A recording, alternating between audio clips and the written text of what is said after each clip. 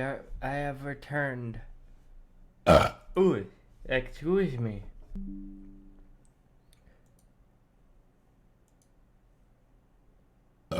Ooh, shit. A boop. Oh, a boop. Why isn't it working? It's not that big of a game. Let's be honest. Pretty small compared to like most games nowadays. Only 20 gigabytes, but still. It still looks really fucking good. Both Yakuzas that I have, I should say.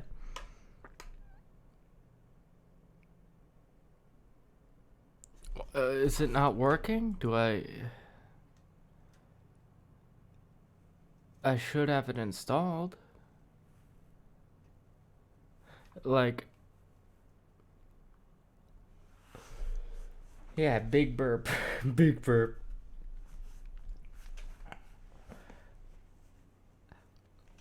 Just for reference, in Yakuza 0, I have 102.2 hours in it.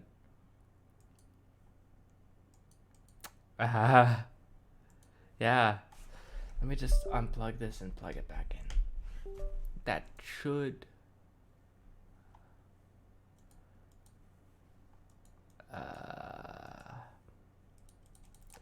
I think my shit is breaking already. Yep, Steam's breaking. Leon, help! Oh, there it is.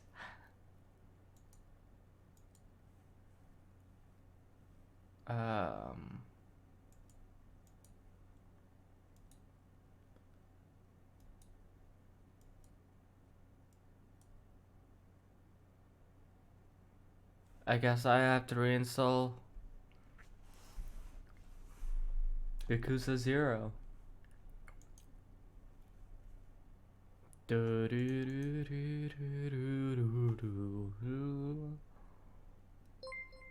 Ah! Thank you so much for the sub, Han! Hi! I, Hi! Hi! It's good to see you, Bean. I was not about to call you that word. That other word. That sounded like I was gonna say. Hi. I don't know what I was fucking doing. Don't.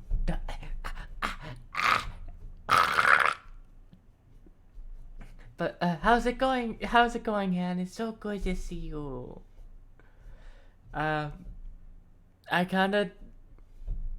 Oh, oof. Yeah, I'm gonna swap games to Yakuza, the meme game. Because Resident Evil 4 is annoying. I'll just watch someone else play it because... yeah, the meme game. Like... I love Yakuza. Yeah, and like if you look on my Steam page, I have 102.2 hours in Yakuza 0. And I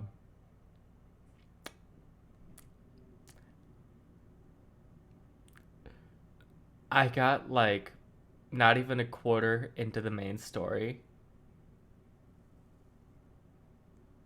That's all from side quests for both parts of the story. Both parts of the stories for Yakuza 0. Yakuza Kiwami, like the next game in the chronological series. That's next. But yeah.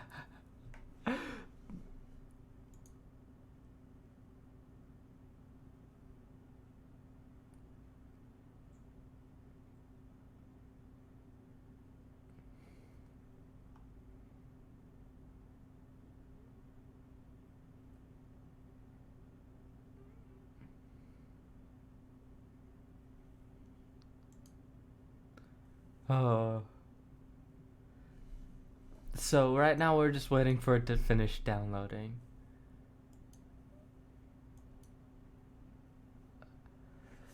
Which is gonna be like a few minutes. So while we do that, let's open up YouTube and watch some memes. Dank memes. I'm gonna open up my display capture. Yeah.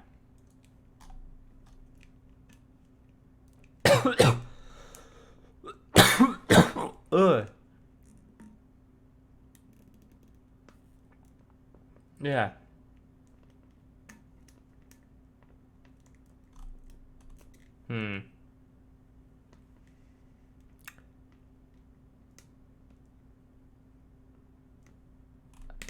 Oh, let's I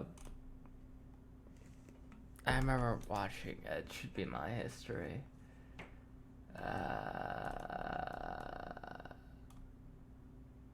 Craziest police. This is genuinely crazy. This better live up to the hype. I've heard non-stop about this goddamn police chase. So I heard this is like some actual GTA shit. So yeah, this is genuinely crazy because no one told me there'd be jump scares in here. Holy shit. Like, wow. So while we're waiting for the game to download, what the fuck? Let's just change the.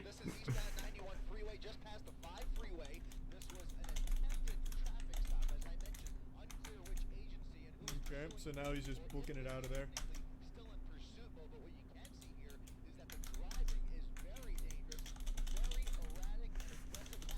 What the fuck? Interesting maneuver.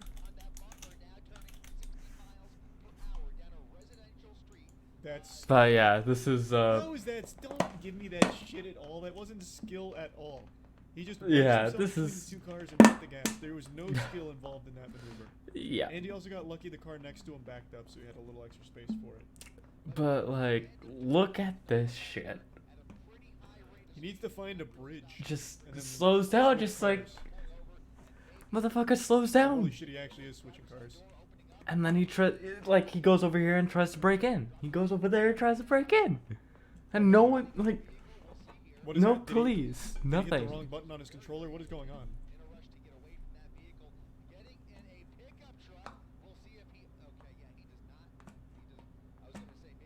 What the fuck? Man, he must have left the cops in the dust. Man had the afterburners on that Honda Civic. Fucking turbojets activated. Yeah. Holy shit. 1 star left. Yeah. Helicopter is just so busted in the police chase meta. You can never escape it.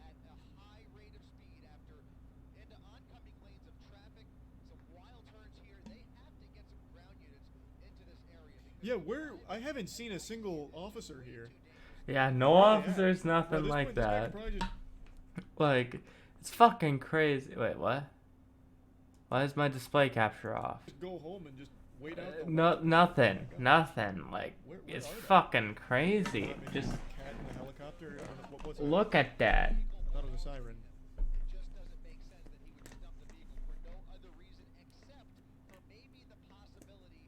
What is he doing? Oh.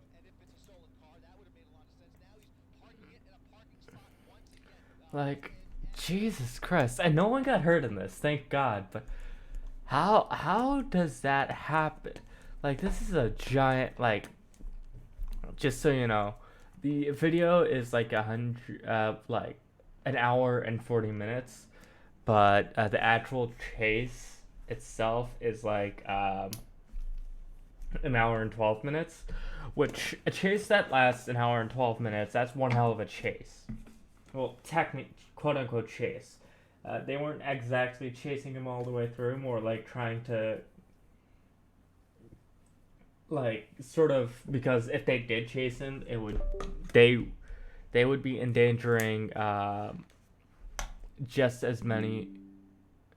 They would be endangering just as many people as a person, you know, going over and like going on a fucking rampage.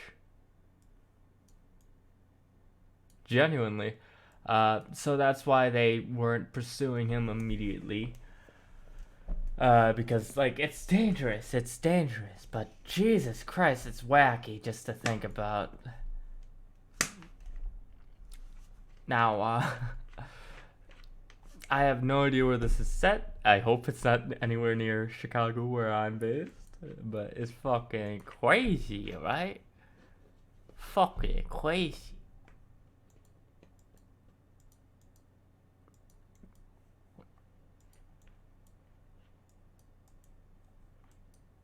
Why is my Steam not opening? Okay.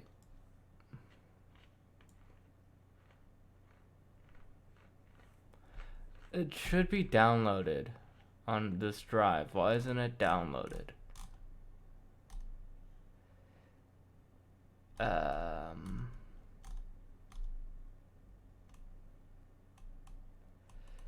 So there's starting your Mac, Steam libraries, Steam apps, common. Yeah, there's a shit ton of apps that I can't play fucking Why is this folder empty? Republic Commando, Republic.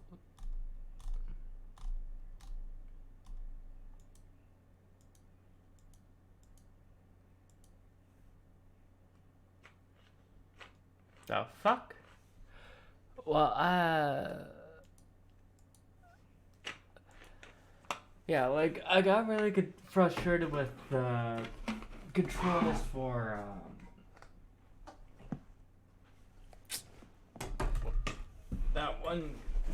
this game. I'm going to grab my controller since I am not gonna playing Yakuza on a keyboard. That's just like playing Dark Souls on a keyboard. Just not fun. Not fun at all.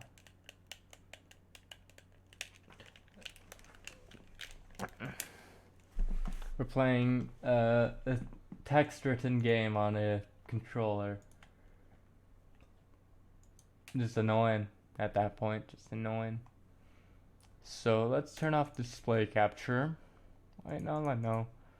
Let's just look at a few memes while that downloads.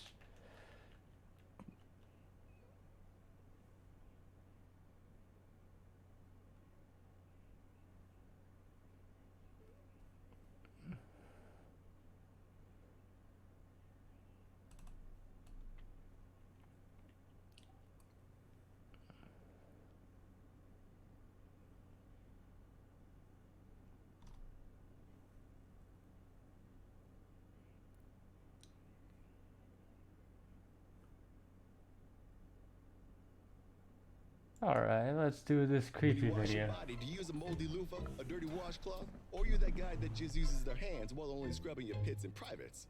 I'm talking to you. Introducing the Body Buffer by Manscaped. You awake to the sound of shuffling in your house. A cold sweat drops over you, but you don't see anything as your eyes adjust to the dark. You lay back down after several minutes of not hearing anything else. It must have been the wind. Just as you're about to fall back into a slumber, you hear it again. Yeah. The noise is louder. You rise and see that your door is ajar. Once again, your eyes try to adjust, and there it is. Sitting at the edge of your bed is someone or something. It has gray skin, and it appears to be very thin and frail. It has two massive clawed hands. Its face is unreadable, like a mask. Two completely black eyes stare back at you. Before you react, Look at the that creature is booty, gone. though. It leaves your room on all fours, and you once again are left alone in the dark. Or at least you hope you're alone. He is Doesn't matter. He has a nice Now you're look too at afraid that to lay back ass. down Why and do close they your have like a eyes. built ass, my guy? Like, In the world of oh my internet god, urban, that's a there are really few nice stories ass. that truly reach the stage of being called an internet urban legend. The few that do reach this level are remembered mostly for the impact they had on the internet as a collective. Creatures in these stories can be called the cryptids of the internet era, but it goes deeper than that. One of the most terrifying internet cryptids is one that most of you probably already are pretty familiar with. This creature has caused countless nightmares and it has burned itself deeply into the subconscious of internet horror. Memes. That creature is called Cutie. the Rake. Yeah, this shit used to give me nightmares, like seeing those images. Now, this may sound like a blast from the past for a lot of you. The Rake hasn't really permeated in the modern internet horror collective for a while. In fact, the last time the Rake was culturally relevant was with the release of the movie in 2018, and we will talk about that movie later on. Wait, there's a Even with the movie? apparent absence of the Rake, it still somehow is the most terrifying creature to come from the internet. Wait, there's a Maybe fucking that's Rake because it was a movie? creature created by the internet for the internet. It was essentially created in a lab, well, a forum. The origin of the Rake is easier to follow than many of the other online horror creations. It all started on 4chan.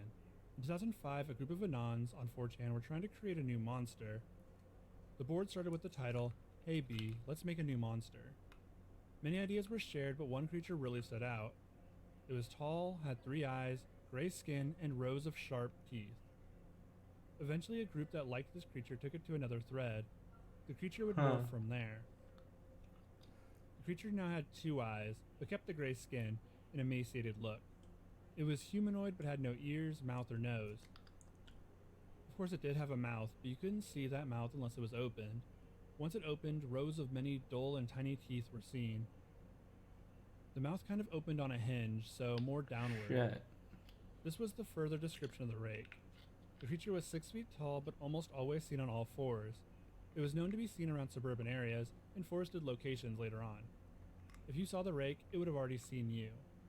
It was known for watching people, and usually that was all it did. It only attacked if it was provoked. The creature would just stare at people from a distance, more curious and creepy than deadly. With that description, the Rake was officially created, though the name of the creature would come later. It was being called the Crawler, which was the name of the thread that was creating it. The actual name, the Rake, wouldn't come until the first creepypasta story was written about it. The Shit, story of the Rake man. would be further established through that first creepypasta. Starting with the history of the Wait, creature, sightings were established and placed as early as the 12th century. The creature also has been sighted on as many as 4 continents. The first Rake creepypasta comes from a familiar place, the Something Awful forums. It was posted on a blog titled Horror Theater, and this is the earliest record of the story. It was Okay. posted not long after the Rake had emerged from the depths of 4chan. The story is told through sightings with the Rake. The first sighting was in 1691 by a mariner. In his log, he wrote, "He came to me in my sleep. From the foot of my Okay, that bed, works. I felt the sensation. He took everything. We must return to England. We shall not return here again, at the request of the Rake." This is the earliest sighting of the creature and seems to paint the picture that the Rake is somehow communicating with this mariner. It could also mean that this encounter scared him so bad that he never wanted to return to that place. The location isn't Okay, that specified, works. and we can only surmise that it was outside of England. In 1880, we got another sighting. This one is Whoosh. translated from Spanish. but in VIP. English, Oh, you it's pop up as my missing. VIP. I love you. Hey, I've shut up. experienced the I greatest love terror. you. I see his eyes when I close mine. They are hollow, black. They saw me and pierced me. Ah. His wet hand, I will not sleep. His voice. And the rest of the text is unintelligible. Again, it appears that the Rake is able to communicate with people. It isn't stated how or why. The Rake appears to be a sentient being. The rest of the text also seems to trail off before becoming unintelligible. The hands of the creature were described as wet. This person was able to touch the Rake and didn't die, which is something that you wouldn't expect of such a creature. The next sighting comes from someone's final note I from mean- 1964. It is written, You "As can. I prepare to take my life, Okay, I'm just gonna pause it. Like, that doesn't mean that they touch them. You can look at something and tell it's wet. You can tell it's fucking wet. Like, if I spilled water on my fucking desk and, like, spread that water around, it looks wet. to assuage That's any about guilt it. or pain I have introduced through this act. It is not the fault of anyone other than him. For once I awoke and I felt his presence. And once I woke and saw his form. Once again I awoke and heard his voice, and I looked into his eyes. I cannot sleep without fear of what I might next awake to experience. I cannot He's like, ever hey, wake baby. Goodbye. I'm here back from the Found in the fucking same war. box were 2 empty envelopes addressed to William and Rose, and 1 loose personal letter with no envelope. Dearest Lenny, I have prayed for you. He spoke your name. The rake seems to be an almost mythical creature whose motives are not known. It has driven this person to the brink, from which they can never return. Shit, man. It has spoken to them, maybe in dreams, and stated that it was going after another. The rake is also displaying a pattern from each story. It appears to them while they sleep and stares at them, and then haunts their dreams. And they fear that when they awake next, he'll reappear. The rake is instilling a fear in these people that is beyond human comprehension. The fear they feel is beyond what they can take. The rake always seems to appear in the dark of night and waits for them to open their eyes. A final witness testimony comes from 2006. Jeez. A woman is awoken by the sound of her husband leaving the bedroom to go to the bathroom. She takes this moment to pull back some of the covers. Only then does she realize that her husband is still there. Now awoken, her husband turned to her and then pulled himself up quickly. So quickly he almost knocked her out of bed. He pulled her close, and that was when she saw it. At the foot of the bed appeared to be a large naked man or hairless dog. He was Jeez. sitting on the bed, facing away from the couple. The creature sat motionless for a moment before it got up quickly and shuffled to the husband's side of the bed. It stared into his eyes, 2 giant black voids staring.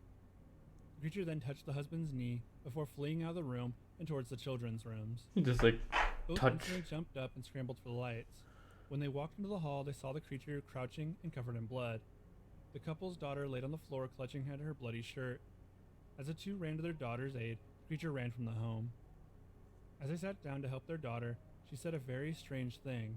He is the rake. The woman's husband took their daughter to the car as she called the police. That night the man ran off the road and into the lake. Neither he nor his daughter survived. The woman collected her son and left the house to stay in a hotel near family until the house could be inspected by police. Several months later, and the woman decided she would need to look into the creature, the rake, herself. She found someone local who had also experienced the creature. They soon began to collect the logs from sightings over the years, which were the Jesus. ones we discussed earlier. She began to use a recorded device as she sleeps, because she knew the rake would eventually come back for her and her son. While listening back to one of her recordings, she heard a shrill voice.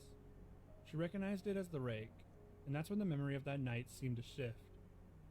When the creature had gone over to her husband and stared at him, it appeared to have been saying something to him. What it said, she does not know. Listening to the shrill voice gave her unprecedented levels of anxiety. These images are She giving couldn't me listen for anxiety. long. Holy shit. Like, The woman says that she I has don't not know seen the why, rake but they once are. since that night. I'm gonna look She away waits because for the that's night just. when she'll wake up and see it silently staring directly at her. This story spread so quickly from the original forums. It was being spread on LiveJournal, Reddit, YouTube comment sections, and eventually the creepypasta websites. The spread of this story isn't so uncommon with other internet horror. Many different creations have spread through word of mouth, so to speak, online.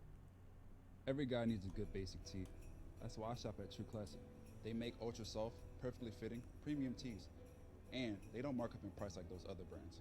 Right now is the perfect time of year to shop for yourself or someone you love to help. Interesting. Many people would chime in asking for the original story's origin. During that time, the original post had been lost. The copypasta was spreading from site to site. Many thought it was an actual cryptid story. This confusion can be seen across multiple websites and forums. There was something different about the rake, though. It was being spread as if it were a real-world cryptid. Subreddits like R Humanoid, a subreddit dedicated to cryptid sightings, have posts discussing the rake. The most popular is from a Jeez. hunter claiming to have seen something tall and gray in the woods. Though the name of the rake is never directly stated in this post, the similarities are there. The creature makes very strange noises as it howls, something not normally associated with the rake. Another post discusses a creature that another person saw while hiking in the deep woods. They have heard of the rake story, but didn't believe it until it stood in front of them. A 6-foot-tall naked creature with grayish-white skin and long Jesus, arms 6 ran through feet the section of tall. the woods, fully illuminated by the headlights, giving me at least 15 seconds. That's of pretty tall. uninterrupted It's visual as tall as contact me. with the creature Jesus firmly Christ. imprinting it into my mind. I've been tormented by this creature since. It makes me confused, sad, curious. I can't get the image out of my head.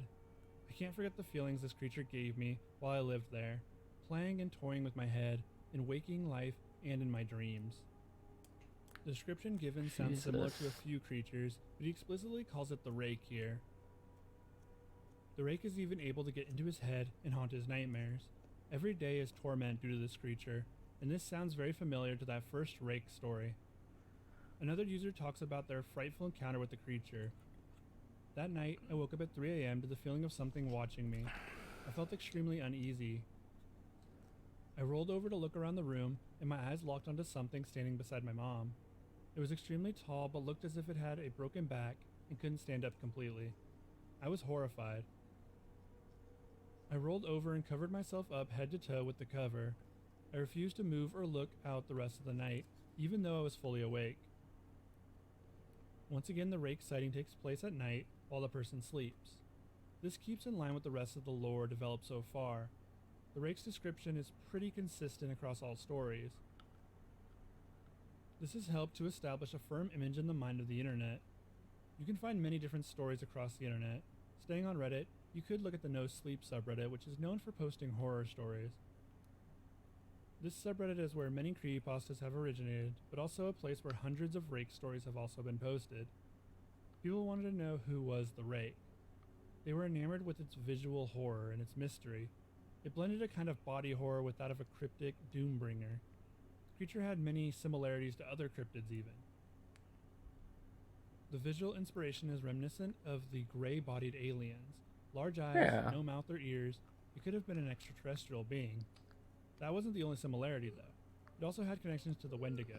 The Wendigo is a gaunt but tall creature from Native American folklore. It has become incredibly popular on the internet. The creature stands tall but mostly travels on all fours, but it's still humanoid. Finally, the creature has claws and fangs similar to the Rake. There are quite a few differences in these two beings as well. The Rake isn't explicitly stated to eat human flesh, which is a huge part of the Wendigo lore. It's also mostly appears to watch its victims and not actively hunt them.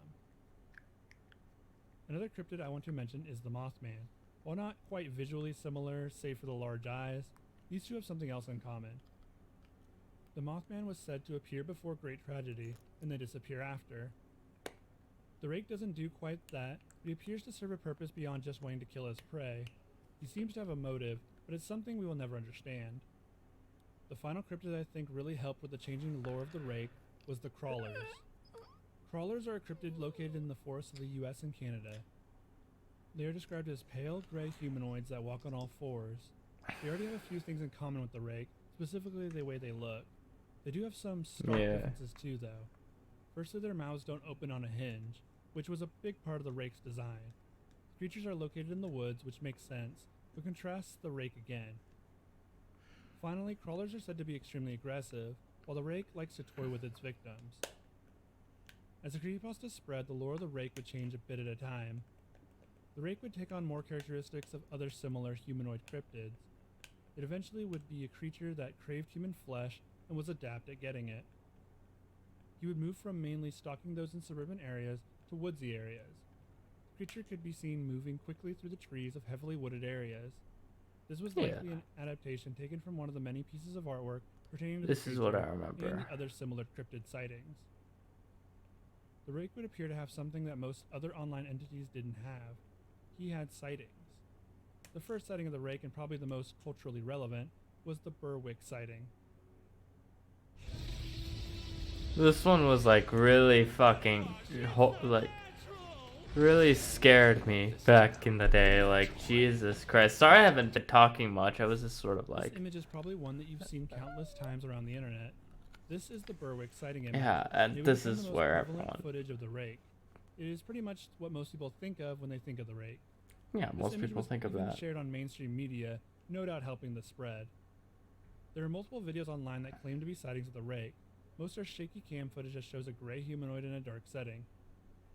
There were so many that this internet urban legend was gaining more and more relevance. Yeah. Soon it could be even seen as a worldly urban legend, not confined by the walls of the internet. The Rake is a monumental victory in the world of internet horror. A creature was created that was so disturbing but real that it was eventually picked up by those outside of the community.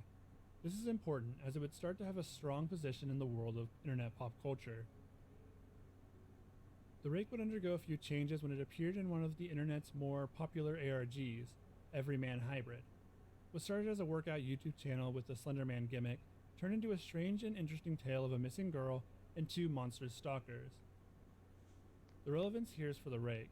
Even though the ARG mainly focused on Slender, the Rake was a very big character for the story. His first appearance was in Yeah, an you can episode see titled Slender Man Cops right Check, there. No Body. I'll play that footage now. A body, dude? This is beyond a game. Sleeping, she could be hurt. You just go. This is all you.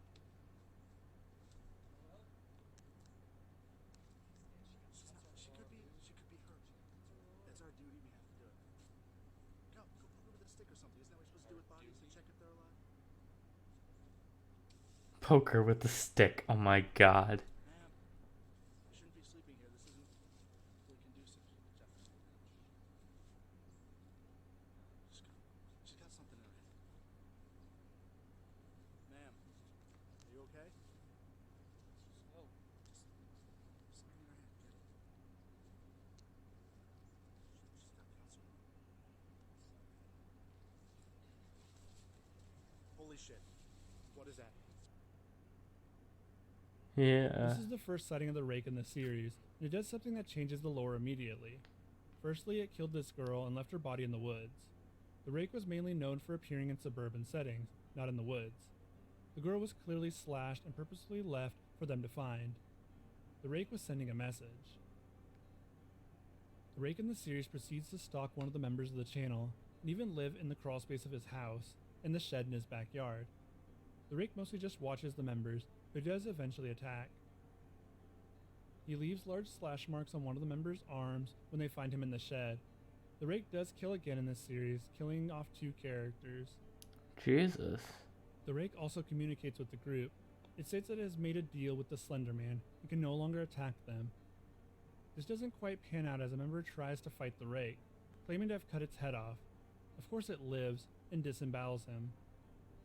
This would be the last time the Rake was mentioned in the series. The Rake was one of the more popular internet urban legends, and yet it didn't get as many fan games as many of the others. There was a game called The Rake that was on Steam. It was an early access game that is kind of dead now. The game has you hunting the Rake in a forest. You are given tracking equipment, a cage, and a few guns. The game is mostly just the dark atmosphere of the forest, but also mixes in some decent sound design. The way the music works feels a little like Slender, the 8 pages. Where progressively I mean, it's a really gets more horrible you play. game. The Rake will stalk the player like in the story, but it is clearly out for blood. You will need to track it down before it tracks you. This all sounds pretty bland, but there is a multiplayer component that was fun but doesn't save the game. This is what Yeah. the Rake looks like in the game. It travels on 2 legs, has long appendages, and a big head. It looks more like an alien than the Rake from the creepypasta. This wasn't Yeah. exactly the best game to show off one of the internet's creepiest urban legends. There were a few other attempts, but none really had the impact that other creepypasta games have had. The Rake is a creature that is perfect for a game format, but one hasn't been perfect for it yet. The Rake would see another attempt at a mainstream formula. The Rake received a movie in 2018. It was critically panned for being a not very interesting movie, and I actually had to go watch it for myself. The movie opens up with a family at Christmas. The dad appears to be some sort of criminal psychologist, or at least has some connection to a dangerous serial killer. The serial killer is claiming to be infected by something calling itself the Rake. The Rake is the one making him commit the atrocities, he says on tape. Honestly, the only cool part about this whole scene is all the callbacks to the Rake from the creepypasta. You can see tons of pictures, drawings, and images all over the dad's desk. This will be my only praise for the movie, as it doesn't get better from here. The serial killer, it turns out, has escaped and is watching the family. He eventually breaks in and kills the parents before taking himself out. He talks about the Rake before doing it. This traumatizes the kids and also passes on the Rake's essence or sickness. We are seeing a massive change from what the Rake started as. Is there anything more frustrating than seeing your check engine light on, hearing your brakes squeaking and squealing and vibrating? Okay. The creature now has proxies similar to Slender Man, It makes his victims carve out their own eyes in a way that looks very much like a Zalgo image. It feels like the writers liked the creature enough to make a movie out of him, but turned it into a mashup of different creepypastas. Yeah, The Rake was shown to have some influence I'm not of surprised people, about but that that. was mostly Not because of surprised. how terrifying he was. He could control people, but that was never really shown. The movie turns into the Rake killing all of the kids' friends now as adults. Eventually it leads to the brother killing his sister by accident from seeing a vision of the Rake, then killing himself to try and stop the spread. But this only leads to the Rake manifesting itself through his body in an interesting sign of body horror. The Rake then touches the head of the last survivor before the movie ends. This movie feels like wasted potential as the Rake is the perfect slow burn horror character. They could have included the historical portions of the character too, but they didn't. The only good part was the early scene with the Rake imagery and the design of the creature itself being pretty intimidating, but Yeah. not lore accurate. The Rake of course would receive much better lore accuracy in the plethora of short films created for the creature. They do change the formula up a bit between each story. Some of them lean heavily into the Rake as a stalker and home invader, while other stories have it as a murderous creature found in the woods.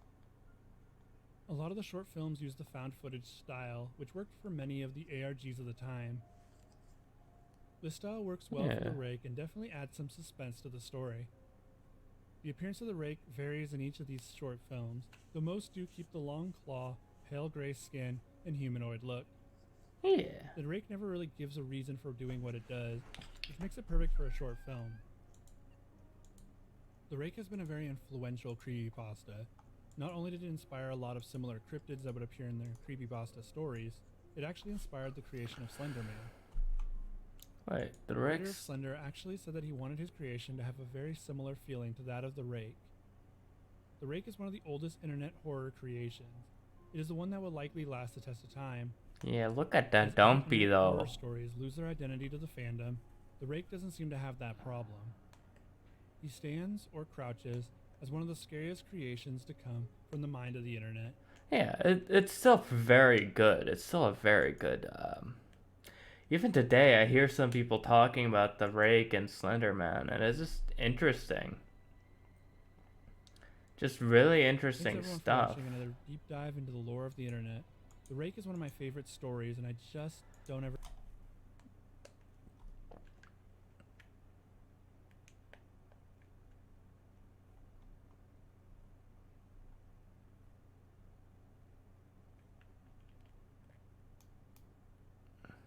Like,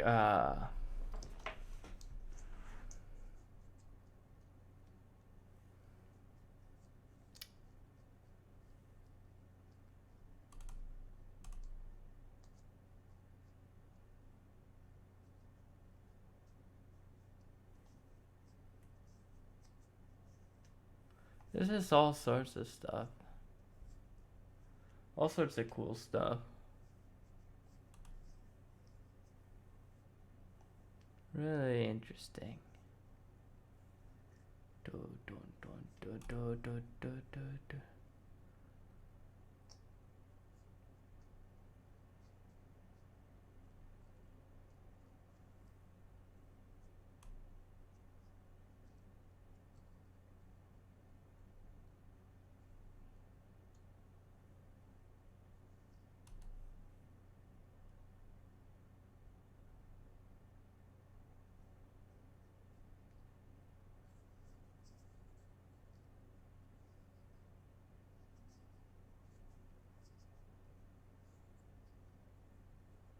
That does not sound very entertaining, but I'll think about it.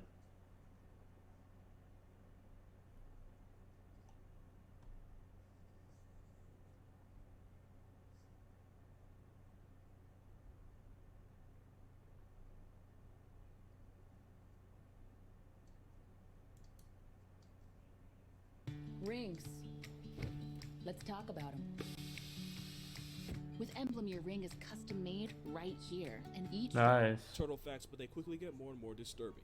Triggering the Jurassic Park fans, the sounds of the velociraptors were actually sounds of turtles having sex. If you don't believe me, Google it. Speaking of which, I was not going to do this, but you said I couldn't ruin them, so Here's what these shell jockeys are packing: an 11-inch hammer, and no, I am not going to apologize for this video. Oh no no no no! I can't look at that. Shit shit.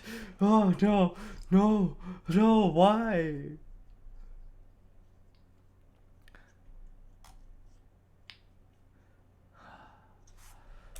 Why? Why? Just why? I did not want to see that today. I did not want to see a turtle schlong today. Why? My god. Oh my god. Like, I did not want to see a turtle schlong today. Well, it was a tortoise, but like, I don't want to see that shit.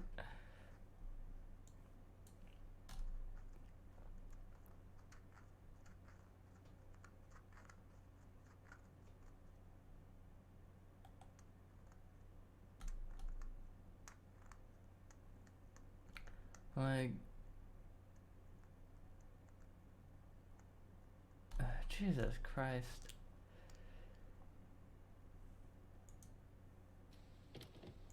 Let's not watch that. I don't want to piss people off.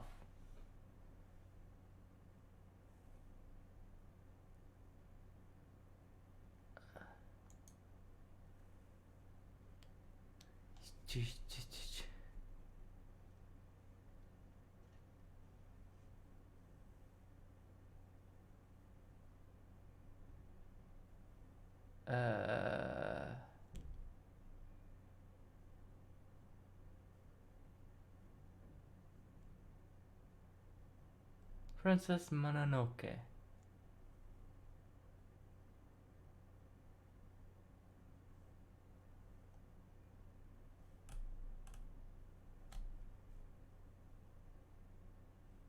I'll have to I still have to watch Arcane.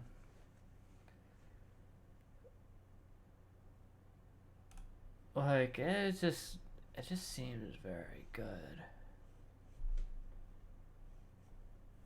Oh, and his fucking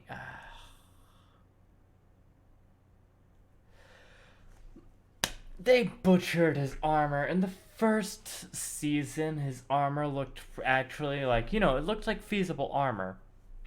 Then they did this shit.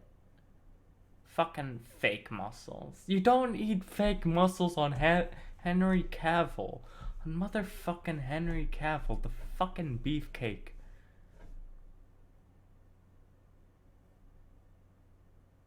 Just like a beefcake. Just a beefcake.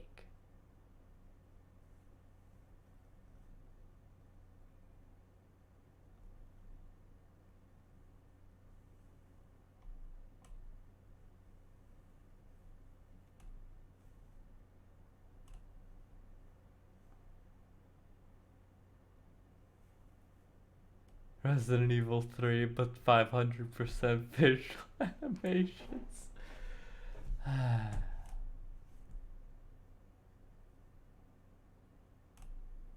Yeah, fuck seagulls.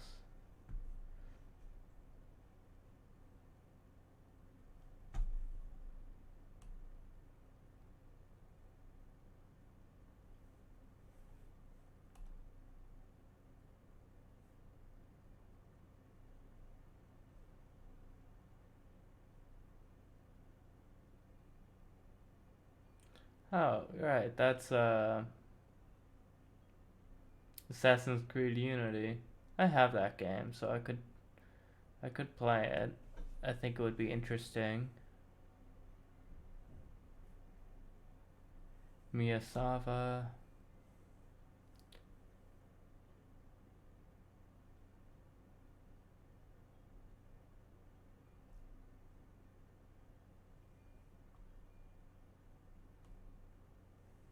That just spoiled me to fucking, oh my god.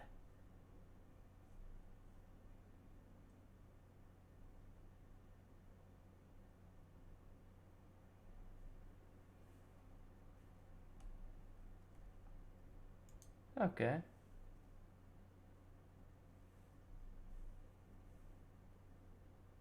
Huh? V. Unity will bring bring about the master race. Master! One able to survive, or even thrive in the wasteland. As long as there are differences, I love this design so much, but it makes me so fucking... one goal. One people to move forward to our destiny. The Holy Flame, Dark God, Father of Hope. These are just a few of the many names given to the Master, but he wasn't always this way. Before the Great War, a boy by the name of Richard Moreau escaped what appeared to be the end of the world, surviving Armageddon inside one of This Vault-Tec's is great genuinely underground interesting. shelters. His time inside of Vault 8 would have been heaven compared to the horrors of the post-nuclear world. The giant mutated creatures, deadly levels of radiation, and bloodthirsty raiders seeking to fulfill their sadistic fantasies. Yet, there must have been trouble in paradise, as Richard was accused of murder and exiled from the vault.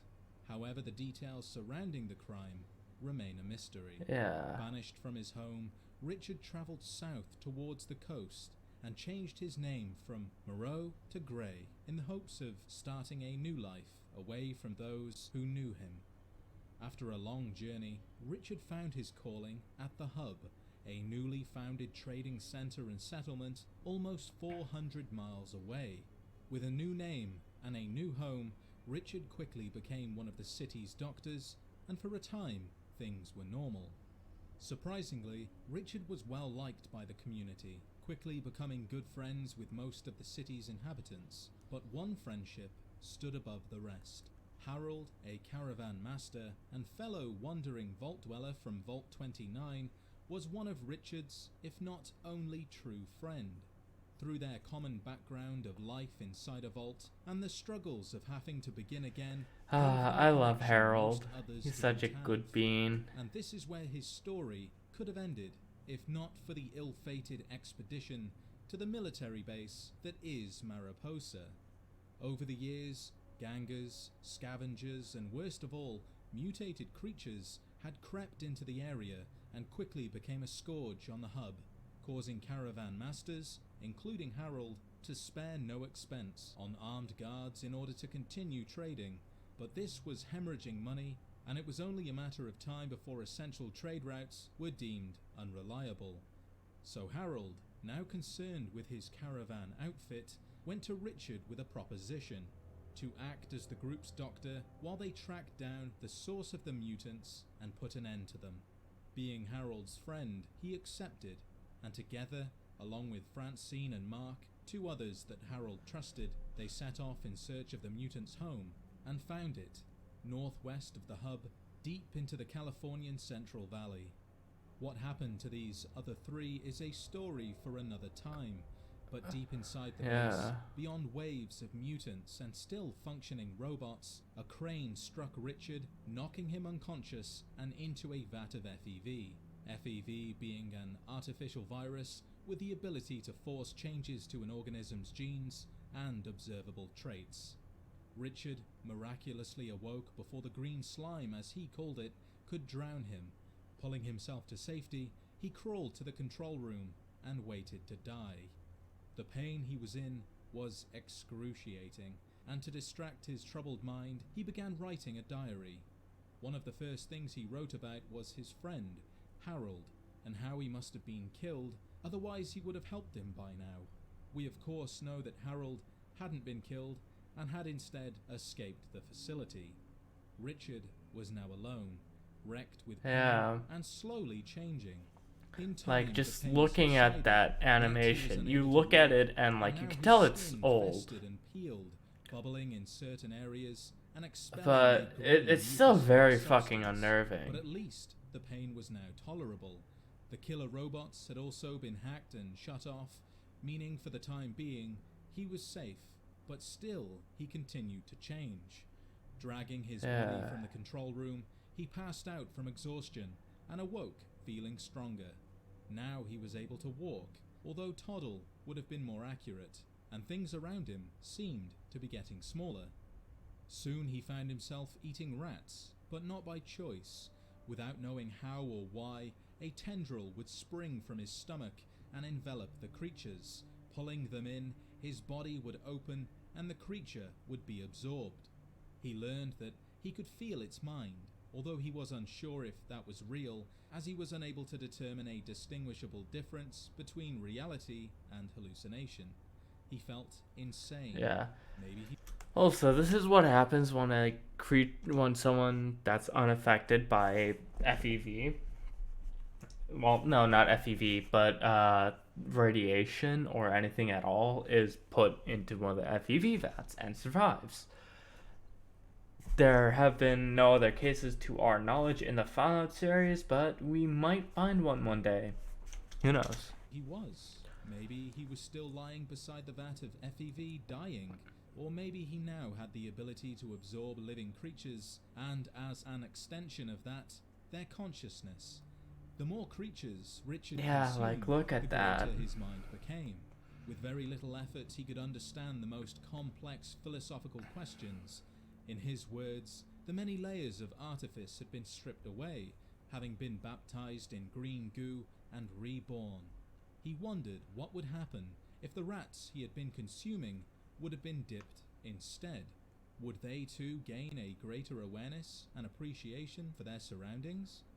Experimenting, he learned that they did in fact become smarter, and not only that, but dipping creatures at the same time would merge them together into something new. And this is where Richard's mind really began to think. Here he had taken two creatures, sometimes dogs and rats, animals that typically didn't get along, and here they were cooperating. Perhaps this was the future, a coming together, a unification of harmony. And so Richard continued to dip creatures and consume their consciousness, all the while waiting for something a little more significant to come along. How we make stickers at Sticker app. First, we fix image file, then print Oh of my prints God. very large. After waiting patiently for who knows how long, an explorer finally made their way into Mariposa, but before Richard could seize them for experimental purposes, tendrils once more sprang forth, wrapping around their body and pulling them into his own, where they became one. He notes their repulsive mind was primitive in comparison to his own, and next time he would be more careful. He needed to take control. While waiting for others to come along, he began modifying himself with injections of FEV, which increased his powers and abilities, one of which allowed his nervous system to connect with computers and learn the information within, which is what he did with the base's computers. Everything the researchers knew about the forced evolutionary virus was now his, and it allowed him to take his experiments and self-testing even further. Eventually, others did come to Mariposa, although much like that first individual, they too were disappointing. When dipped, they didn't seem to mutate correctly, not like he had. Instead, they transformed into very large and very stupid mutants, most of whom remembered nothing about their past, while others simply died from complications. With no other use for those failures, Richard consumed them and continued to strive for a better mutant. And after discovering one important factor, that the lower the subject's level of radiation damage, the greater the chance of a successful conversion. A mutant, both powerful and intelligent, was made. They too were a mutant. Both powerful on and par with intelligent Marcus. was made. They too were assimilated, and to Richard their mind was delectable. Until now, the minds he had assimilated were meaningless in comparison, tossed to the back of his consciousness to be forgotten. But this new mind was far greater, and with it a hive mind was created, a combination of consciousness coming together to create the Master. Even with his breakthrough, there still seemed to be some underlying factor that interfered with the conversion process, some unknown variable that determined whether a mutant lived or died. After some time, a mutant emerged from the vats possessing the greatest level of intelligence yet, the Lieutenant. Oh, this is excellent. You know, I actually doubted my officers when they said they'd captured a prime normal. It is so nice to see you. This highly intelligent mutant suggested there could be a secondary reason as to why not all humans successfully mutate. Reviewing all available data, it became clear that the West-Tech research facility where the FEV originated from had been targeted by invading forces and directly hit by a nuke, which cracked the facility like a giant egg. FEV escaped into the atmosphere, where it mixed with radiation to create something known as mutated FEV. This mutated virus fell to the Earth, giving anyone it came into contact with some level of inoculation to other sources of FEV. This immunity was the leading cause of failure. The pure FEV at Mariposa couldn't reliably mutate infected humans exposed to the mutated FEV. Instead of successfully mutating, the subject would experience seizures. Their internal organs would mutate sporadically before failing, leading to a very painful death. Knowing the secret to creating a successful mutant, the Master waited, hoping to one day find a source of humans unaffected by mutated FEV, while slowly building up a group of mutants from what was available until there was enough for them to be sent out to communities in the area where they would capture unsuspecting locals, hauling them off to be converted to join the ranks of Unity. Progress was painstakingly slow due to the limited supply of humans they could I like draw this from. channel. I'm gonna Over the subscribe course to of them. 30 years, Unity had grown Just to like, a this is small so force interesting. of I'm sorry I'm not mutants. talking very much. Things had But like, stagnated, and the Great Winter of 2130 convinced the Master that in order for his plan to succeed, he would need to move to a more populated area. This winter had many new caravans cropping up, which allowed the Master to expand his hunting ground, with entire groups of travelling merchants and their guards taken in one fell swoop. There were no witnesses left behind, ensuring secrecy, and the settlements who did not see their caravans again thought raiders or even monsters had taken them, which isn't all that far from the truth. Years would pass, their numbers would grow, and the Master found his mobile body slowly losing the ability to move. He needed to relocate before the opportunity to do so was taken from him. He decided to split his force. One half would continue to capture and convert humans under the leadership of the lieutenant. The other would seek out a new home, a unification center where he could reside, a place where he could feed and grow until peace and unity had been brought to California. While searching for a new home, Unity came across a group of cultists led by an ex-Ripper named Morpheus. Morpheus was brought to the Master, Morbius, and it's with the promise of Morbin. power, decided to cooperate, acting as the human presence of Unity, to act as spies within the region while encouraging others through propaganda to willingly join the Holy Flame. But it would be quite a few more years until that would happen. During their search for a unification center, the cultists discovered a vault beneath a rundown building. It was a demonstration vault belonging to Vault-Tec, but it was still operational. The Master, having come from a vault during his human years, knew how safe they could be, and it was the perfect location where he could grow fat and happy while commanding his forces. Soon the cultists had restored the building above the vault to working order, and then they began wearing purple robes and calling themselves the Children of the Cathedral and spreading word of their new master. Unexpectedly, the demonstration vault had a wealth of information, including the location of other vaults. Knowing that these vaults were likely filled with people who should by all means be free of mutated FEV was enticing.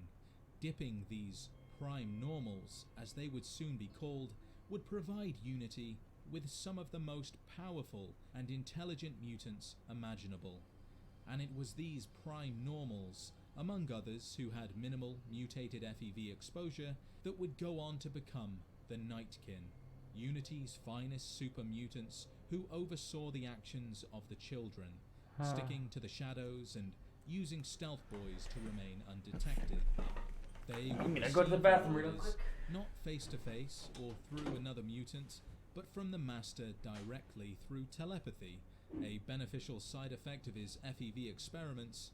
This psychic power allowed him to penetrate the minds of others, the radius of which was so powerful that most humans couldn't get close to him without a psychic nullifier, lest they go insane. Super mutants were soon sent by the Master to investigate these vaults, capturing as many dwellers as they possibly could before converting them, but not all missions were successful. One group of mutants were sent to investigate Vault 12 in Bakersfield, but met resistance in the form of ghouls. Many of the pre-war residents of Bakersfield were lucky enough to be given a spot inside Vault 12, but the vault door failed to seal and radiation contaminated the residents, transforming them into ghouls. These, of course, were unusable to the Master, as their DNA was well beyond saving. Not wanting the mission to be a total loss, the Master had a ceasefire with Set, the ghoul leader, and installed a small team of super mutants led by Harry to guard the watershed, as all people needed water and normals would likely find their way to it, only to be captured and added to the ranks of Unity. And so Unity continued to grow. Vaults were targeted, prime normals were converted, Morpheus and his children enticed the downtrodden and vulnerable into cooperating, while the unseen Nightkin supervised from the shadows. But that didn't mean people weren't getting suspicious, namely the followers of the Apocalypse, who installed their own spies within the cathedral to learn more about the truth.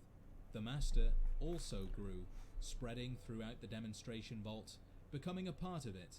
The FEV experiments continued, both on himself and a small group of humans, creating other psychers, along with varying centaurs to act as watchdogs, as well as incorporating other mutants from Mariposa. All that was useful was to be used to ensure success. It seemed as if the expansion of Unity was inevitable.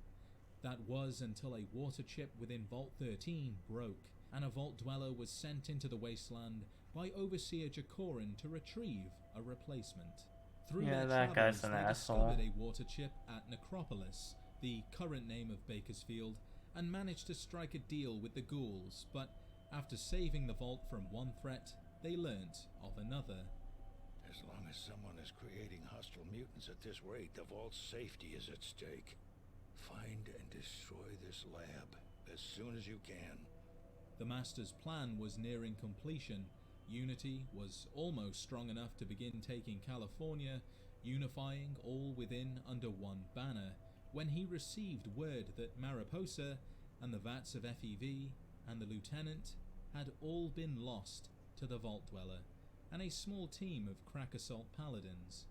This loss was devastating, but as far as the Master knew, it was only a matter of time until the super mutants bred and replenished Unity's numbers back to full force. And then, as if summoned, the Vault Dweller made their way to the cathedral, assisted by follower invaders, and descended into the vault itself, perhaps to the very hallway, the Corridor of Revulsion, where the Master resided. We aren't certain why the vault and the cathedral exploded. Some would say the Vault Dweller detonated a nuke that the Master had been keeping as a failsafe in case he was overrun. Others think an autopsy report from the Brotherhood of Steel confirmed the mutants to be sterile, leading to the Master terminating the entire plan. Or perhaps he was killed in combat and as a final scorn against humanity, armed the nuke himself. Either way, the Master was enveloped in a ball of flames, the cathedral too, and Unity was left leaderless, without a way to replenish their numbers. That's actually the plot of the Those game, which were is left to fend for themselves. The Brotherhood of Steel would prove to be the final blow to Unity, driving those left away from California. Some of the stragglers banded together with a hatred for humans. Others attempted to live alongside them, while few, including Marcus, another great mutant, created new settlements, where all were welcome no matter their form.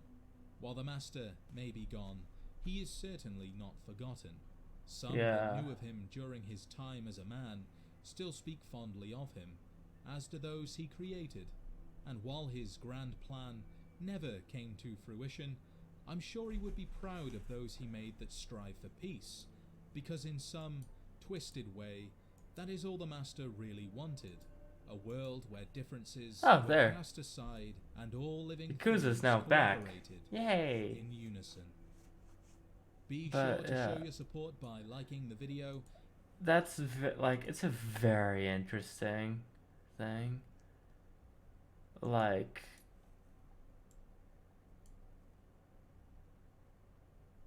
it's just such an interesting little series follow-up. Like, it has so much potential, and I think it's Bethesda kind of wastes it. Bethesda wastes it a lot of the time. They could do much better. Oh, I love this.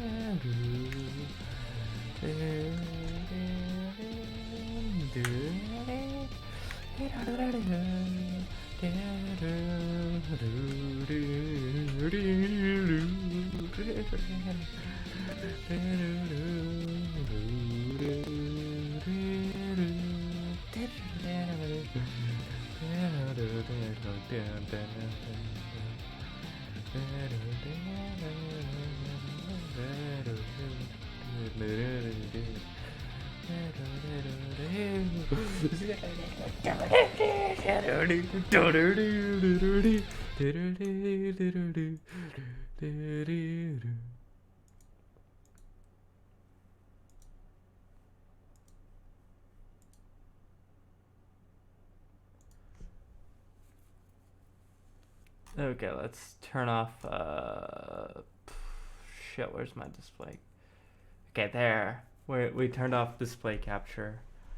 And now, just raise this a little bit. Why isn't it picking up my face? VTube Studio, what the fuck?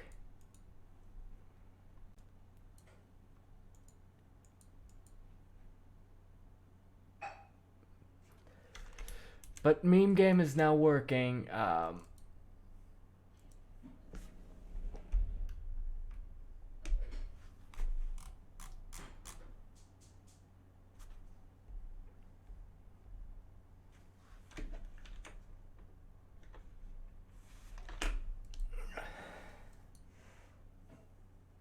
Why isn't it working? Okay. Cancel. Off. Turn on. Plug in. Turn on. Waiting for our app to connect to PC. Why isn't it working? Why you no work?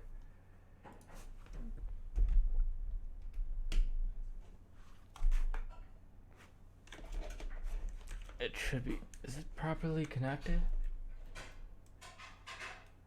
It is. Is it? Isn't it? Ain't it? Yeah, it is. What the fuck? Okay.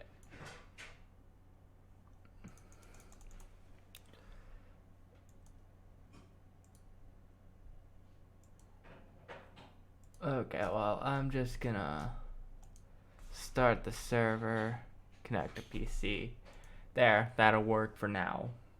Sucks, but hey, what can you do about it?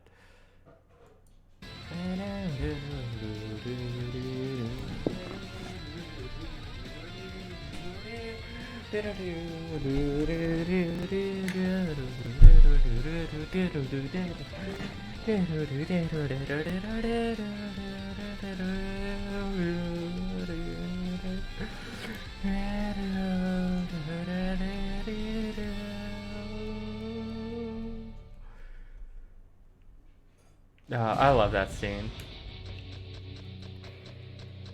Climax battles. We're gonna be doing new game. The meme game. We're gonna be playing on hard. I'm mostly gonna get.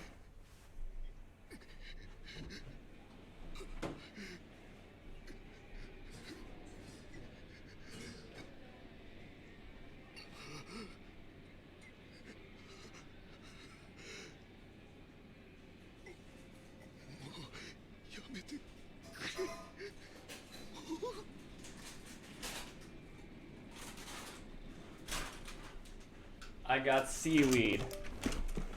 I should probably get water also.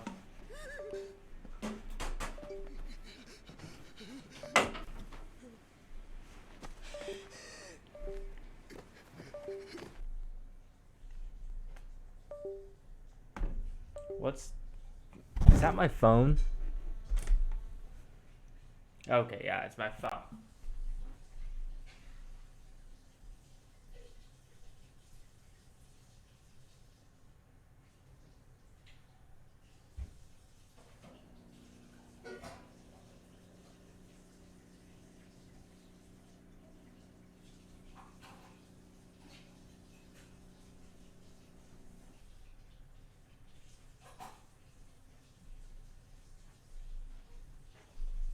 Okay, I got a pint glass of water, and now... No. Look at this.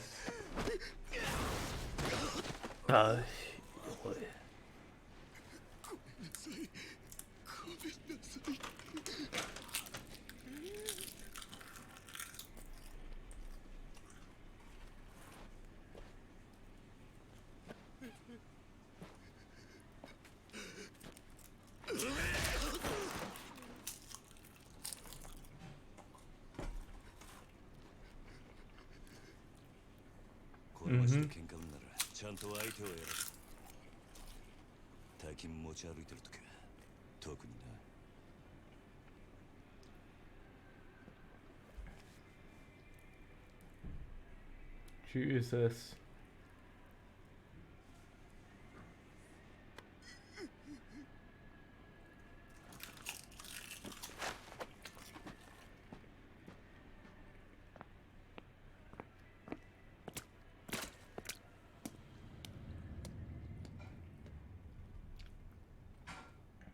Jesus.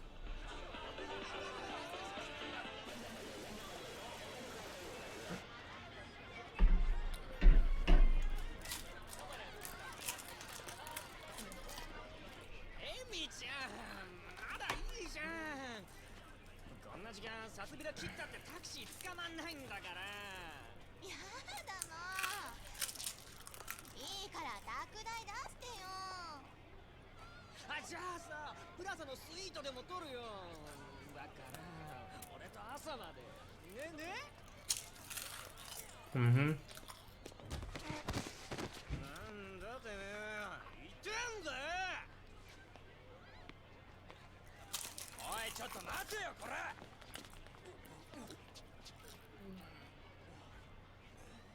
Mm-hmm.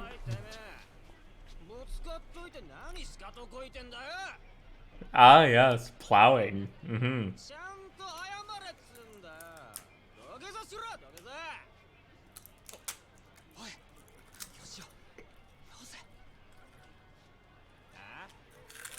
Mm-hmm. You fucked up. You fucked up big time, bitch.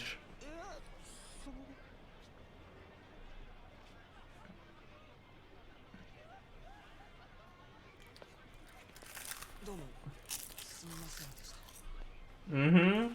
That's right, bitch. I'm curing you, motherfucker.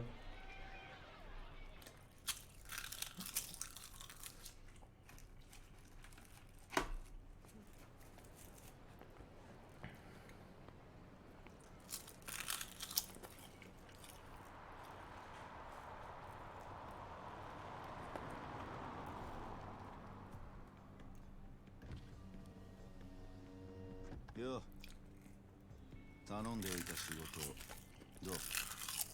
終わりました。ちょっと封筒が。このままでいいっすか？そんなこと気にしないでいい。むき出しだろうが金は金だからね。Yeah. 堂島組さんは仕事早くて助かるよ。はいこれ。約束の1割。ご苦労さん。どうも。で、これは俺からの気持ちね。いや、それは。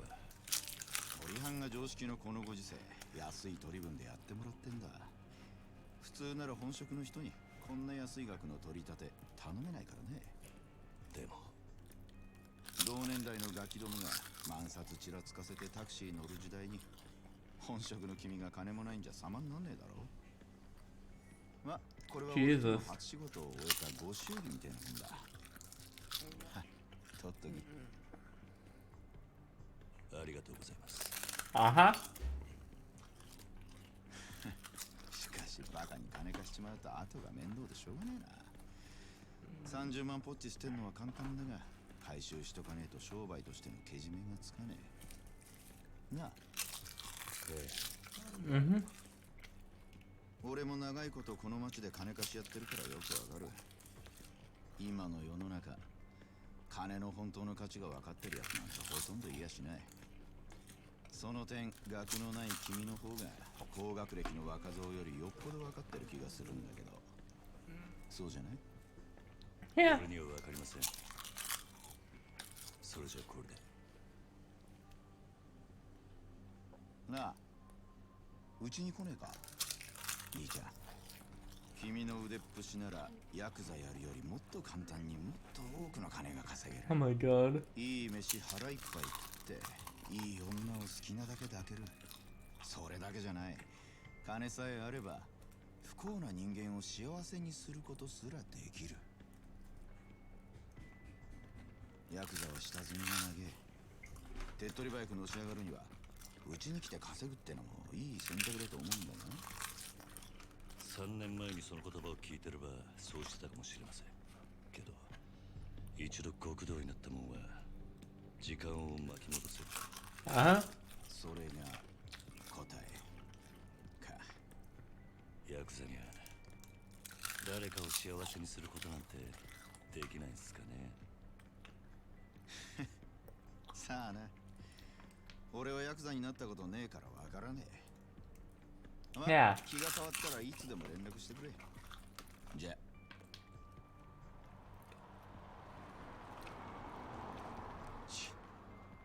金貸しが偉そうな。You were having a nice conversation and then you just... Don't smoke, bitch. Bad.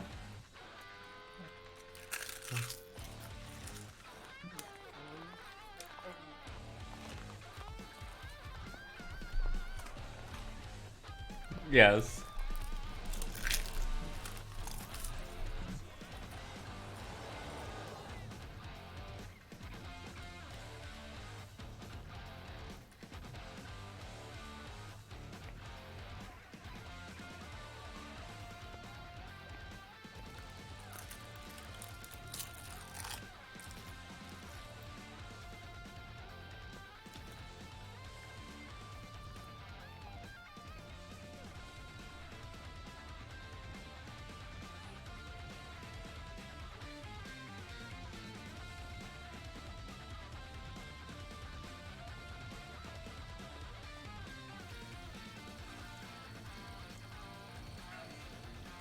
Yeah, rinse that shit off.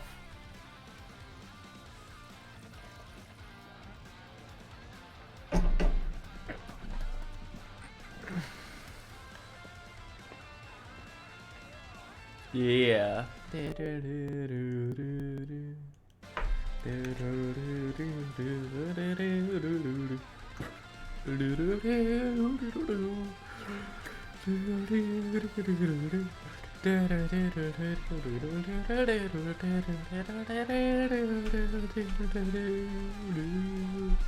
Husband, oh, husband, oh, no, no. I love this game so much. And like, you play it and then like you just get so hooked on it, and then you can't stop playing, but then you have to because you have school or some shit. I had school. I had fucking I think it was high school. Yeah. I had high school when I last played this. It's been like a couple of years. Now, where's Nishiki? He said he'd meet me. I guess I'd meet him here.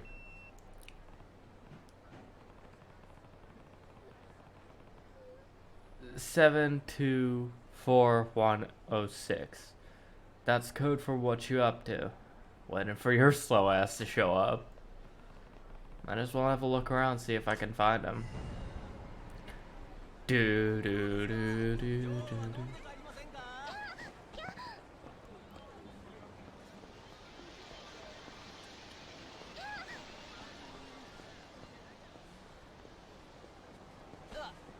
Yeah.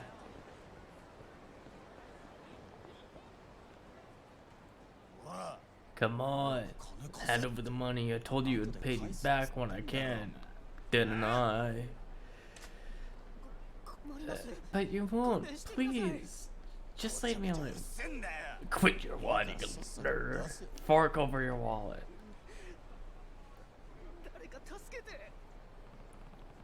Running shakedowns on our turf?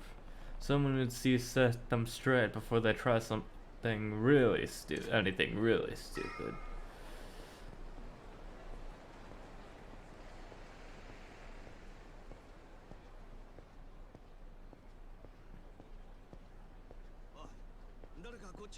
Yeah, sup, bitches. I'm walking up to you coolly.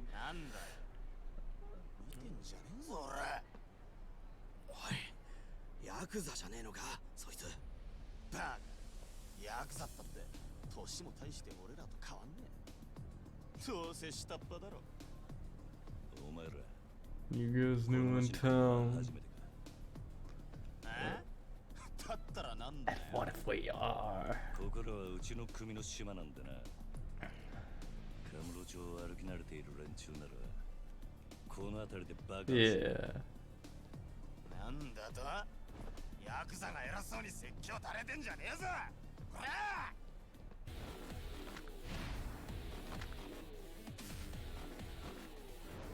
Yeah. I know this. Boom. Boom.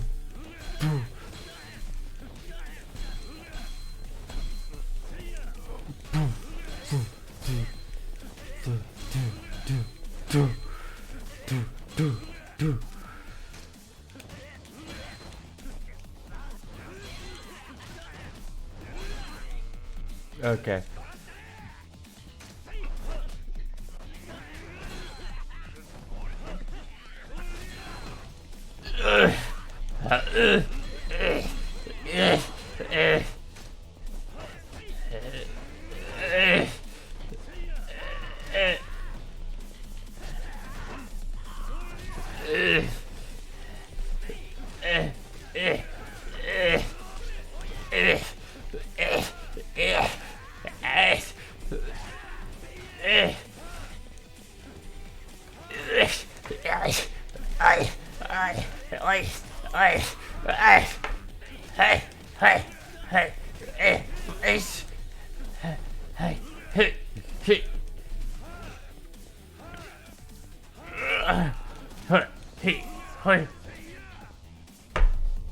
What's up, motherfucker?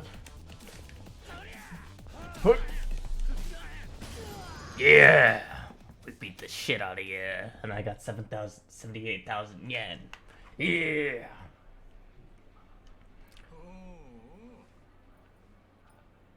Hey, Nishiki. 錦おめえいつまで経っても来ねえから待ち合わせすっぽかされたかと思ったよ Akira Nishikiyama. 逆だおめえがなかなか来ねえ That's か my らこ line. うやって You 時 are. 間潰してたんじゃねえか That's fun way to get. They're so. おとなしくヘルスでも行けってろガキじゃあるめえし興味ね相変わらず硬いね Uptight what you are. とりあえず飲みに行こうぜ久々にオールで付き合えよな。ありがとうございました。はいや、この度はどうも。お日柄もよく。行くぞ錦。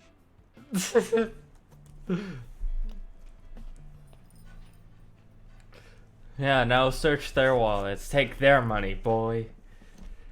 Then skip town. Just skip town. Run away. しかしよ、お前も様になってきたよな。もう一発のヤクザだ。今日の取り立てももう済ませたんだろ。まあな。これで風間のおやっさんも少し安心するか。さあな。Yeah. あいにこ俺の取り柄は喧嘩の腕っぷしだけだ。お前みたいに器用じゃねえからな。何言ってんだ。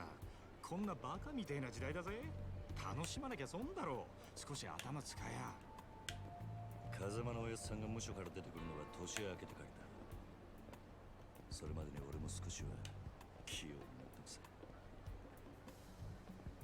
へえ。なら、まずそのみすぼらしい。How about we start with the rags at work?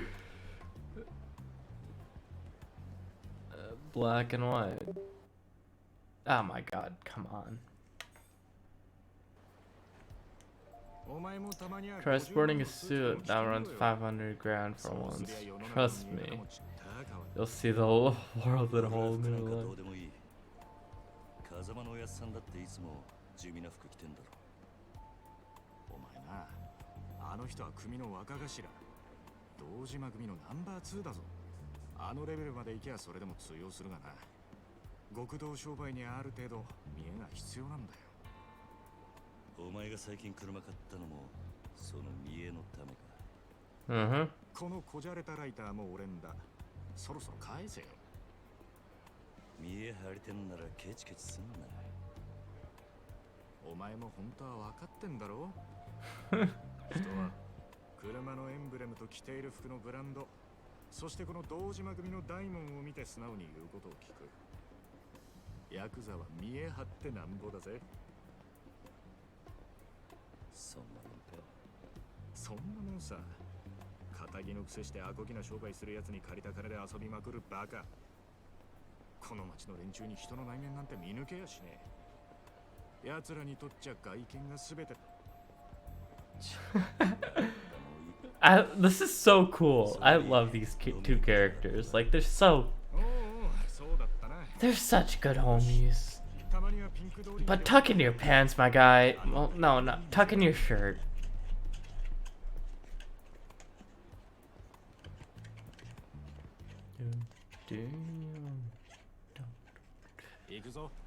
All right. Follow Nishiki.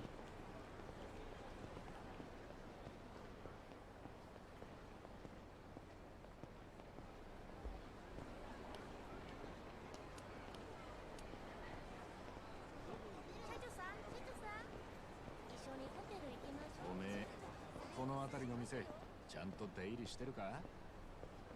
当たり外れも含めて何でも知っとかねえとな。金ケチって買うものもいいけど、こういうご時世だ。金は使いようで売買にもなる。で、その手の情報をつかむには街で遊んでアンテナ張らねえとな。この街でしのぐってのはそういうことさ。可愛い女子大生がよりどりみどりと言われ、ついていったらバーバーばっかり。5000円ポッキリのはずがぼったくられる。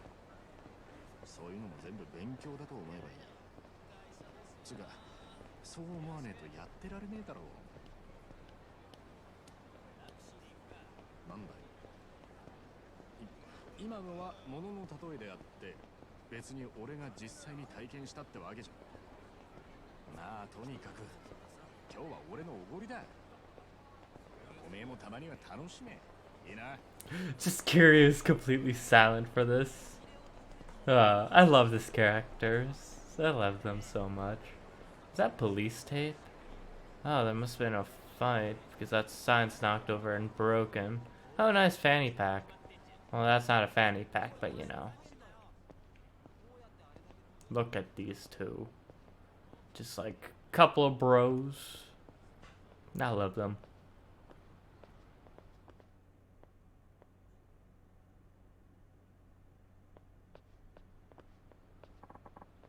What's this? A fight? Looks like it.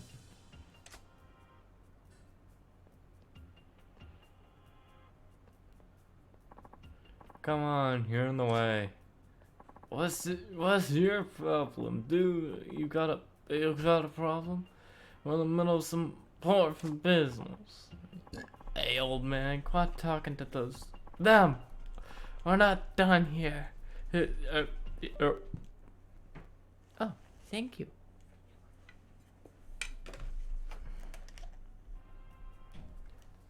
Yep. Okay. Well, who's that? You snot-nosed punk.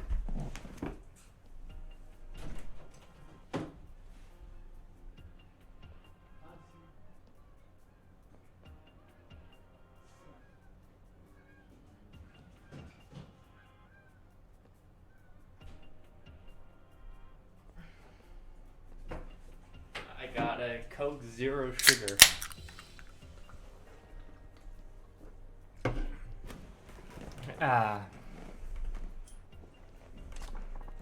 Who's the snot? Whatever you said. Gah. Oof. Oh, now you've done it.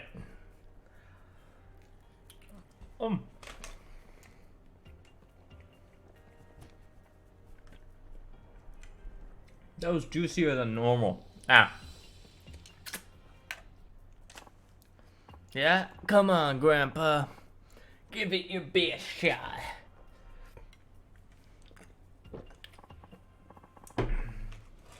Screw it, it's not worth the trouble.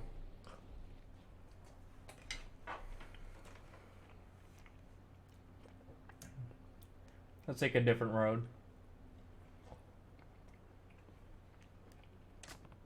No need. I've got a faster way to fix this.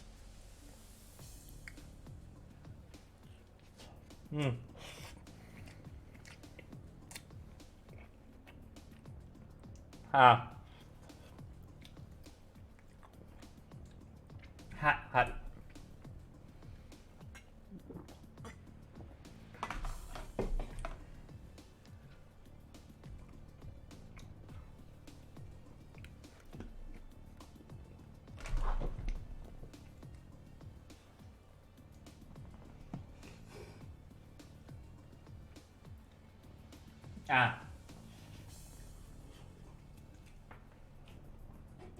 Okay.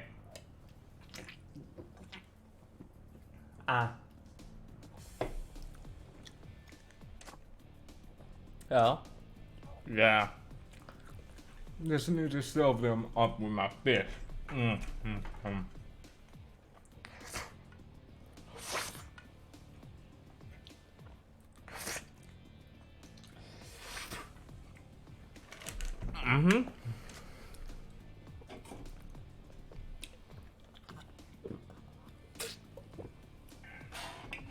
Again,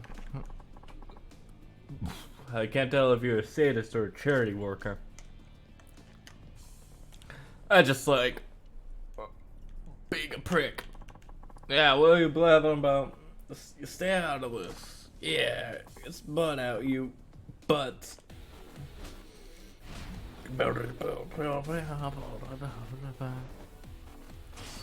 Drunkards.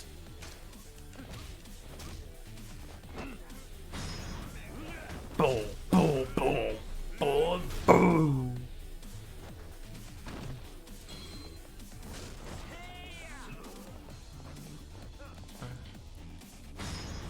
Boom, boom, boom.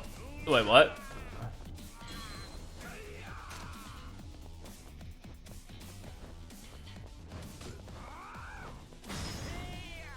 Oh my god!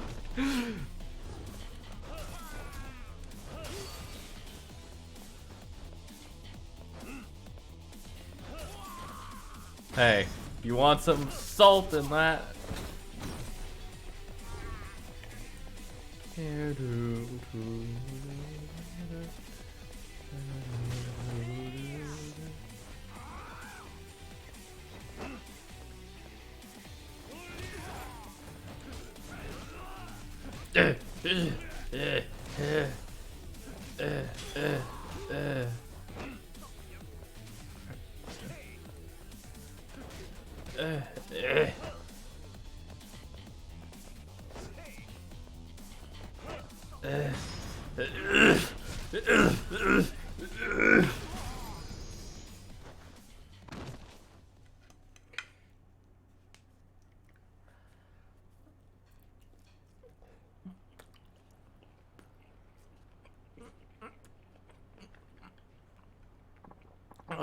What?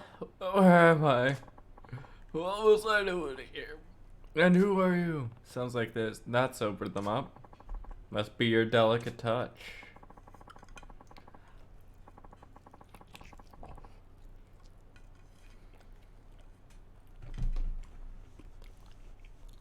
And then we got to talking which idols we liked.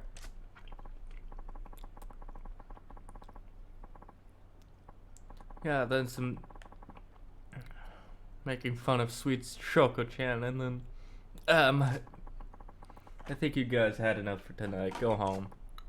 Yeah. Ow. Whoa, you okay, mister? Here, I'll walk you to the train. Take it slow. Oof, thanks. You're awful considerate for a kid your age. All's well that ends well. Let's head to that bar. Yeah. Yakuza. Nishikiyama. Aging for damn a shame, I say. You've got a punch like a 2-ton gorilla, but you're wasting it on drunks? What do you think that talent was meant for? All that raw fighting prowess. Look, I just helped a couple guys work off some alcohol, that's all.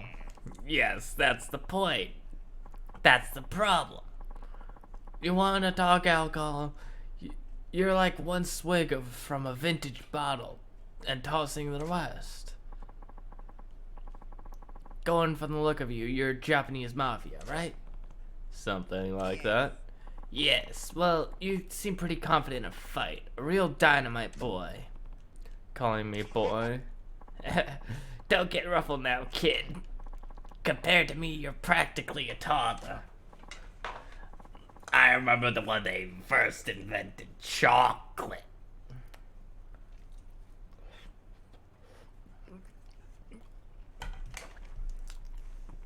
Hey, Kiryu, what's the holdup, man? It's nothing. Be right there.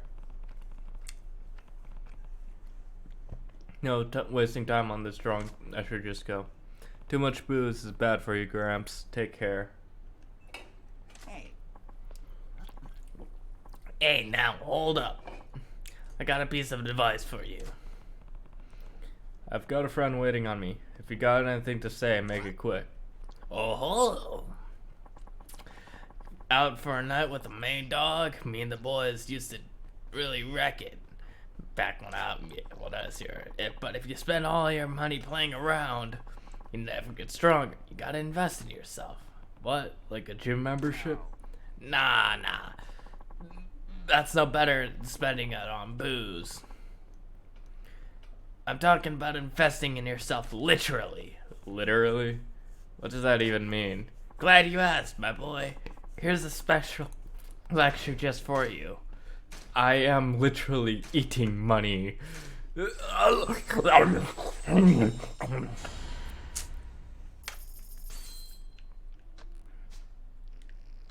shit.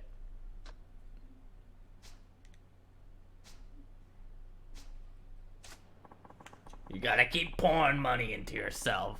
A little training with that talent of yours will grow in time. So keep the woman and wine on a budget. You hear?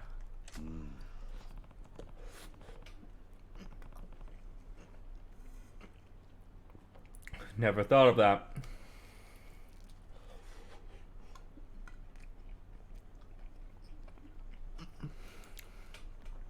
I just ate like one fucking grand. Well, actually like $2,000, but you know.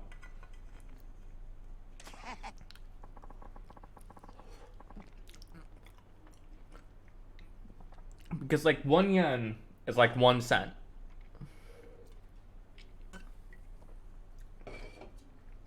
Yeah, that's about it. So I just like ate $100. Yeah, I guess I am.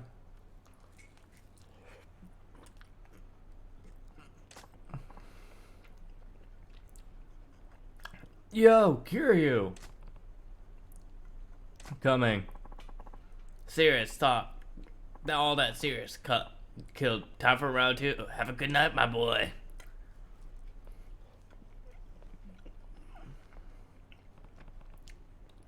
What a weird old man. What's his deal? Mm-hmm.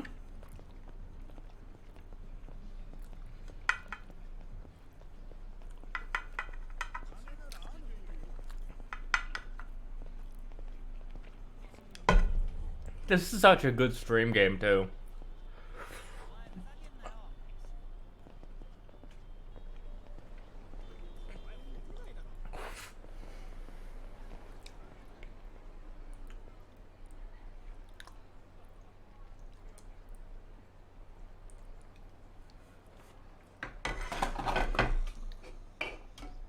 Hmm? At least you have the consideration to do it.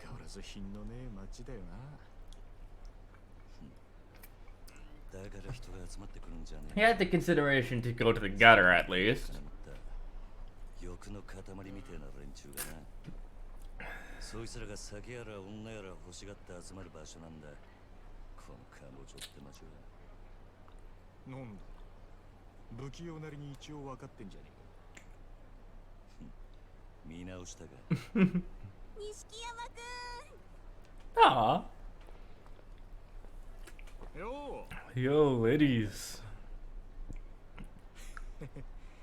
現役女子大生ホステスのまどかちゃんとゆいちゃんだ。Hmm.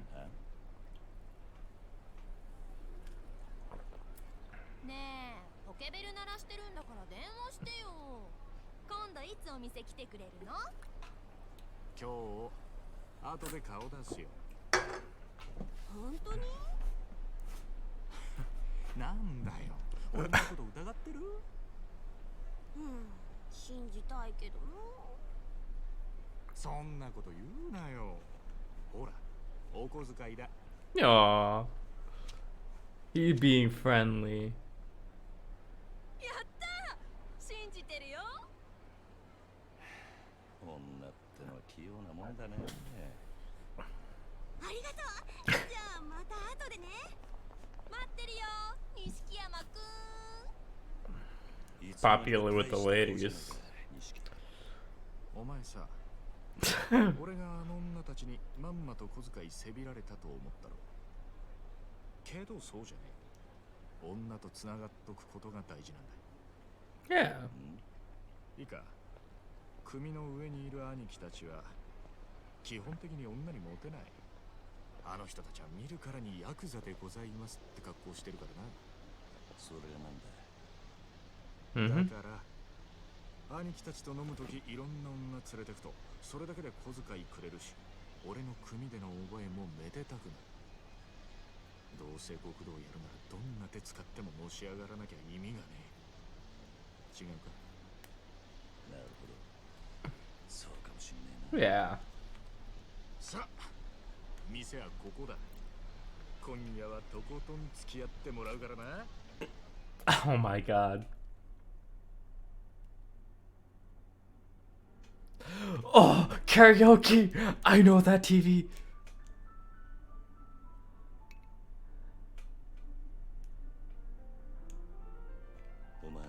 Did you come here a lot? この店にはよく来んのか？ん？これで2度目だけど。なんでだ？ボトルキープなんかしてるからよ。常連なのかと思ってな。ちまちまビール飲むより見栄えがいいだろう。店のもんに顔も売れる。俺は安く見られるのはごめんなんだな。なるほど。お前は偉いよ。確かに見えってのを大事にしてる。お前もこの世界でのし上がりたきゃ少しは見習えよ。Yeah. でもおめえはそういうタイプじゃねえってことか。ああ。俺はおやっさんの背中を追いかけてこの世界に入った。孤児だった俺ら拾ってくれたあの人のために。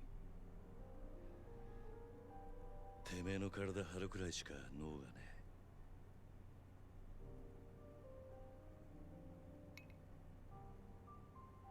え。いや、もしかしたらおめえは今のままでいい。 Maybe you're fine just the way you are. おめえが下で頑張って Keep pulling your weight under Kazuma's-san. Maybe it'll bring you it.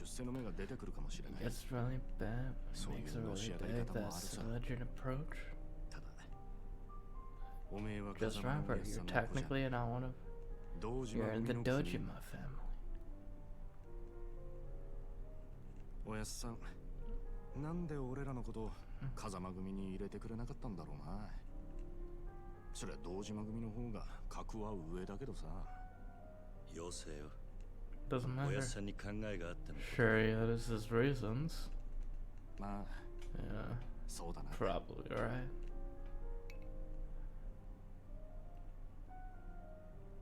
よし、真面目な話はもうやめだ。カラオケでもしてパーッと騒ごう。 Yes! The karaoke. 今日はとことん付き合うぜ。 Oh, I love this. Karaoke is a rhythm game where you pass by. Okay, I already know this. Tambourine, maracas, clap. Bum, bum, bum, bum.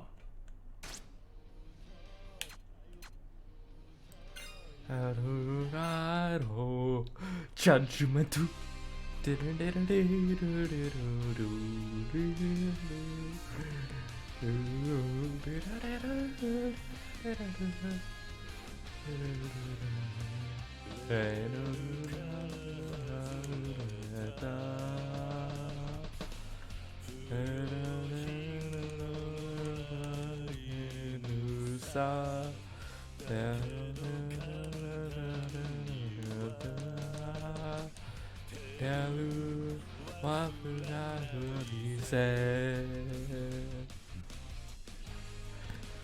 Yasumani.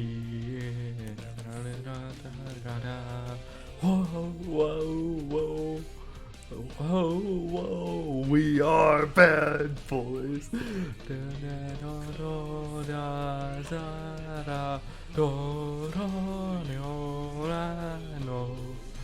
Just do a suit, breaking the law, breaking the world. So I say, tenderness, breaking the law.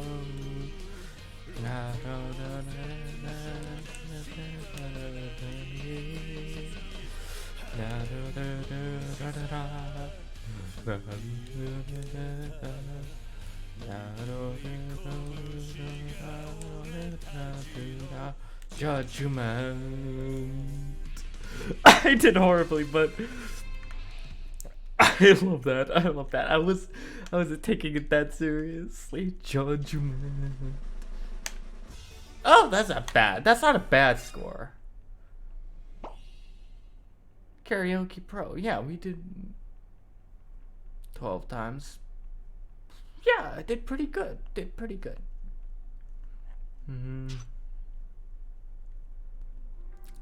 Hey.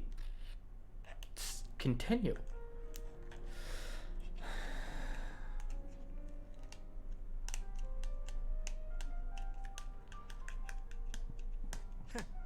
I never knew you took karaoke so seriously.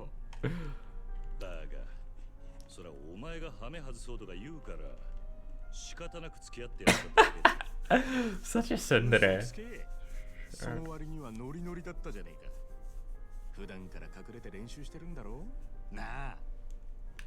よせよ。そんなわけねえだろ。Dude. それにしても思いっきり歌ったら腹減ったな。 How about we go party at this ramen shop? Ooh, ramen. まだ食うつもりか？俺はそんなに腹減ってねえよ。まあいいじゃねえか。付き合えよ。天国圏でどうだ？しょうがねえな。わかったよ。I love the karaoke in this game so much. Do do do do do do do. Though I am really bad at the disco. I am really bad at that. I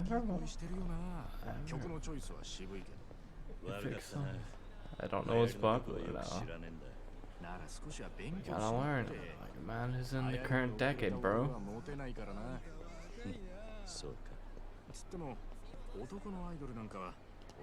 I'm still learning about the male idol scene.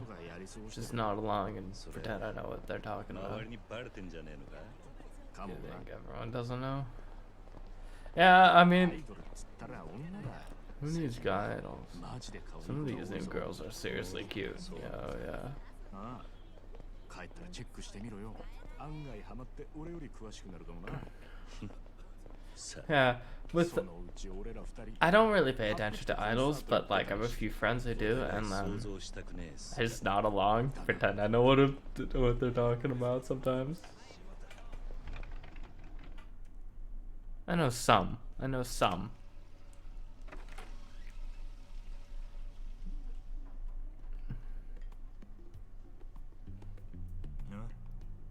Oh, shit.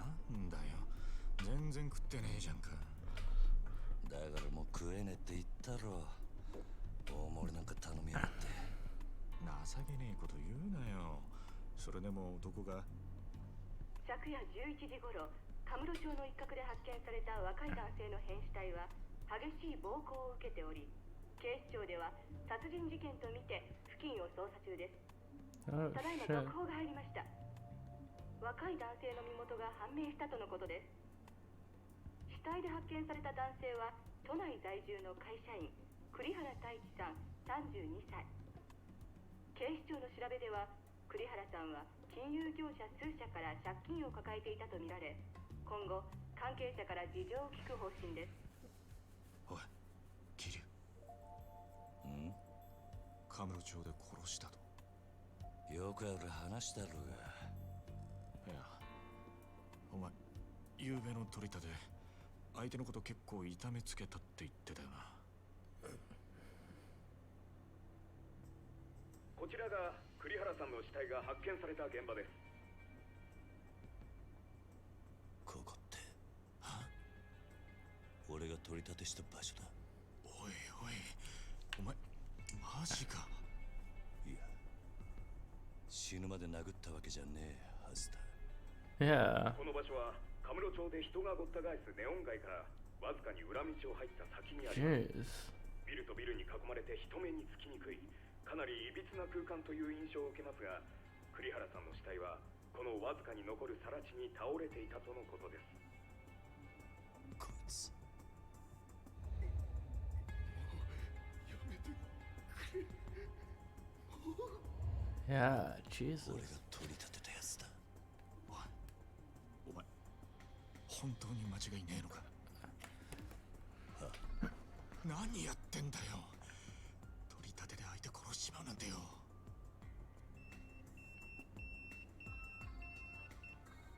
誰からだ？組か？ああ、早速呼び出した。Yeah. I know this part, and I know the story to this game. 事務所に電話してくれ。やっぱり今のニュースの件で呼び出されてんだよな、お前。まずいことになったな。いや、お前ももちろんやべえけど、これで風間のおやっさんの立場も危うくなる。Yeah. この不始末につけ込まれちまうってことだ。どういう意味だ？お前や俺がおやっさんに拾われたってことは堂島組の人間なら誰でも知ってる。だからよ、俺らの不始末はおやっさんの責任にもなっちまう。だが俺がやっちまったことだ。おやっさんは関係ねえ。そうはいかねえよ。殺しとなるとことがでかい。多分おやっさんの後釜に座ろうって連中は間違いなくそこをついてくる。どうしようか若頭補佐の3人とかな。くそ。そもそも半年前、おやっさんがサツにパクられたのもその3人の誰かに売られたって噂だ。なんだそれは。おやっさんの仕切ってた賭場、周到に場所変えてたのにいきなり摘発食らったろ。ありゃ組の事情に詳しいもんがサツにチクったとしか思えねえ。でそれが誰かっていや、3人の若頭補佐の一人、クゼの兄貴だったって噂だ。クゼの兄貴がおやっさんをサツに売ったってことか。もちろん証拠があるわけじゃない。でもよ、その件でおやっさんが無所に行ってからクゼはえらい勢いついてる。火のないとこになんとやらだ。何しろ今は組に連絡するしかねえ。だろ。そうか。そうだな。分かった。俺はとりあえず知恵貸してくれる人を探してみる。すまねえ。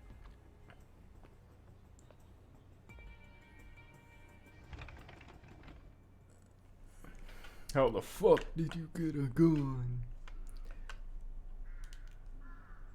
We are bad boys, Bob. Should be a payphone around here. Find a payphone. Hey, Joy. Okay, hi, Joy. Hi, Joy. Stretch. Okay. A stretch time.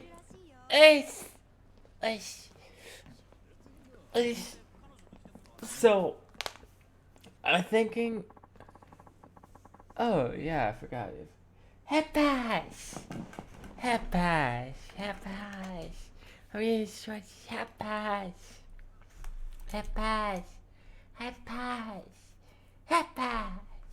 I find it ironic that whenever I so you know my so this model was glitching out with like older games, but then whenever I'm playing like relatively new games like Yakuza 0, Yakuza Kiwami and stuff like that, it works perfectly fine. It runs smoothly even. Like, it's so funny.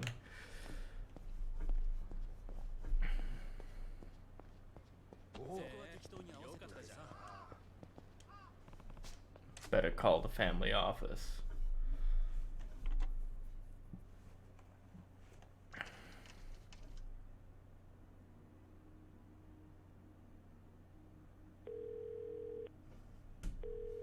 Hey, it's your mama.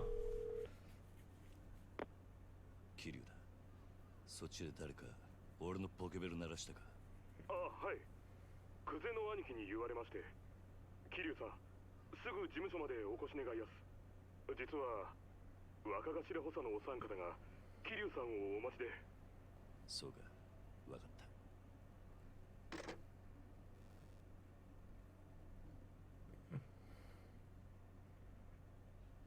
Wait, why is...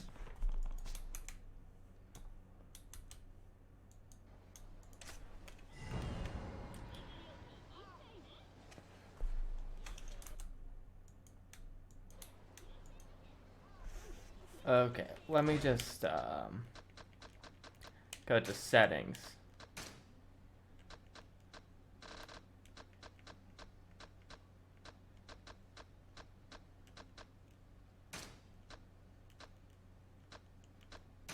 Normal.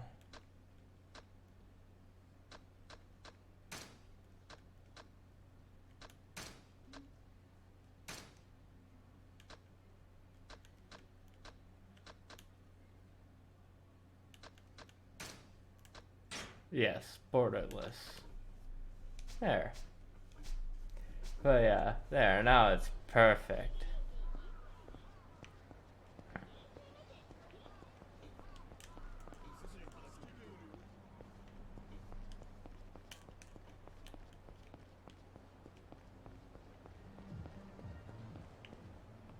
Not time for detours. Dojima HQ. We're sprinting. Oh, really? I'm right here, bitch.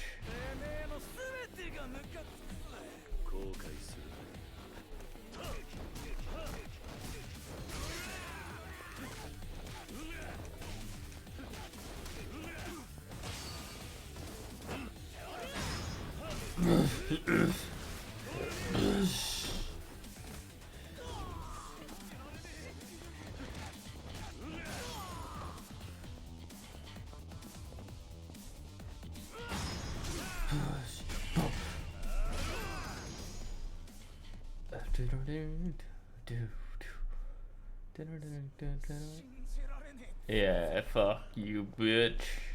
I'm Kiryu-san. Oh, hey, kitties. Hi, kitties. Oh, yeah.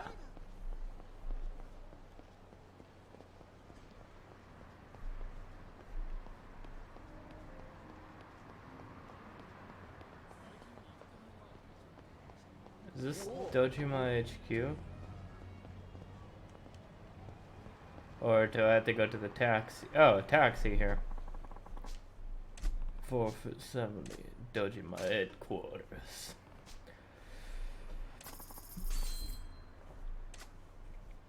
XOXO.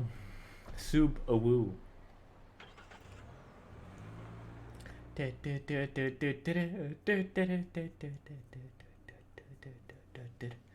Tojo Clan, Dojima HQ.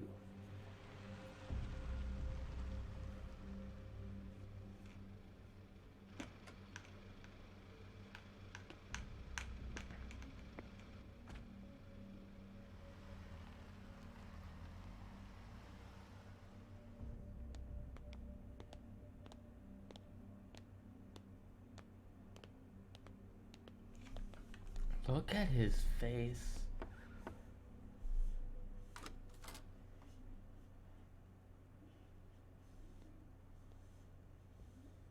Sup?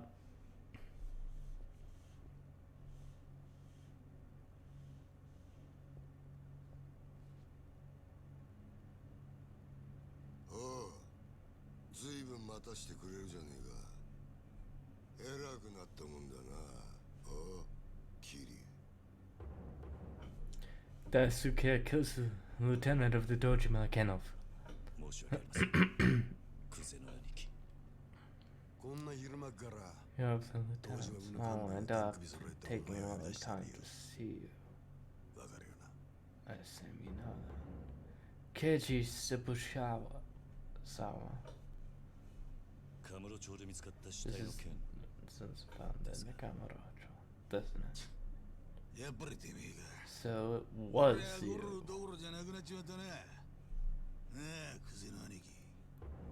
Kazu Hiroki Awana, Lieutenant. We got you were collecting for the loan shark.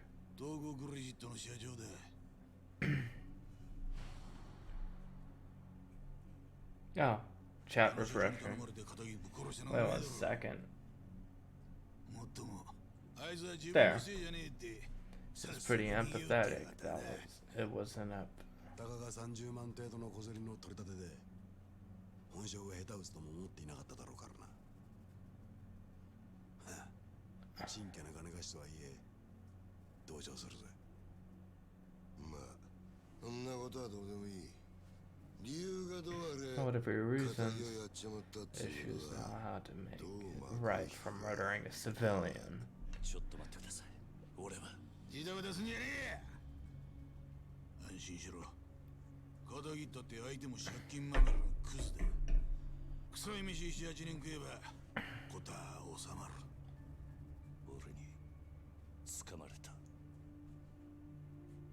殺しの方はそれでお上と手打ちするとして、それより問題はあの場所からどう人目をそらすかだが。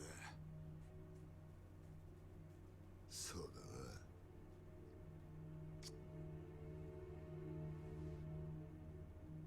面倒なことをしてくれたもんだ。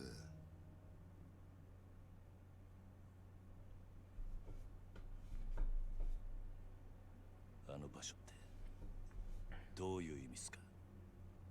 とぼけんじゃねえよ。おめえが死体を捨ててった場所だ。おいゲリュウ、おめえよりによってなんであの場所でやったんだ？え？まさか風間の頭の指示ってわけじゃねえよな。おやっさんの指示ってなんでおやっさんの名前が出てくるんすか？ Yeah. 聞かれたことだけに答え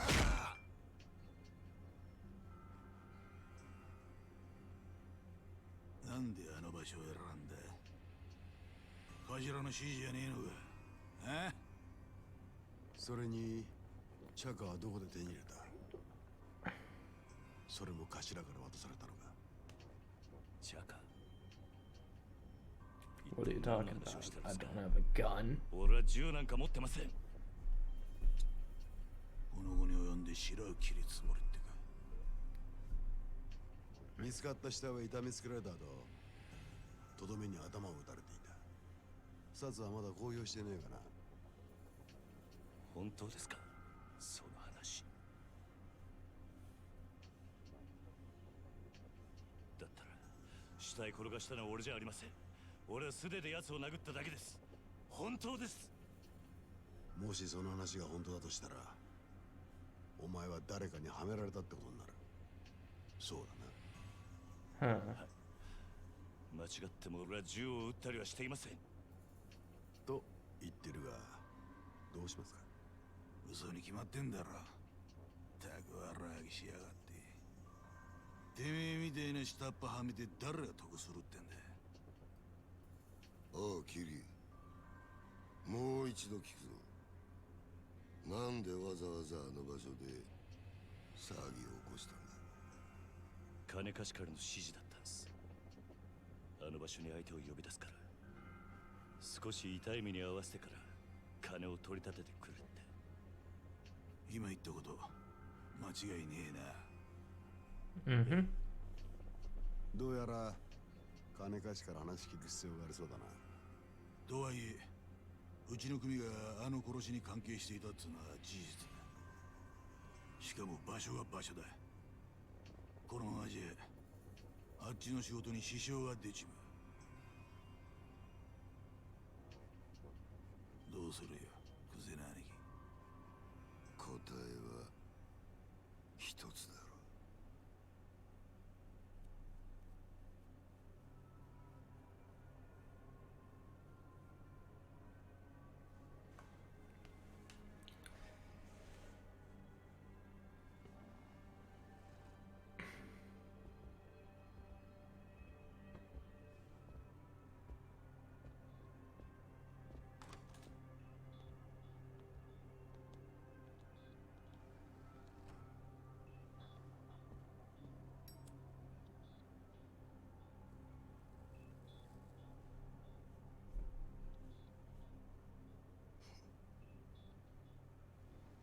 何が何だかわかんねえって面だな。ええ。例の死体が見つかったあの場所はな、あそこは通称空の一坪って厄介な土地なんだよ。お前ら下っ端は知らねえかもしれねえけどな、堂島組長から俺ら頭補佐の3人に命令が出てたんだ。どんな手使ってもその空の一粒を手に入れろとな。空の一粒。針の穴ほどの隙間もない繁華街に偶然できた一粒の空き地だ。それを親父が欲しがってる。Hey, Majima, how's it going? Yeah. それが子分の義務ってわけだ。Sorry, I'm going silent, but this is like very, like. だが you know. あの土地が世間の目を引いちゃ地上げしようにも手出しが難しくなっちまう。本当にって話さ。Yeah. Looking good with the Majima Classic. Yeah. Yakuza 0. Yahoo! Yahoo!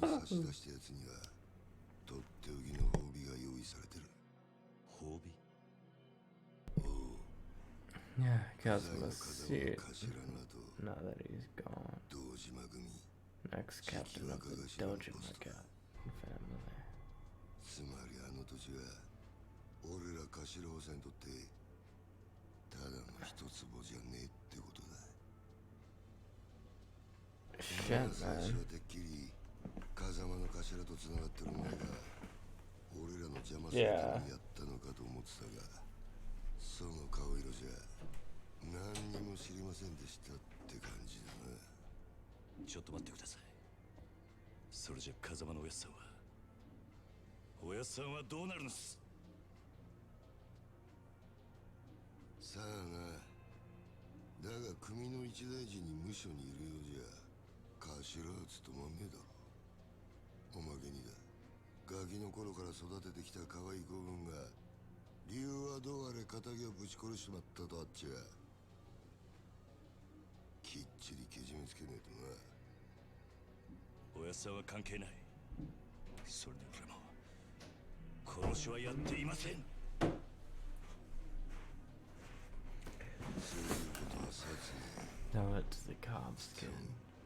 ヤクザの言い分聞くほど連中も暇じゃねえだろ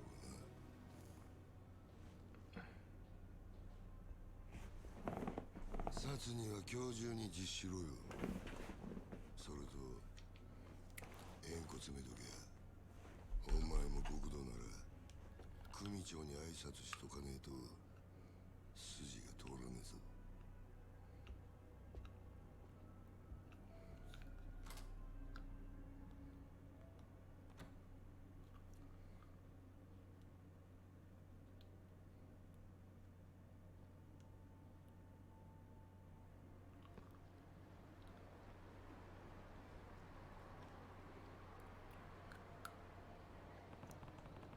Looks like the loan shark set me up.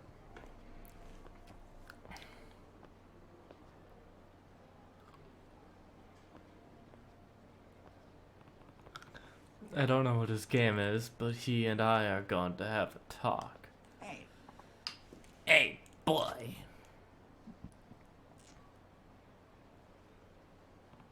Oh, you're the old guy from last night. Finally. Been searching for hours. For me? You reek of booze, you're wasted. This old town got one big bar. It was made for drinking. Me and Kevin here all night.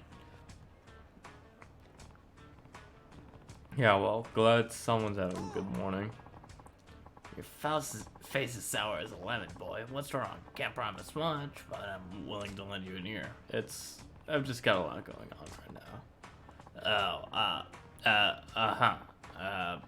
Well, anyways, I have a favor to ask you, yeah? Mentioned you've been looking for me. Actually, wait. Sorry, but I don't have the time for any of this right now. I'll see you later. Thanks. Just need to talk to a couple of guys. Well, they're also really angry. You're not angry. Why should I deal? That's a great question. Ask them. They're eager to talk to you too. Oh hey, speak of the devil. Here they are now. Alright, Gramps. This is the kid? Yes. Yes, sir. My prize pupil. Sorry, pupil. $1 million yen loan I gave to these two deadbeats is way past due.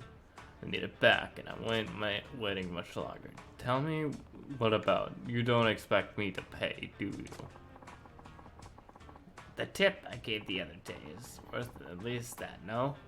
Besides, the depths of the masters are depths of you. Like hell they are. That's funny, you're my master anyways. I don't give really a shit who you are. Just give me my money before my big gentleman gets impatient. Bruno. Bruno here, he's got a short fuse, especially stubborn type. For your sake, better pay up before you get got. Ah, come on, fucking controller. Hey, boy. What now?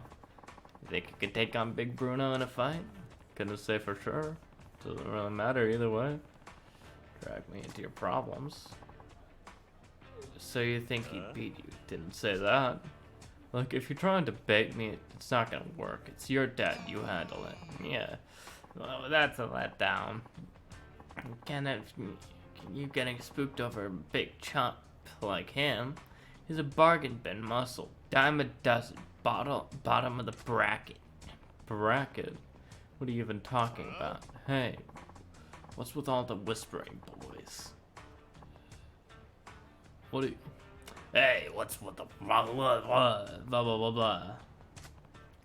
I told you, this ain't got nothing to do with me. Alright, I'll pay you the money. Wise choice. I feel terrible for all this house. Why don't we make it 2 million? You wanna pay me double? Like I'm gonna buy that. You're drunk off. You're drunk off your ass, old man. Oh, I've got the money. Be happy with it. I gave it to you even on one condition. And what's that? Have your tank back there. Fight for us. He beats you, all 3 of us, 2 million's yours. We win, we don't owe you a thing. Shit, you're not drunk, you're crazy.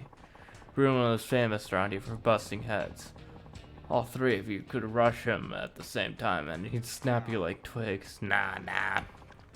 Fight's gonna be one-on-one. Rules and all. 3 against 1 wouldn't be fair.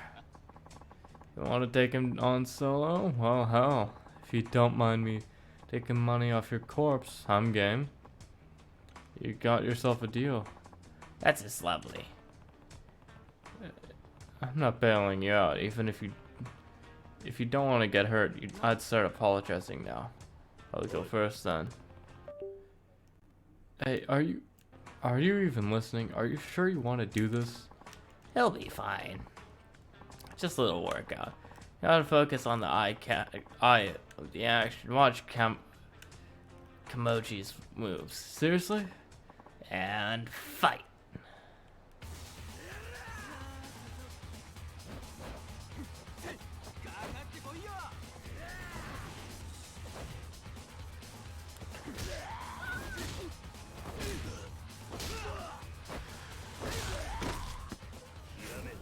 That's right.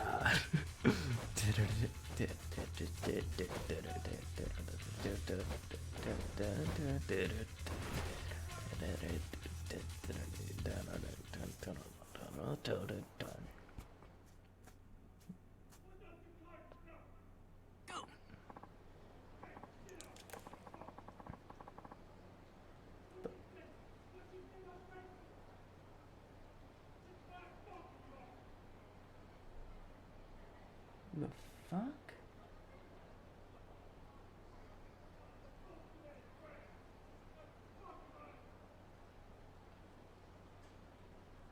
Some shit's going down. Gotta remember to eat before I do this stuff. Gemaji, what were those moves right now? Actually, forget it. You okay? You shouldn't push yourself like that.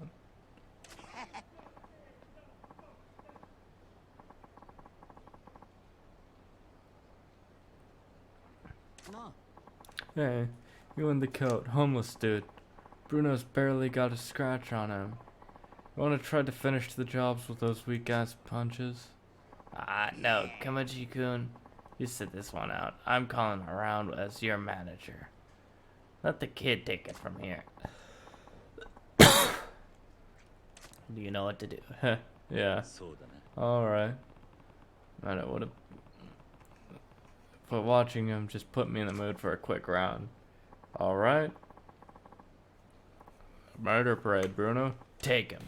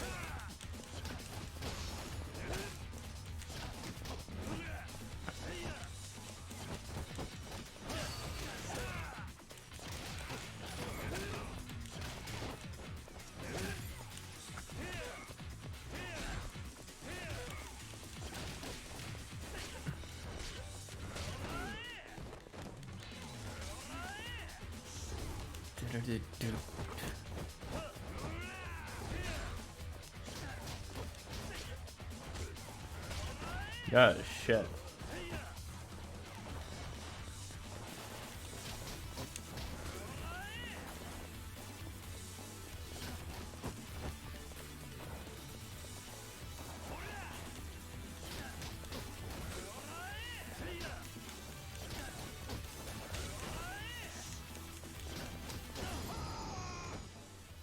Yeah, we did it.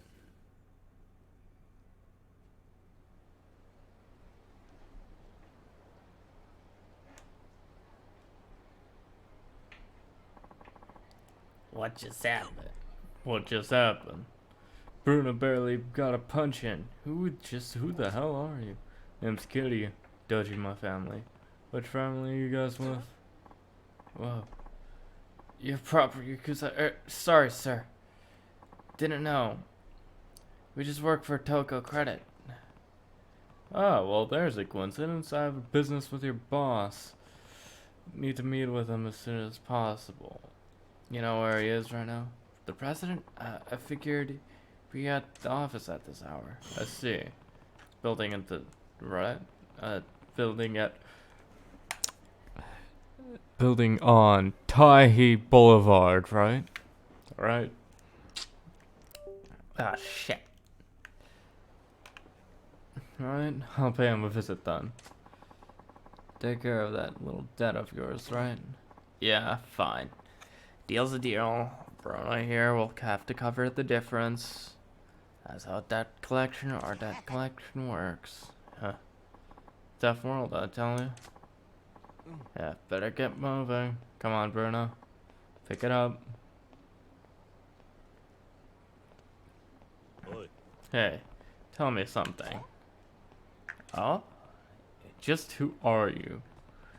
Why are you approaching me? What after... me, yes. Well, people call me Bacchus. Or Bacchus. And... yeah, I'm just gonna call him Bacchus. And I came to you because I had an angry thug on my butt. Yeah, nice of you to dump him on me. Look, if you're in some trouble, tell me. Maybe I can help. And that goes for him too. Those weren't the moves of an amateur. What's his deal? He's the real deal. That's what he is. He's got a good sweeter than honey. Real fascinating to watch. You should go have a look too, boy. Kimoji's ball job, but he's homeless, right? What kind of work does he do? He's a what you call it? Fisting artist? Whoa, that's not really my scene. And that ain't it. Punch out artist. Yeah, that's it. Punch out artist. Slip of the tongue. Oh, right. What's a punch out? Customer pays a fee. Then they get to throw as many punches at me as they like. I don't think I follow. This is a new S&M thing. Nah, nothing like that. Come on and watch. If you got questions, got plenty to teach you about fighting, my boy. You'll kick yourself when you go to check it. Alright, got the picture. Parking lot, alright. I'll swing by if I have time. Kiryu-san, from the Dojima family, right? I'll be waiting for you. Well, that takes care of my troubles for today. I suppose I still can't convenience you to take on a world. The world? What does that even mean? Are you still trying to recruit me for some pro fighting, whatever it was? That's exactly what it was.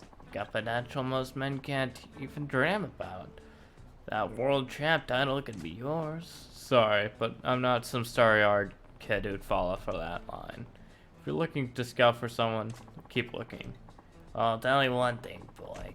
You keep living the street fight, and you'll wind up with a knife between your ribs in some dark alley. That's no way to go out. You belong in the light, the spotlight. And as I can get you under the brightest ones. What do you say? You, me versus the world? Yeah, okay. We just met. You're not gonna change your life just because some old geezer asked you. I'll give up for now. But that doesn't mean I'm giving up for good. You still got room to grow like a tree. I'll keep coaching you along the way. You've got skills as a trainer, that much I believe. To be worrying about anyone but myself right now. Sorry, but hey, maybe I'll see you around. All right, my boy. Just steer clear of dark alleyways until you hear no knives in the ribs or bullets, for that matter. Are you trying to jinx me? Well, see you later, Bacchus. Apparently, Toko credit. So no office. I'll start there.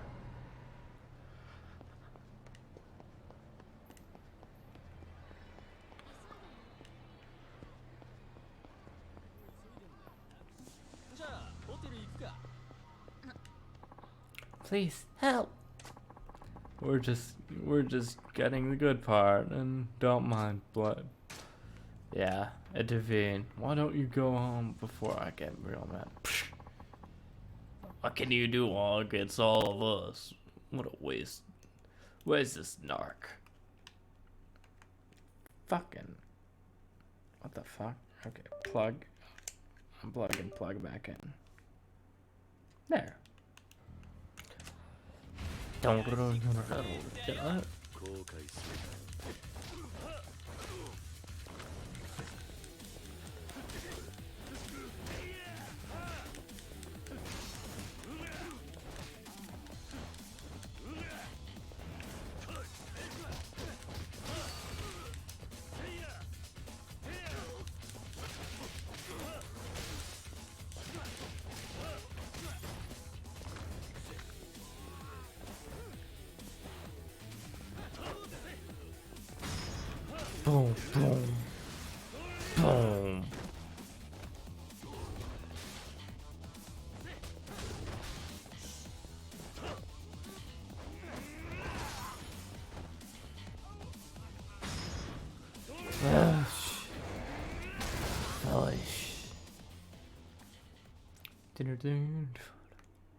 Yeah, just beating the shit out of people.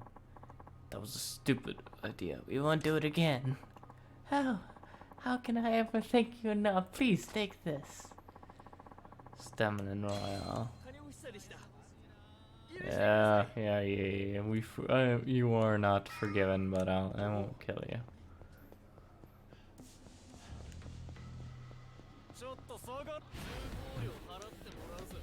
Yeah, you're fighting with a fucking Yakuza, dumbasses. That's like asking to get your ass kicked and knife in the fucking ribs in the alleyway.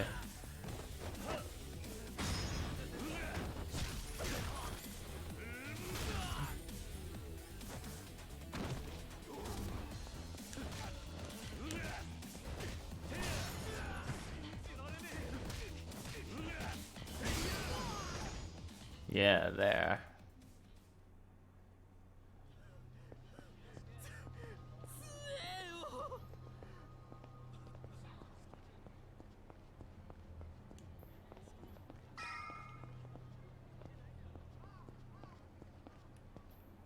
Enter. Toko credit. This is Loan Shark's office. Don't know what they're up to, but I'm going prepared. Get ready first.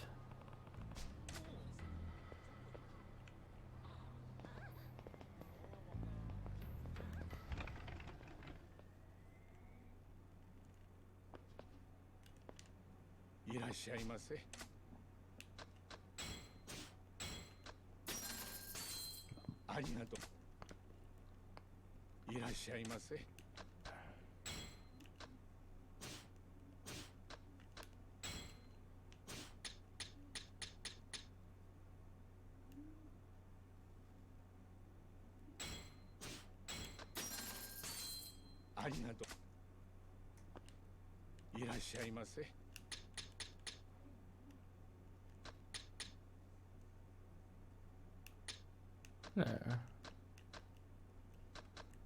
Yeah, bye. Drugs.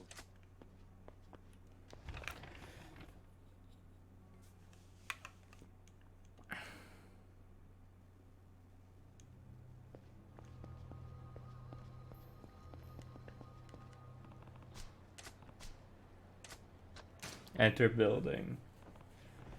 Alright, I'm going in.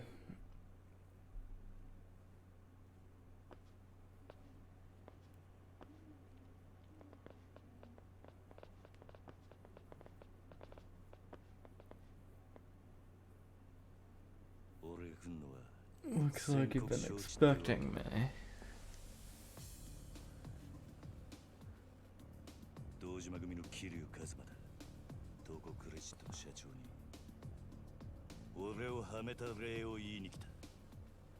うちの社長はあんたに会う気はありませんよ。Mhm. 桐生さん。じゃあお前ら半殺しして会う気にさせてやる。この人数相手にあんた一人でか。 Yeah. I'm pretty close to blowing a fuse. So clear a path. Punk ass trash.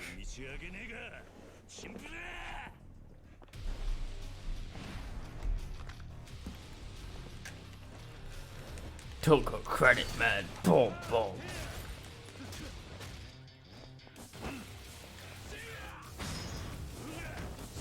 Boom, boom. Boom.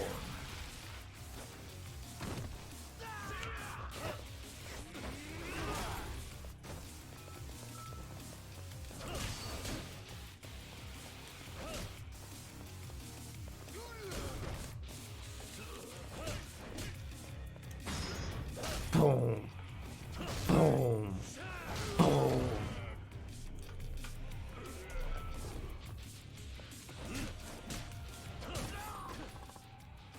I'll take the elevator.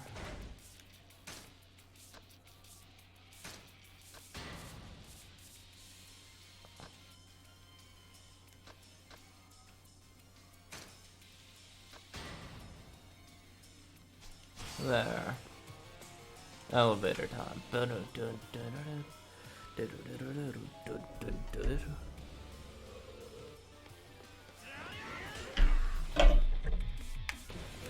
I was drinking water, you bitches. Dude. Dude.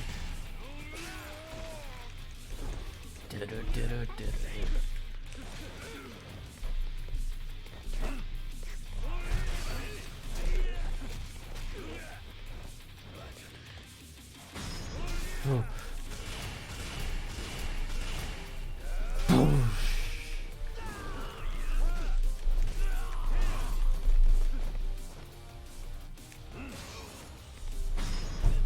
Tush. Hey, toyish.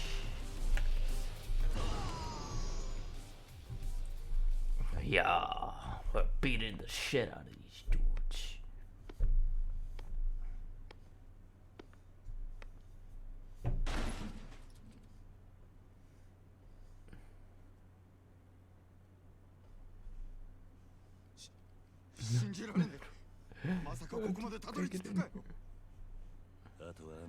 Just you and me now, Mr. President.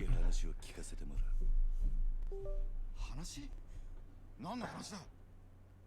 今さらとぼけだって時間の無駄だ。なぜ俺をはめた？あんたの目的は何だ？おい、近づくな！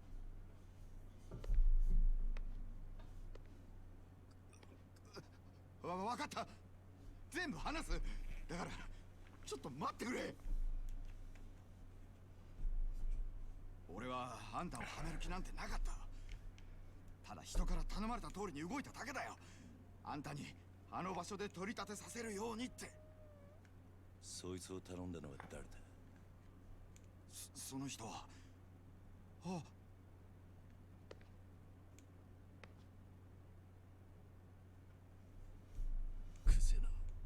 兄貴。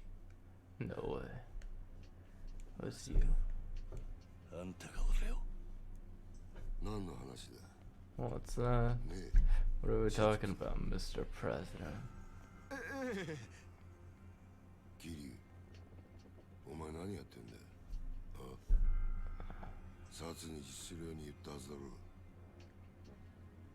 寝ぼけたことやってんじゃねえぞ。あ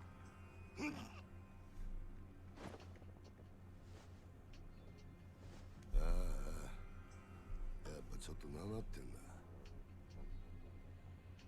現役の頃はガキのしつけなんざ一発で済んだんだがよ。社長さん、ちょっと外してもらえませんか。この若いのに説教しねえとなんねえもんでね。ごゆっくり。 Take as long as you need. We fighting. We gonna fight.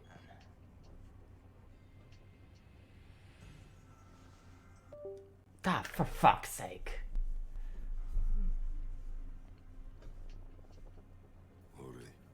Yeah. Don't fucking smoke, bitch.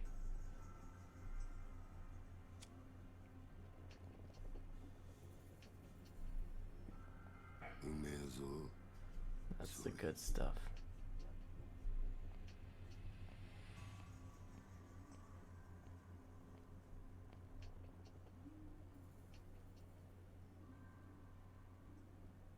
いい機会だ。お前とは一度腹割って話してと思ってたからよ。おめえと錦山孤児なんだってな。風間の頭がやってる施設の手なんだろう。確かひまわりとかいう養護施設だ。Shit. 極道なんてまともに育ったやつの方が少ねえ。孤児だからって恥じる必要はねえぞ。ただな、風間の頭もえげつねえ真似をするよな。どういう意味ですか。拾ってきたガキに育てた恩着せてよ。今じゃ立派にあの人の玉よけになってるじゃねえか。おめえと錦山、頭のためなら命も惜しくねえってよ。こういうの洗脳っていうのか。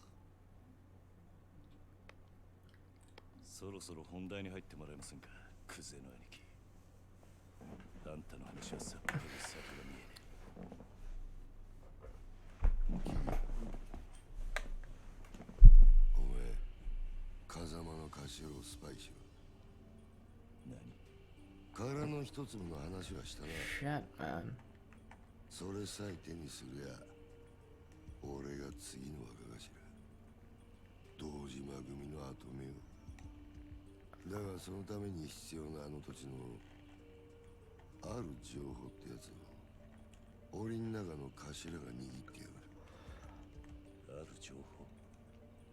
ああ、お前そいつを頭から探り出せ。うまくやりゃ組手の将来を俺が約束してやる。あの人まさかお前に裏切られるとは思ってねえからな。構成員2万5,000の登場会、その直系堂島組でのし上がったとなりゃ大した出世だ。それに例の殺しの真犯人も渡してやる。やっぱりあんたが俺をはめたんだな。さあな。ただこの話を蹴りゃおめえは確実に無所行きだ。俺につくか、もう先のねえ風間につくか、好きな方選べ。だが返事は今だ。 Shit. この場でしよう。I forgot about this conversation entirely. なんだ。あんたは賢いつもりで立ち回ってるんだろうが、全然器じゃねえよ。何？俺のこともおやっさんのことも。あんたは何も分かっちゃいねえ。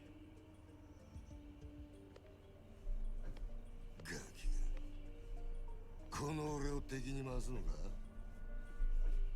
本当にその覚悟があんだろうな。覚悟ならありますよ。それが極道ってもんでしょうが。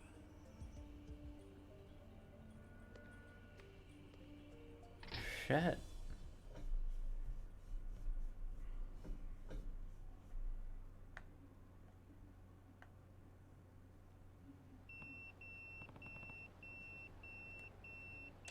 That's my beeper. Whose is it? Don't recognize the number. Not his number. But that's gotta be Nishiki. I'll find a phone and call him back.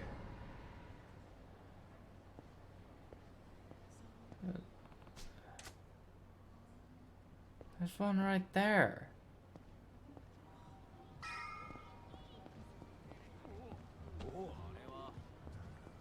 Oh, hi. Fuck you.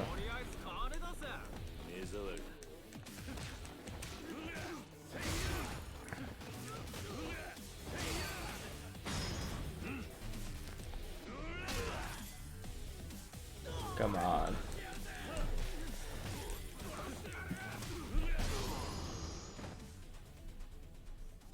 Untouchable. Yeah.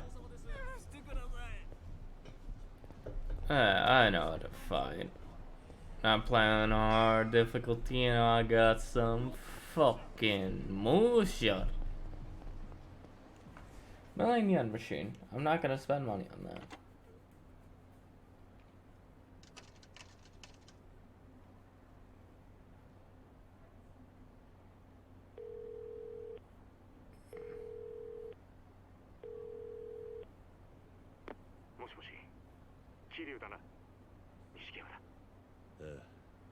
やっぱりお前からの呼び出しだったんだな、錦。お前今どこにいる？風間組の事務所だ。天下一通りの。風間組？なんでお前そんなとこに？今、柏木さんと会って話してる。なんかいい知恵貸してもらおうと思ってよ。なんせ柏木さんはあの風間のおやっさんの片腕だ。なるほどな。それよりお前の方はどうだったんだ？もう堂島組の事務所からはとっくに出てるんだろう。ああ。だが、いろいろそいつは直接会ってから話す。分かった。なら俺は柏木さんと風間組で待ってるからすぐ来てくれ。実はな、お前も柏木さんの話を聞いといた方が良さそうなんだ。お前、殻の一つぼって聞いたことあるか？久世の兄貴からさっき聞かされたばかりだ。どうやら柏木さんは何もかもお見通しらしいな。俺もすぐそっちに向かう。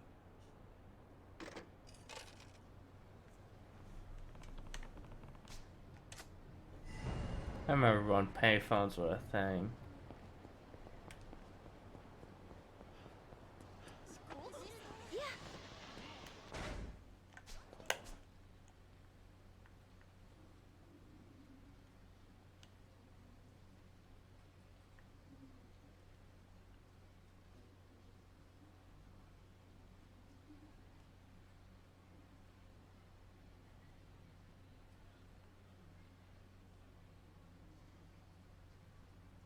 Oh my god, erotic videos.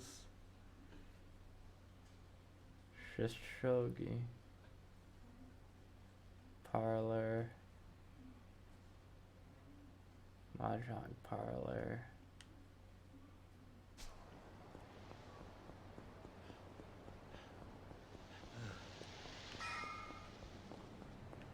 Hi.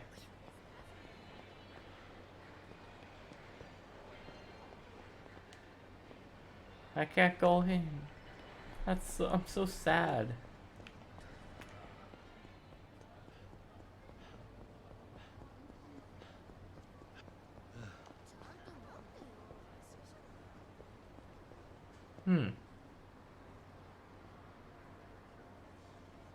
Nice. There's so much shit in this game, like holy gosh.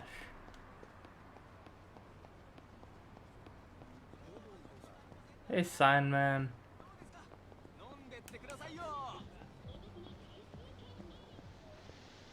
I have no idea what you're saying, but good job.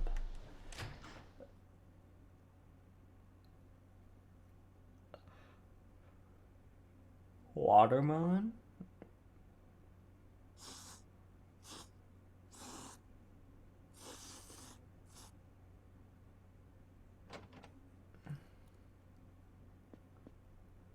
Yo, Kiryu. 早かったな。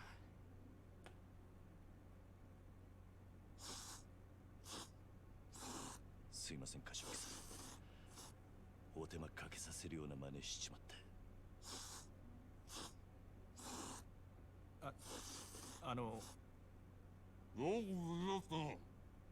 はい。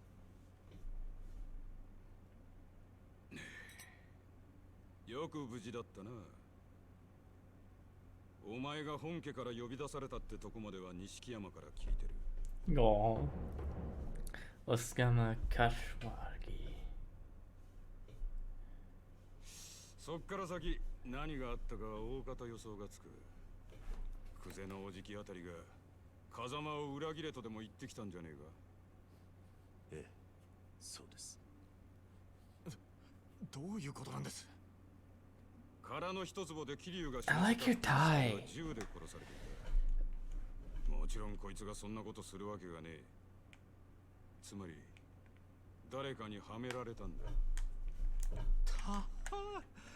それもっと早く言ってくださいよ。俺はもう本当に兄弟が人殺しになっちまったのかと。錦、面倒なことになったな桐生。とにかく久世と何があったか全部話せ。Yeah, we say, we talk. なるほど。つまり若頭補佐の三人衆が頭の座を争ってるってわけだ。Yeah. 風間の親父がいないのをいいことにな。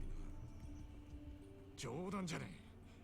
親さん以外に堂島の頭が務まるかよ。落ち着け錦山。それより久世の話に出た殻の一坪だ。お前らが知ってるのはほんの触りだけだね。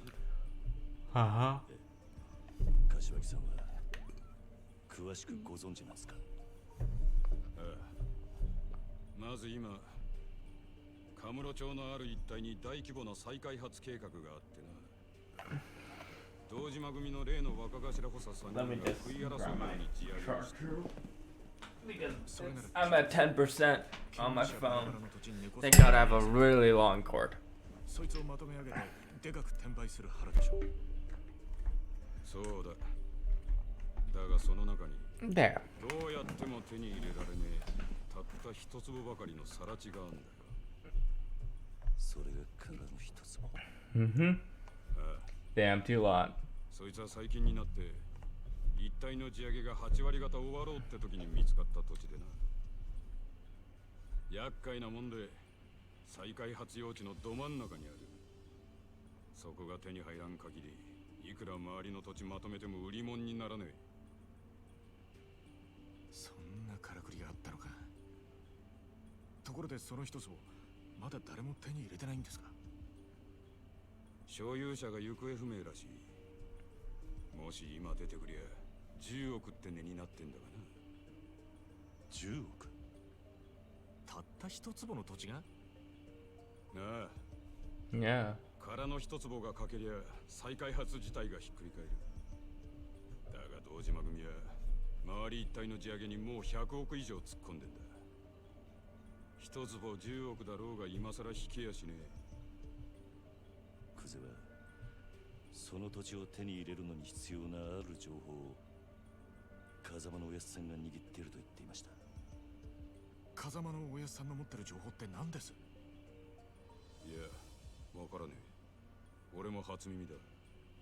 でもやっぱり姿消している土地の所有者に関係することでしょうね。何にしても久世はその情報をおやっさんから探らせるために桐生をはめたってわけか。ああ、そのために人一人殺してまたな。おめえら今の状況わかるか？桐生は当然として追い詰められてんのは風間の親父も同じだ。桐生が仇殺したってことで後見人の親父もけじめを迫られる。その上久世が殻の一坪手にして若頭になってみろ。奴は親父を必ず組から追い出す。組から追い出す？まさか堂島組の波紋もあり得ると？ああ、親父も無所にいる以上今は何も手が打てねえ。あのおやっさんが波紋？破門された極道の末路は言わなくてもわかるな。一度上までのし上がった後で底辺の屈辱に耐えられる人間は少ねえ。自殺したホームレスに元極道って肩書きがついてるのは珍しい話じゃない。でも桐生は実際殺しはやってないんです。こいつの疑いさえ晴らしゃおやさんも破門にはならねえはずでしょう。疑いを晴らすが真犯人を抑える必要がある。そうだ。だが Jesus。クゼが真犯人を握ってる以上手は出せん。相手は堂島組の幹部だ。この世界で上に噛みつくことは何があっても許されねえ。でもこのままじゃ桐生は無所にぶち込まれるんですよ。俺らがクゼに手を出せば風間の親父は余計立場が悪くなる。その時点で破門は確実になる。だったらどうすりゃいいんですか俺たちは。柏木さん、とりあえず俺の濡れ衣も殻の一粒も後回しだ。今とにかく俺はおやっさんを守るために動きます。何かいい手があるのか。俺の不始末は俺一人でけじめつけます。おやっさんに責任がいかないようにするにはもうこの手しか残ってね。Yeah。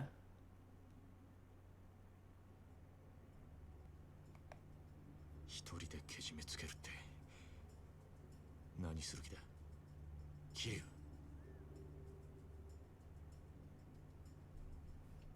I like purple time, man. 今日限り堂島組を抜ける。杯返して極道から足を洗う。桐生、お前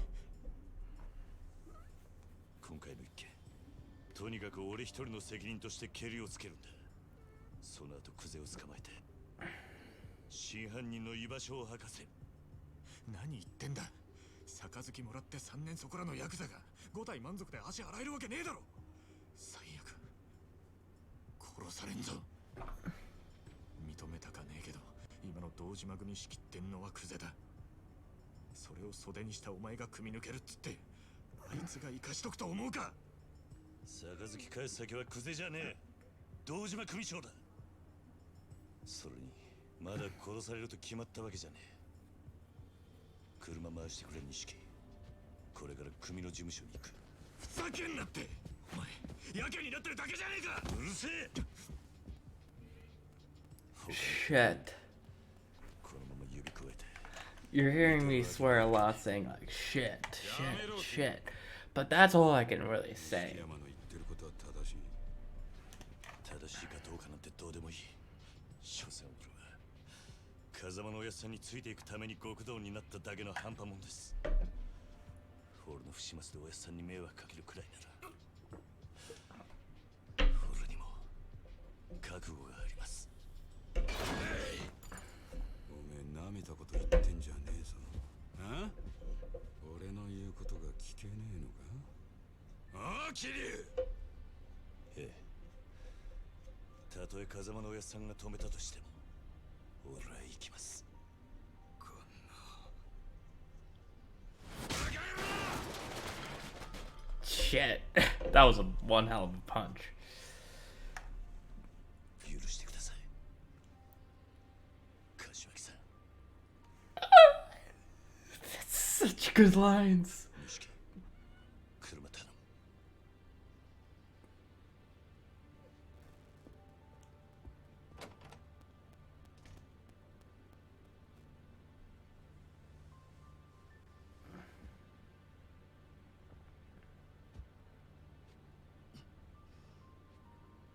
長い間お世話になりました。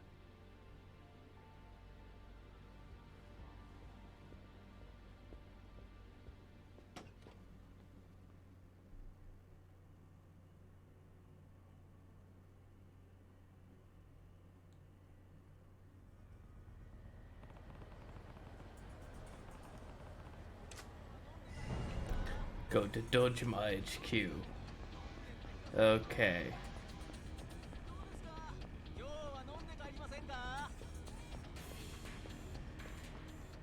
兄弟、お前が組を抜けるというだけでクゼの野郎がそれを許すとは限らねえ。何が起きてもおかしくない。覚悟を決めておくんだ。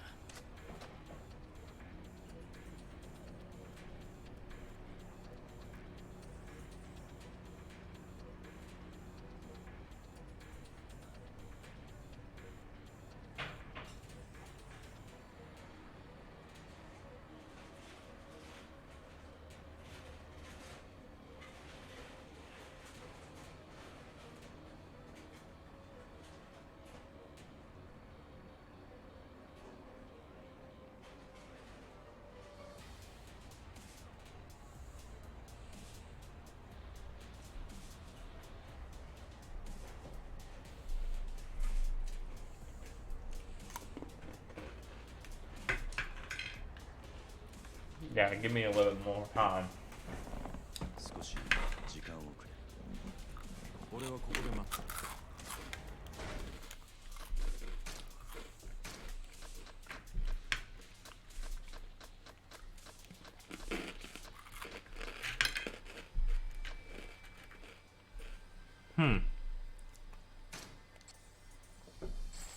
Eating money.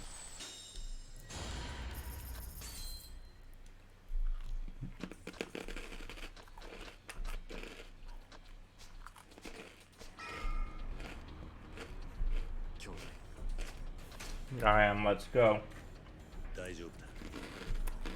Mm-hmm. Oh wait, I forgot my water. Be right back.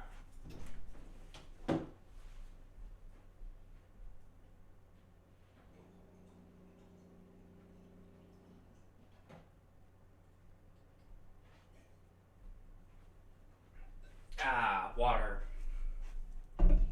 Water.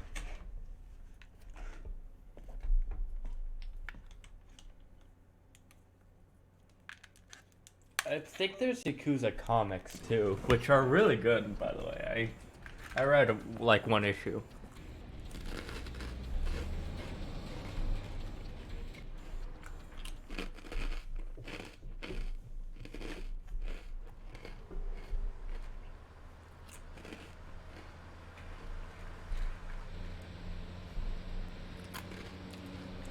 No. It was about 7:38 when I started playing.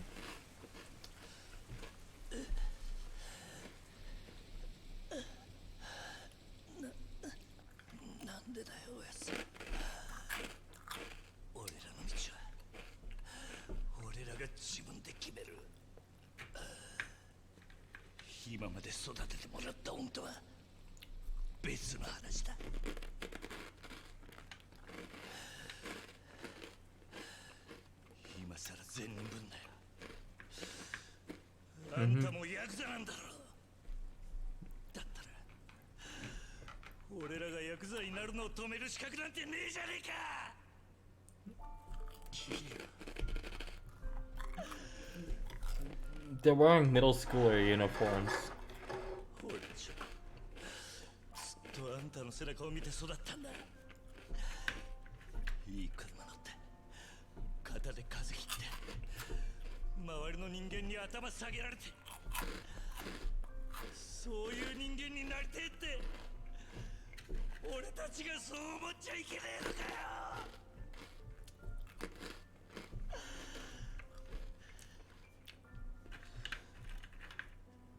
施設上がりの人間は Jesus. 許されねって。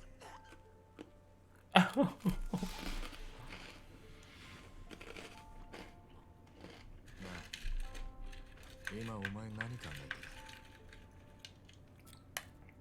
る？何もぼーっとしてただけだ。ほらよ、いつだったかおやっさんに殴られていた時のことを思い出してた。俺たちがこの道に入る前の晩だったよな、確か。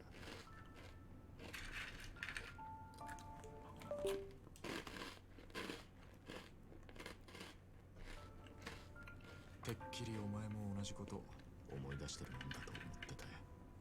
Maybe it was just a boarding school or something like. Well, not the boarding, the orphanage uniform.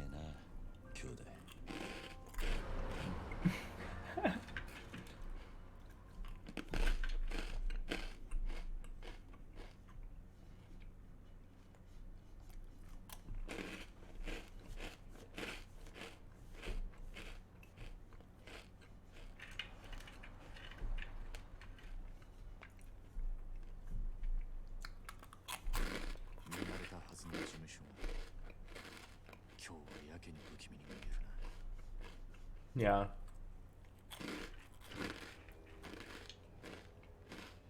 お疲れ様っす。親父は堂島組長は事務所にいるか？ええ、いらしてます。ここで降りんのは俺一人。え？組長に伝えてくれ。桐生一馬が杯を返しに来たってな。桐生さん、本気っすか？ Yeah.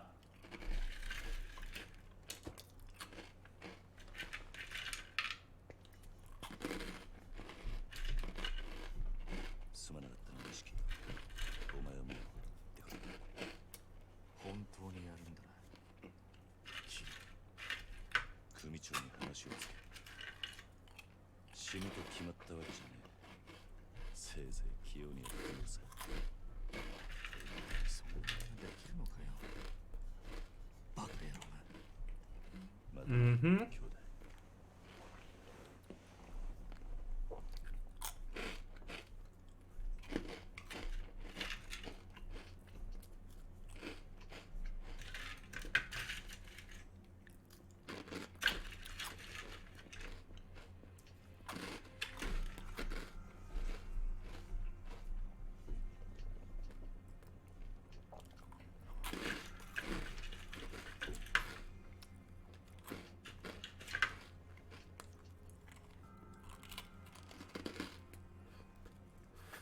組を抜けてってことでいいんだな。はい。組長に破門のお願いに上がりました。お取り次ぎ願います。クゼの兄貴。ああ、残念だったな。土曜の8じゃダメだ。親父のお気に入りのテレビの時間なんだ。話だったら代わりに俺が聞いてやるよ。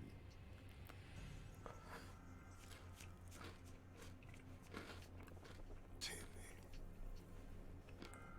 めえ、縁故も詰めてねえじゃねえか。手ぶらで組抜けの挨拶とはな。てめえ極道舐めてんのか？ああ、あんたと話しに来たわけじゃねえ。組長はどこにいる？今現場で組仕切ってんのはこの俺だ。口の利き方に気をつけろよ。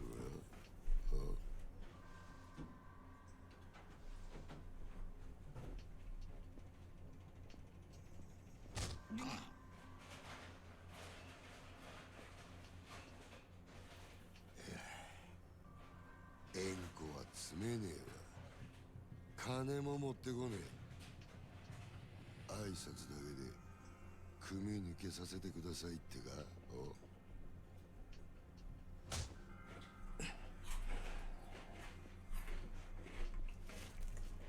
おれ！学生気分で敷居またげろと。極道の世界甘くねえぞこら。 It is now.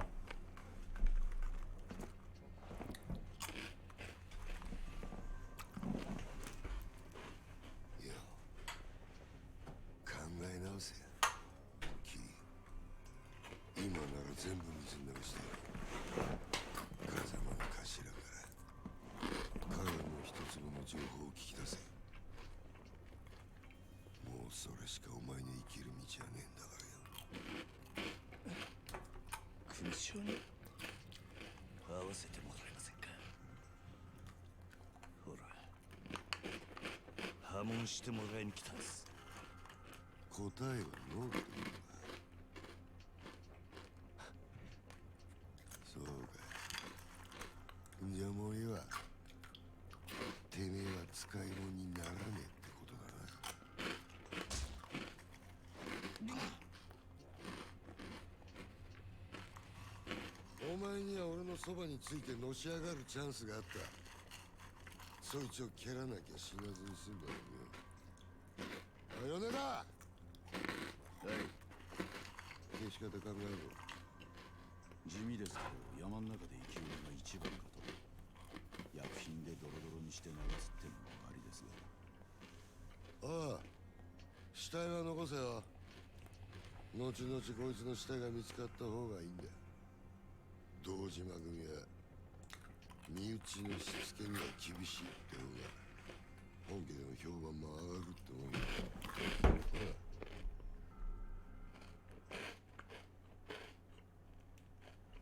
I have to pee. I have to pee. Piss time.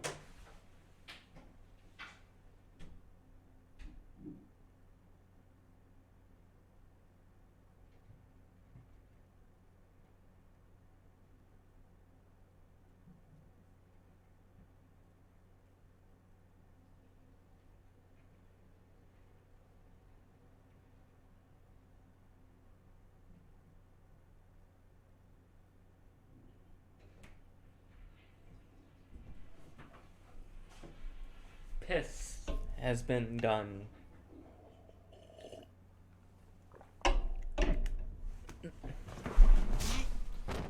Ouch.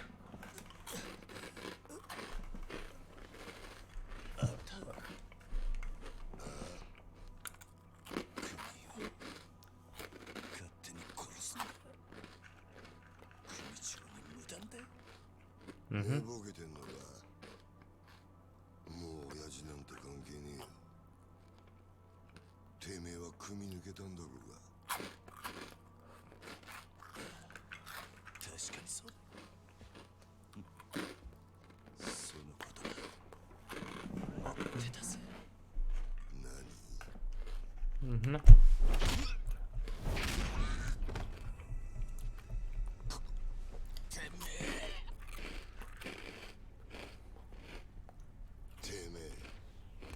兄貴分に向かって何しやがる。兄貴分だと。俺はもうこの組の人間じゃねえ。Mm-hmm. あんたさっきそう言ったはずだ。か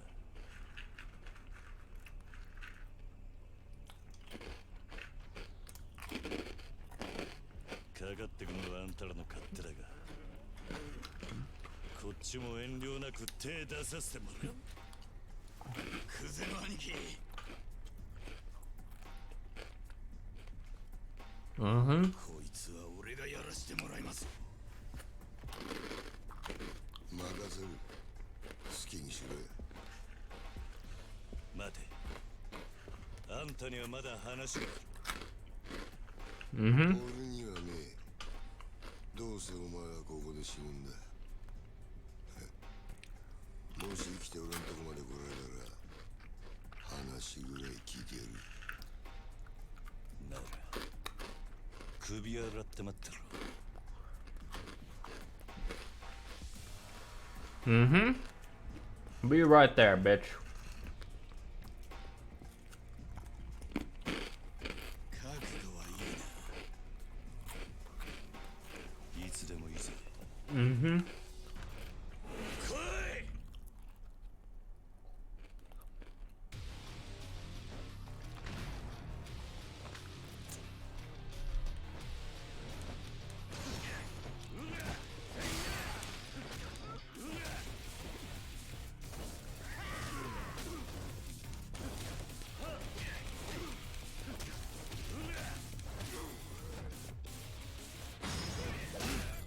Legal books.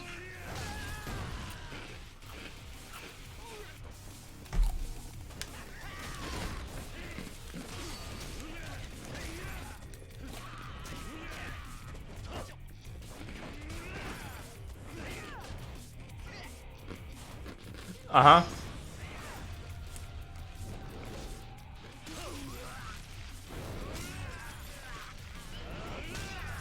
Uh-huh.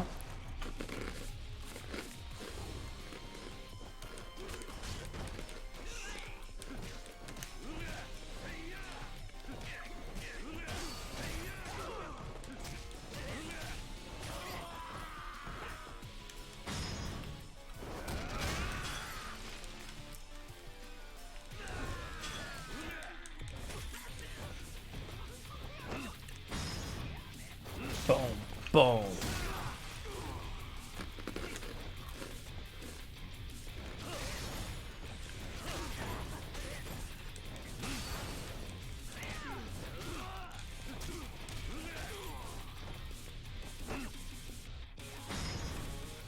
Boom.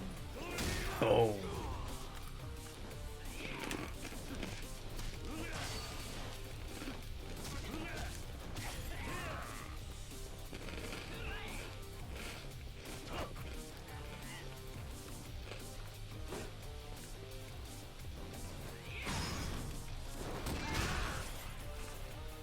Yeah.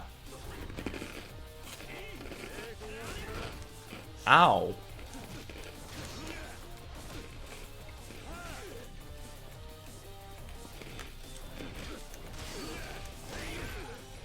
Hmm?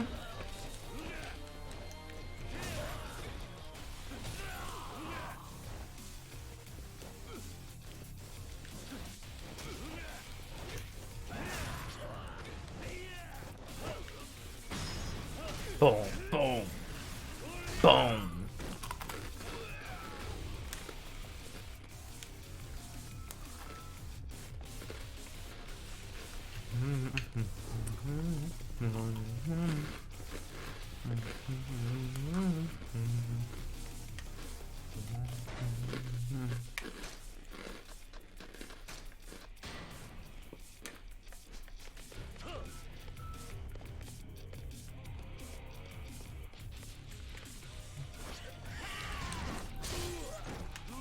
Ow.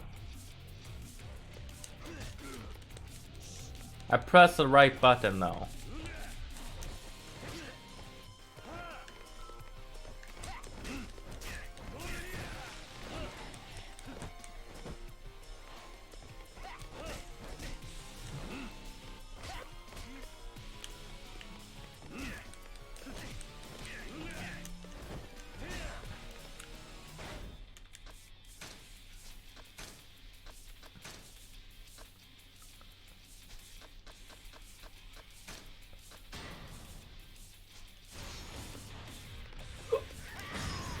Yeah, no. Screw you.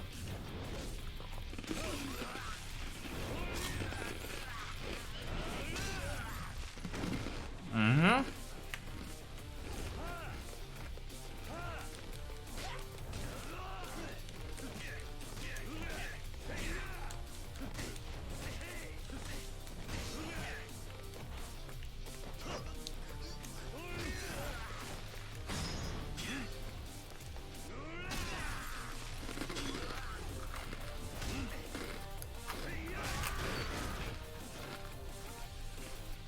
Uh-huh.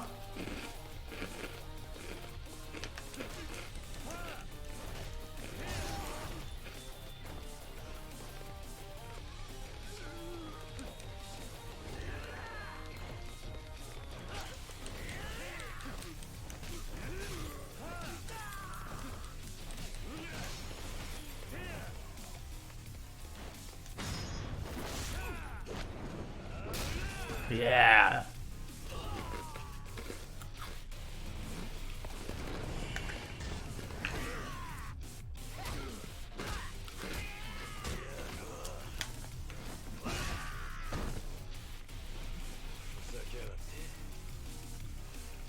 I was munching.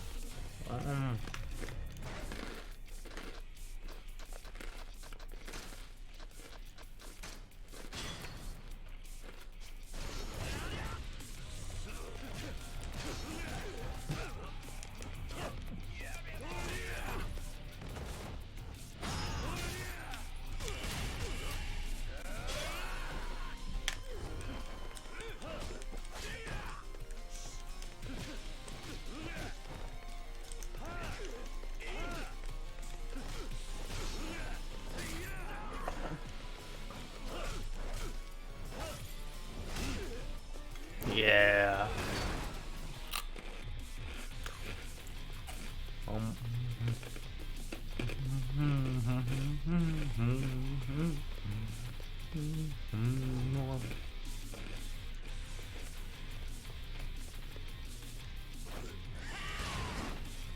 Yeah, no.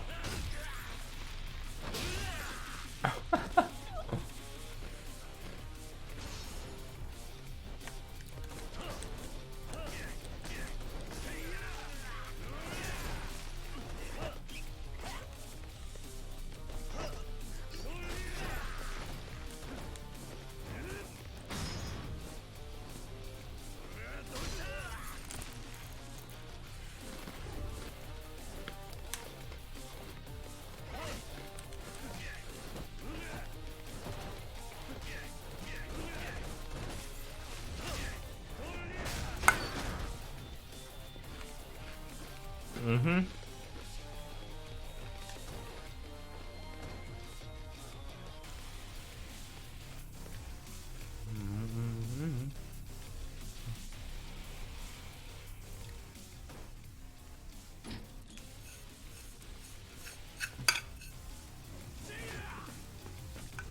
Hey, time out. Ah.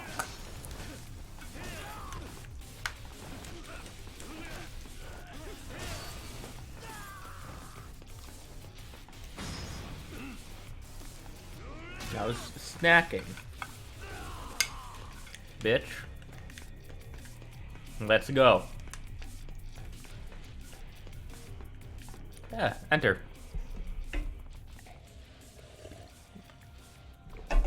Damn, blocked from the other side. Don't see any other way. Guess I'll have to jump it. Jump.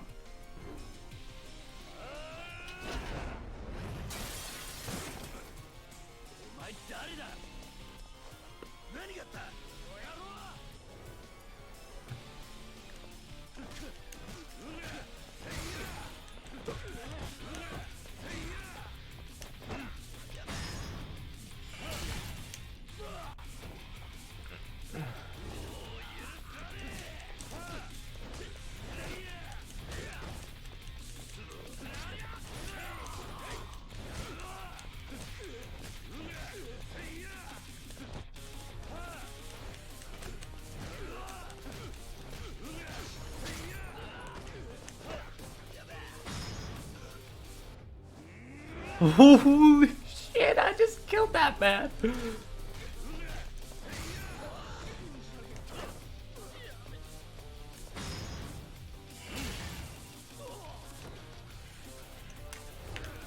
I missed that.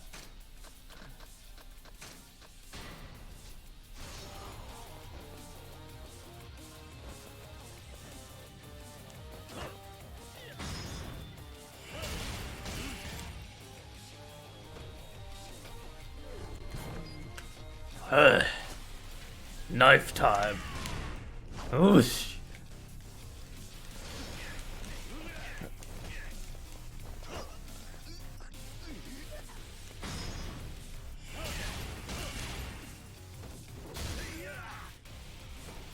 I beat the shit out of you.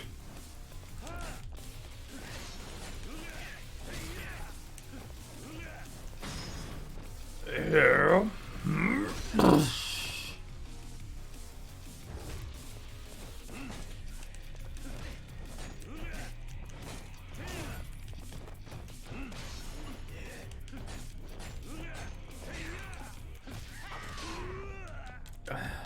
Shit.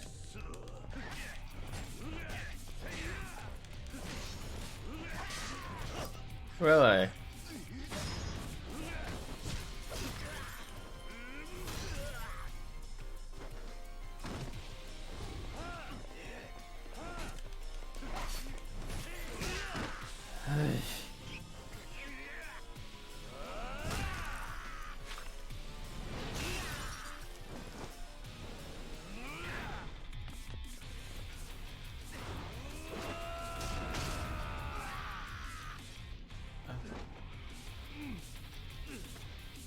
That man is fucking dead.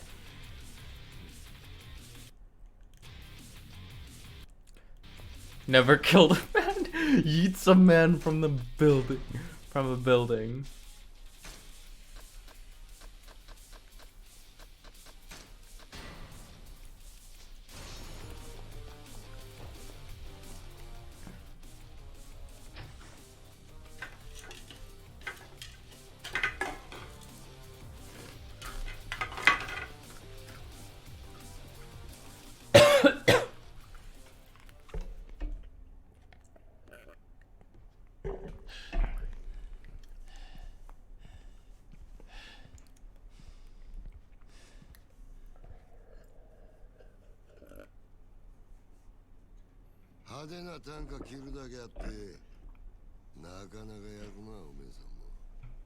Yeah, I just killed a man. 風間の頭もいいガキをスカウトしたもんだ。俺がまだボクシングやってた頃におめえと会ってたらプロモーターになりたいぐらいだ。クゼ、口が聞けなくなる前に吐け。殻の一粒の真犯人は誰なんだ？どこに隠してる？ガキが調子に乗りやがって。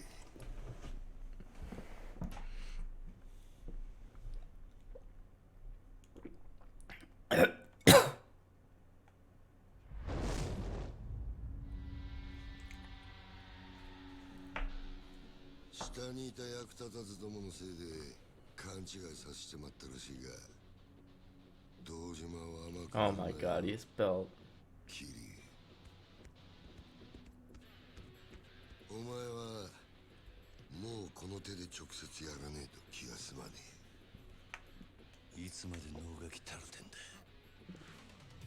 さっさとかかってこい。ああ？かかってこねえならこっちから行くぜ。 Shit. Come on, let's fuck him up.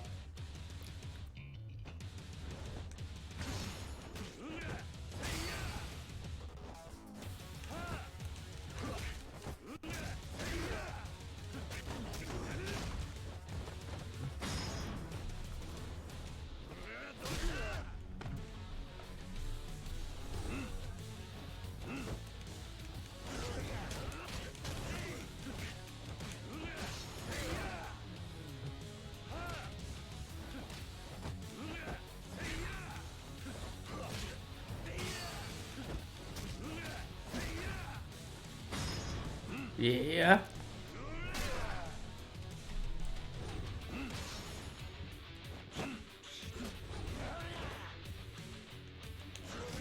Ow, that was a dick. That was a dick. That was a low fucking blow, bitch.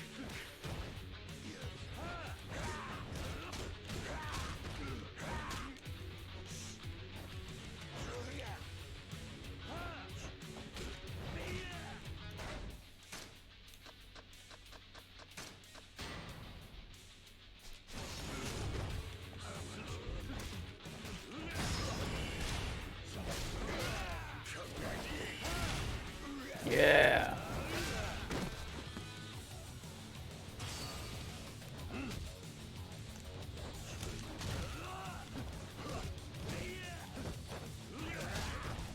Shit, man.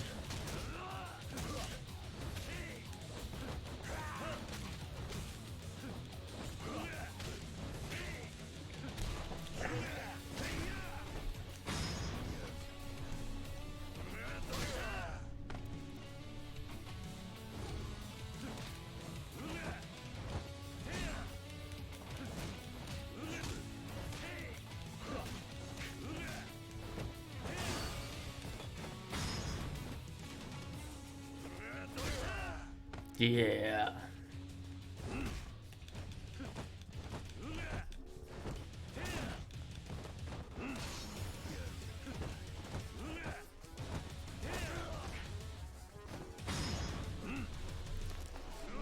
Oh.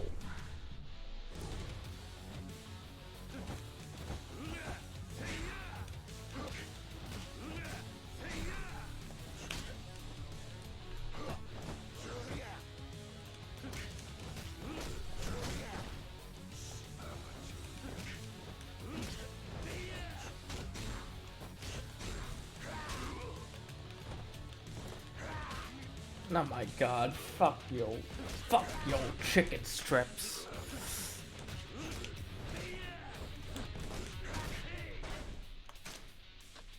I got plenty of this shit, boy. I got full heals all around, bitch. And I'm gonna get the Dragon of Dojima fucking style anytime soon, bitch. That's for the dick shot earlier. You give what you take.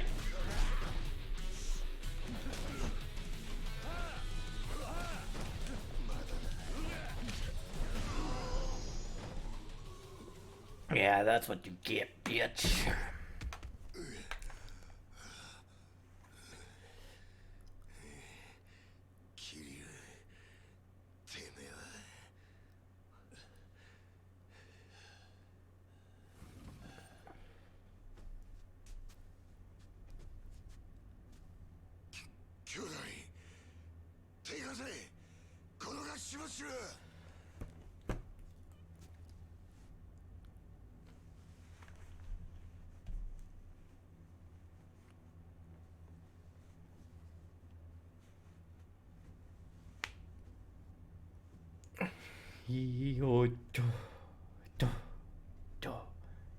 Oh, you look like an ugly.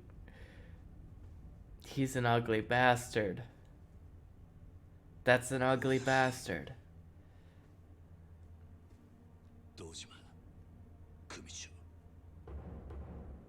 Sohi Dojima, patriarch of the Dojima family. 怠慢張ってたんじゃねえのか、クズ。堂島の若頭補佐ともあろうもんが、みっともねえ恥さらしやがる。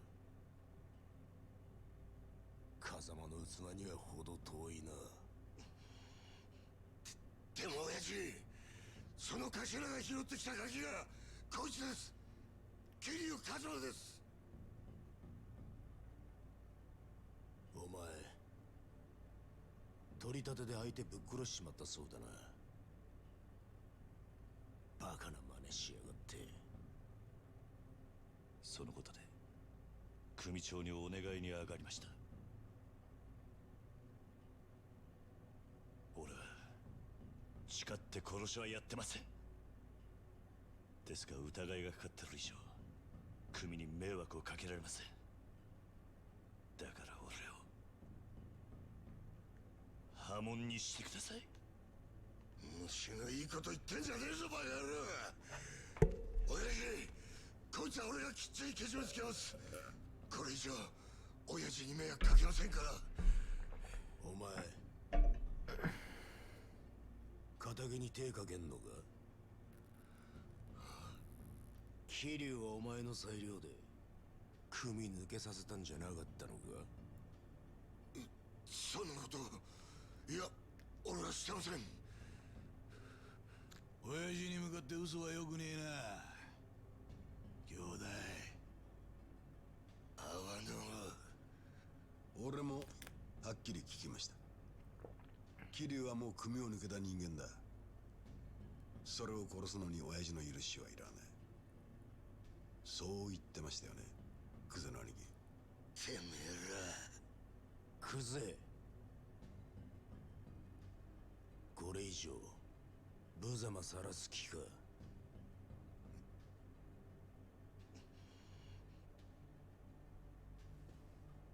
He came with the board. He came prepped.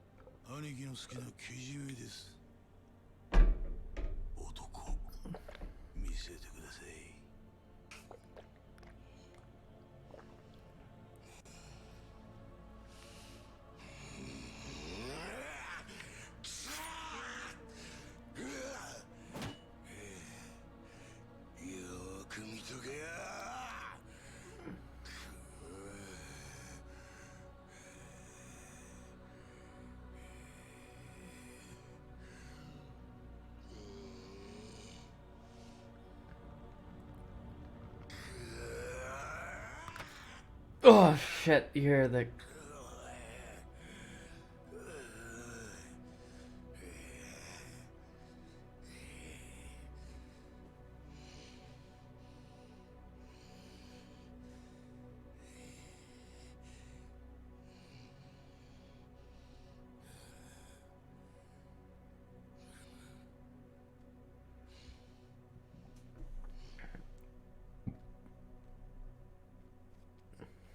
Cauterize the wound.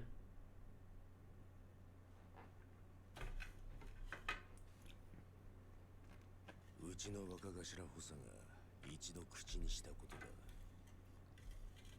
桐生一馬、今日限り堂島組を破門とする。堂島組長。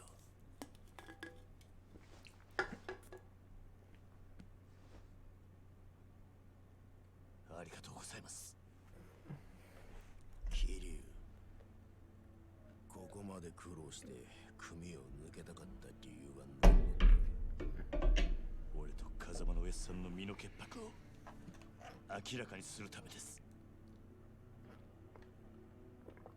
今回の一件、俺は殺しをやってません。風間のおやっさんも全く関わりありません。ですがあの一坪で俺が金を取り立てた男が死に、組に迷惑かけちまったのは事実です。俺は組抜けて責任取らせてもらいます。ですからどうか風間の親父のことだけは。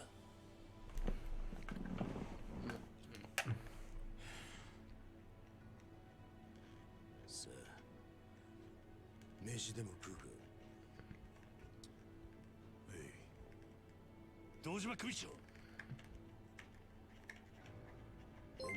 Look at this cute bean. Look at that cute Neko. Look at that cute cat. Look at that. That little bean that I love with all my heart. I'm evil. You're adorable. That's what you are. でも犯人は犯人？そんなのはサツが勝手に探す。お前はもう仇だ。それじゃけじめがつきません。けじめ？だからてめえは仇だろうが。今さらごちゃごちゃうるせえんだ。お前は自分の不手際があると認めるところはあるんだろう。はい。少なくとも自分があの場所で追い込みかけなければ、ひょっとしたらこんなことには。Yeah, you're adorable. そうです。安心しろ。けじめならきっちり取ってもらうさ。え、風間が拾ってきたガキ、桐生、お前の不手際であの土地に手が出しづらくなっちまった。その責任は風間に取ってもらう。お前もさっきまで極道だったんだ。この理屈はわかるだろう。堂島組長。極道は一度身引いたらしまいだ。お前は仇として幸せになる道でも探すんだな。Yeah. Keep updated on me wherever and whenever I go live. Twitter.com/thephoenix. じゃあ俺はどうすればいいんだ。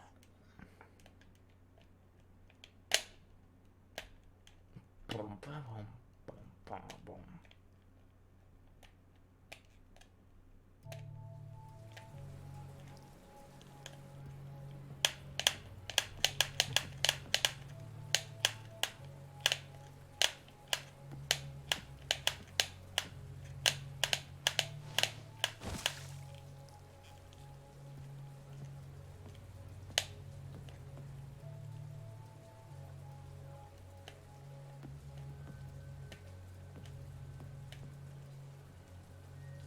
Ooh, nice shoes. 立てますか? Can you still stand? このままだと風邪をひいてしまいますよ。私は立花と申します。立花。あなたが今置かれている状況は全て承知しています。Mhm. 私はあなたと会うこの時をずっと前から待っていたんです。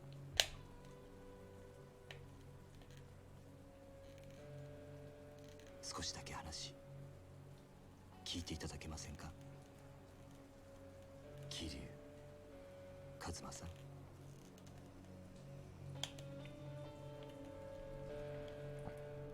Look at that boy. That boy, that boy.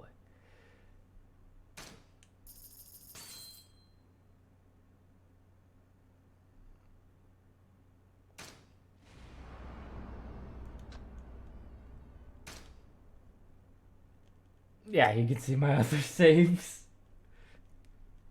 Chapter 2. Dun dun dun dun dun dun dun.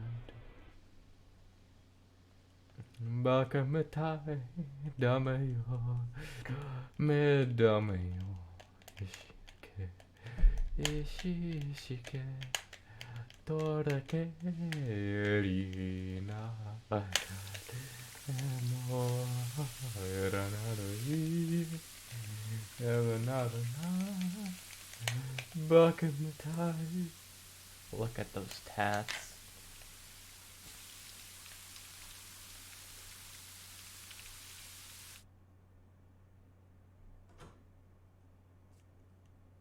Oh, what the fuck?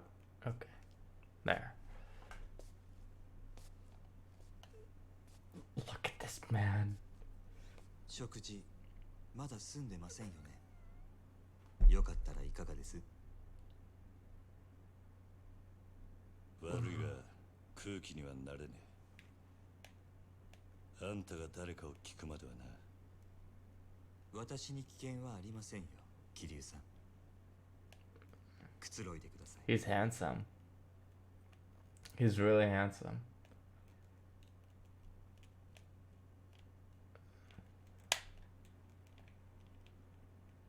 俺の服はだいぶ汚れていましたのでクリーニングさせています。すぐにお返ししますよ。立花さんだったな。ええ。ご安心ください。私は堅気の人間です。カムロ町で不動産屋を営んでいます。不動産屋？それが俺に何の用だ？料理本当に食べないんですか？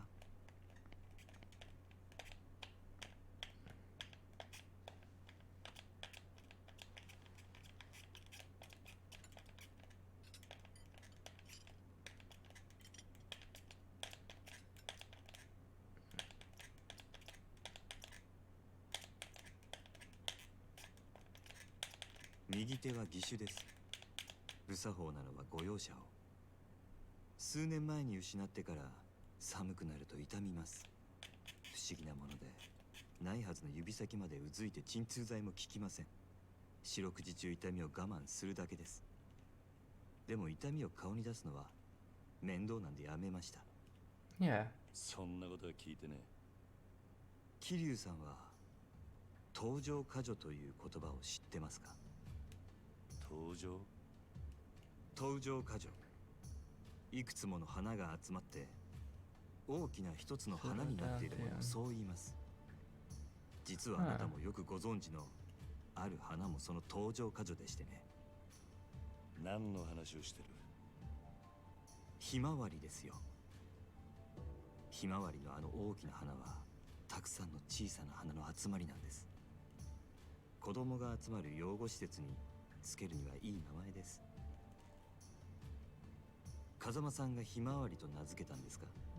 Who are you? あなたはひまわりで錦山さんと兄弟同然に育った。もう一人沢村由美さんというお嬢様です。やがてあなたと錦山さんは親と慕う風間さんを追って極道の世界に入った。そして今は殺人の濡れ衣を着せられその影響で風間さんも波紋の危機に。もういい。あんたが俺を調べたってのはよく分かった。大した情報源を持ってるらしい。Yeah. だがなんで俺を調べた？あんたの目的は何なんだ？今カムロ町の不動産屋が欲しがるものといえば一つしかありません。殻の一粒に決まっているじゃないですか。また殻の一粒か。私と手を組んでいただけませんか、桐生さん。堂島組の若頭補佐たちが殻の一粒を手にすれば風間さんは波紋を免れません。ですが The music in this game is so fucking good. 風間さんを守ることができます。それにあなたの濡れ衣も晴らさなければカムロ町における我が社の情報網はちょっとしたものです。私と手を組めばきっと真犯人を追えます。なんでそこまでして俺を引き入れようとする？あんたの本当の目的は何なんだ？俺の服を返してくれ、立花さん。私の申し入れを拒むと。あんたの話は俺にとって都合が良すぎる。この町じゃそういう時ほど用心しなきゃなんない。生き残るためにはな。なるほど。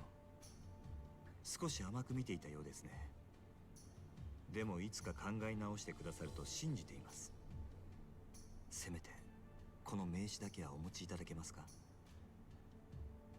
ああ、分かった。服はすぐに持ってこさせます。では私はこれで。 Oh shit.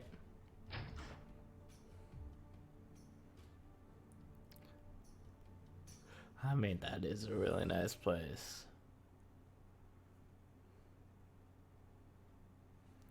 Could still being a cutie casually.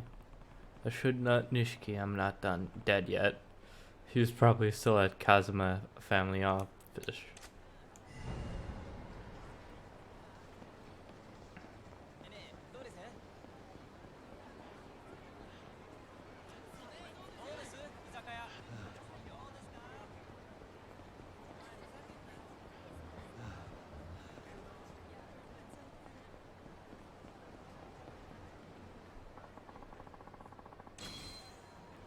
Pocket tissues.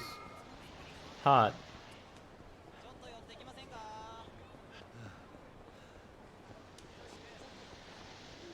Alright. What's this?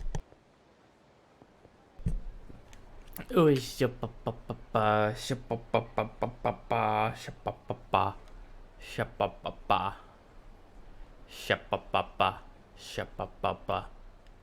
Purple tie, man, you have a nice tie. I think I have that tie. Kashiwaki-san. Kirayo. Nishiki. 大丈夫だったのか？おいマジかよ、よく殺されなかったな。なんだがこれで俺はきっちり堂島組を破門になった。そうか。それじゃあおやっさんももう大丈夫ってことか？おやっさんのことはまだだ。俺の濡れ衣が晴れねえ限り堂島組はおやっさんに責任かぶせる気でいる。なんでだよ。お前がもう組を抜けたってのにか。ああ、ただそれでも一歩前進だ。堂島の大門が外れた以上こっから好きにやらせてもらう。クゼを捕まえて真犯人の居所を吐かせてやる。そうだな。わかった。それじゃあとりあえず柏木さんにも伝えねえと。Yeah.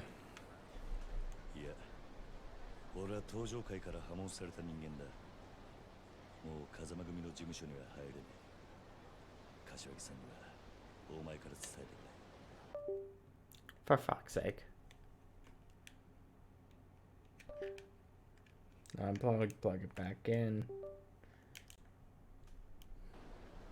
何言ってん Oh, come on. Don't be like that. It's fine. Come inside. せめてものけじめだ。錦、きっちり筋は通す。筋って、お前は何も悪いことしてねえのによ。だったらお前、この後アパート帰るだろ。俺もすぐ行くから、詳しい話はそこで聞かせてくれ。わかった。じゃあ、後でな。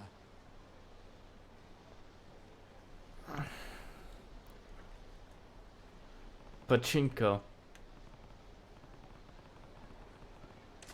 Alright.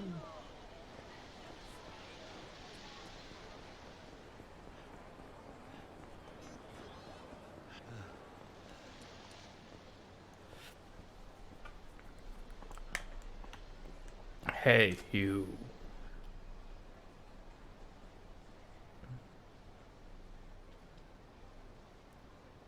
Fucking Rust money.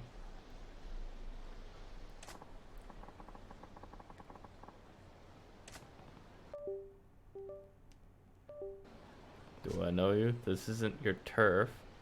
Why should I have to tell you anything? I'm not here to chat. If you don't want to get hurt, you'll have to get lost. So this is a shakedown. You should pick your targets better. I don't give to chumps like you. I guess we'll have this the hard way. Hope you're insured.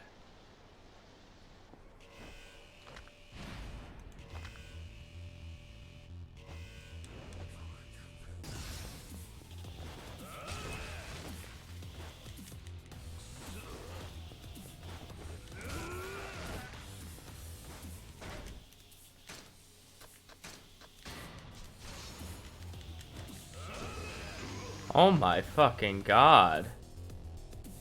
I didn't even get 2 punches in.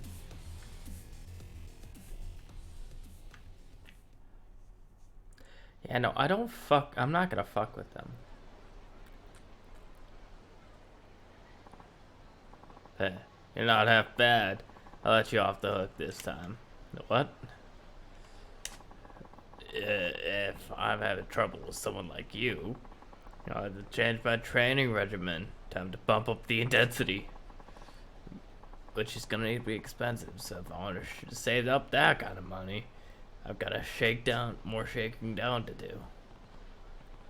Damn it, get back here. Hey, you okay, man? Yeah. You just had the misfortune of meeting Hiroya Ekishira. Mr. Shakedown, they call him. Mr. Shakedown? Yeah, he'll go after anyone that crosses his path, and then he takes everything they've got. You seem like the type you can hold your... But this guy's a whole different level. If he sets your sight, you run for it. Definitely more than the average tough guy can handle. Still, I wish someone would come along and beat all of his stolen money out of him, though. What he got you to? Damn right he did. Took my whole holiday bonus. I knew I should have made a beeline with a bank for it. Be careful, too, next time you're sitting on cash.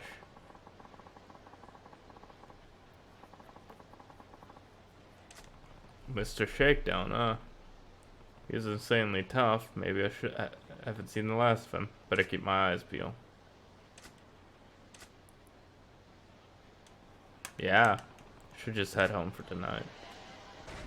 Now let's eat some money.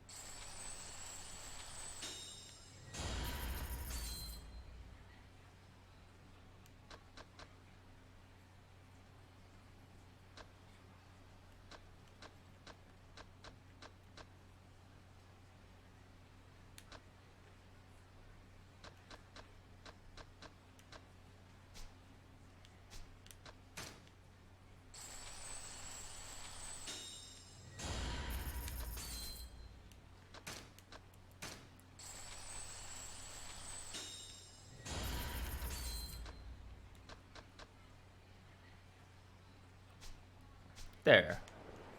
That should be good enough for now.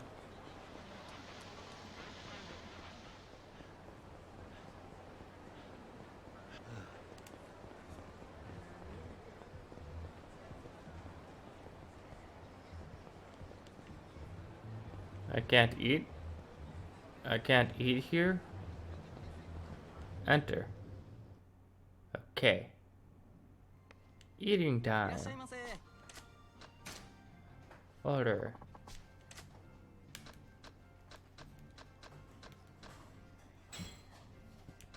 Order. This is good. Thank you so much. Can you come back again? Exit.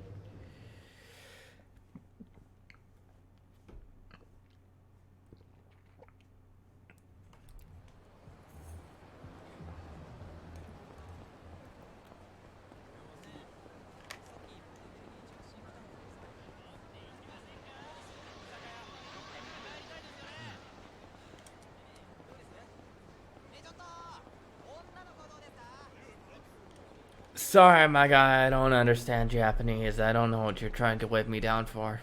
Hey, lady.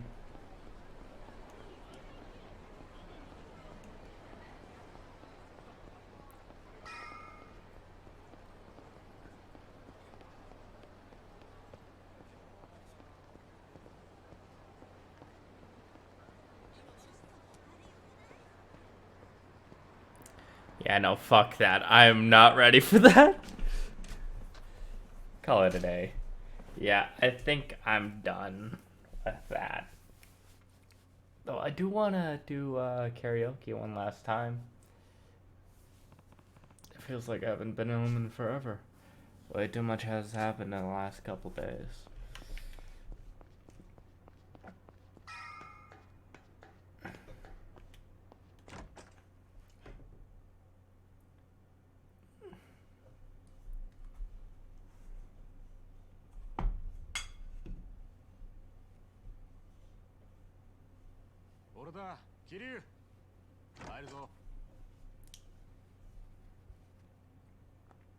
ビールしかねえぞ。わかってるって。他に期待しちゃいねえ。錦。あれから柏木さん、なんか言ってたか。いや、何も。そう。ベア。でもお前が生きて戻ってきたの見てから、またすげえ勢いで冷麺食ってたよ。それまではむっつり黙って何にも喋らなかったんだけどな。あの人らしい。だろ。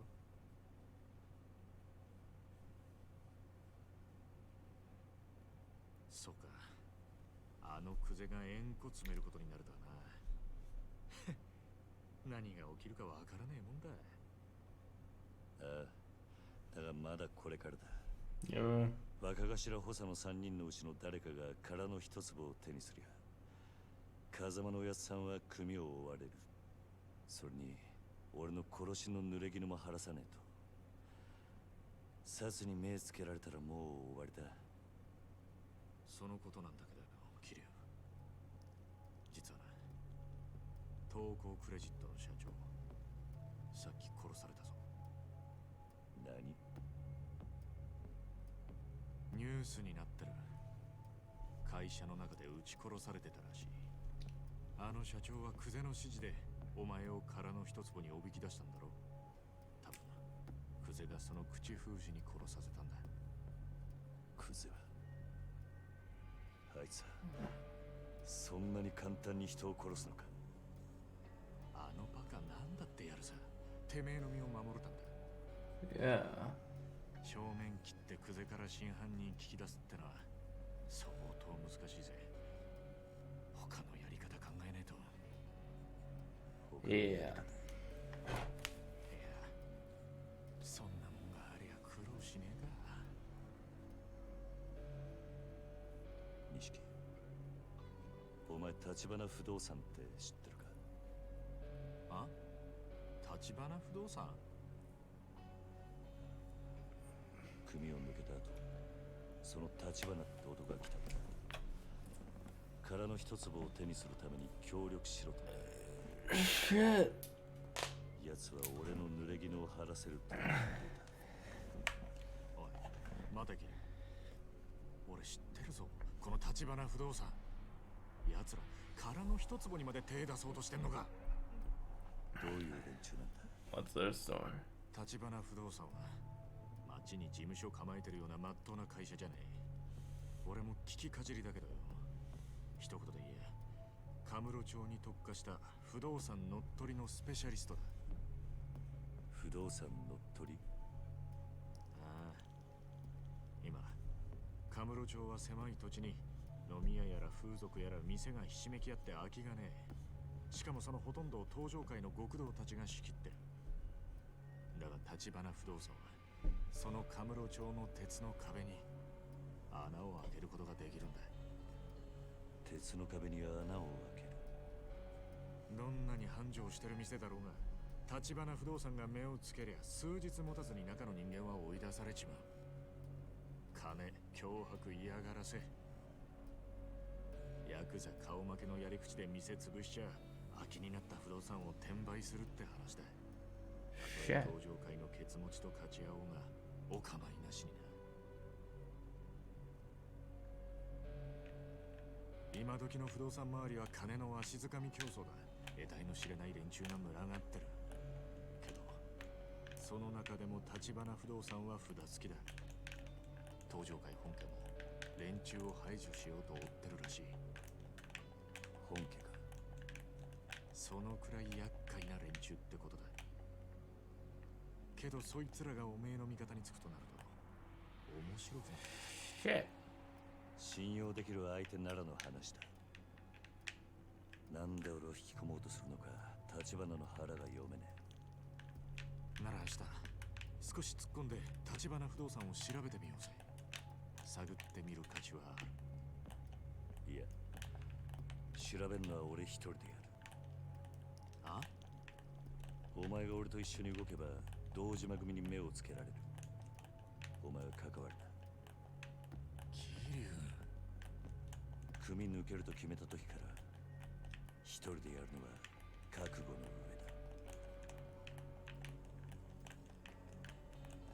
だ。Yeah. Doom boom.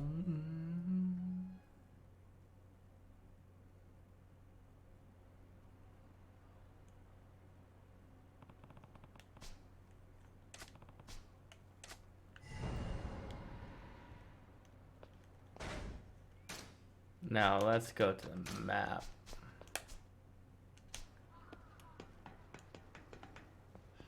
Do. Go to Camarocho? Yes, we're going to Camarocho. We're gonna do karaoke now. Karaoke.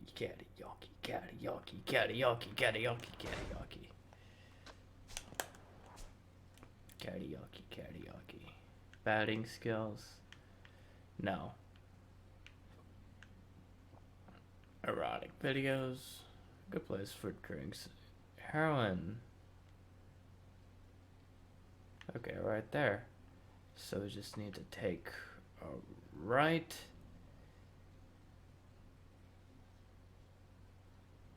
Go down, right again, left.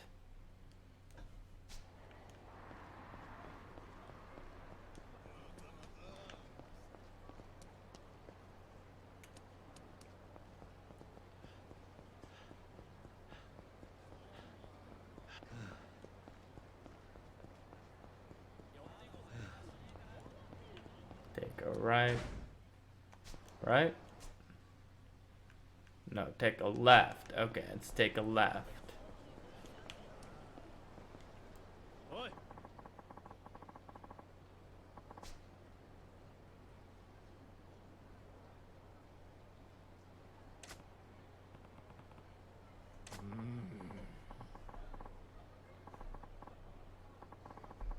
Performance started.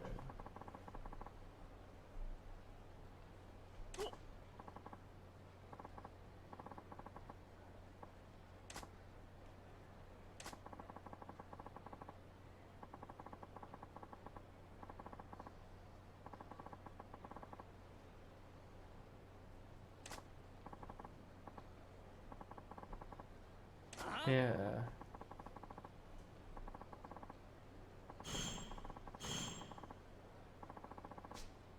Interesting. Well, we'll do that later. We'll do that in a second. We're going to do what epic gamers do, and we're gonna try to get a 90 on Judgment and Bakumatai.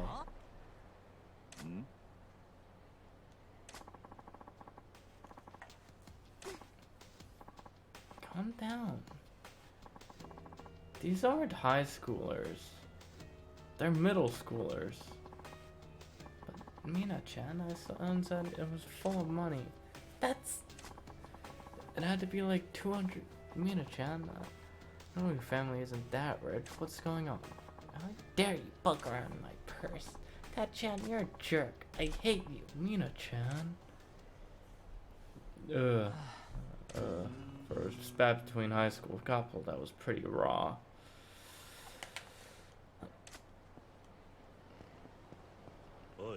Hey. Who are you? Nobody special. Already spat. Didn't like what I was hearing. Oh, yeah. You were really going at it there, huh? Sorry I made you uncomfortable. That girl Mina is my girlfriend, but she's been acting strange recently. Strange how? All of a sudden, she started turning me down a lot. We never go on dates now. Well, you guys are young. There must be a lot going on in her mind. Sure, if that was all, I could understand, but she's also throwing a lot of money around lately. On the rare occasions we do date, she's always wants to go buy lingerie by the bagful. Got suspicious, went through her purse, and I found at least 10,000 notes in it. Shit. That sounds fishy. I worry about Mina-chan is selling herself. Whoa. Isn't she still in high school? Yeah. That wouldn't explain why. Wouldn't that explain when buying new lingerie? I know. Would you mind checking in on Mina for me? She just what? Why me? Well, if I had to see Mina, that would scar me for life. I can understand that, but please, I'll give you some kind of reward, please, to find out what Mina-chan is doing. Okay. Alright, fine. I'll go check in on her. You will? Yeah? What kind of... No, girl, what kind of... Yeah. Oh, man. She's not selling herself to sleazy geezers. Yeah.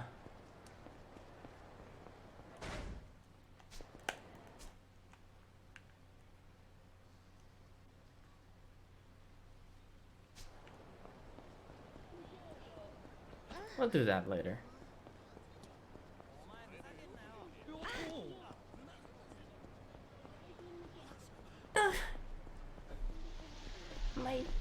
My fucking high-pitched voice that makes me sound like a fucking 5-year-old.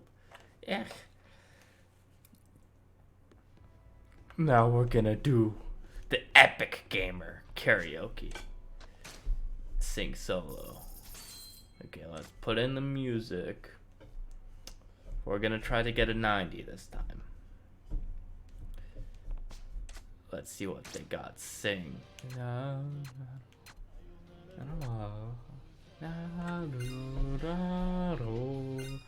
Judgment 2.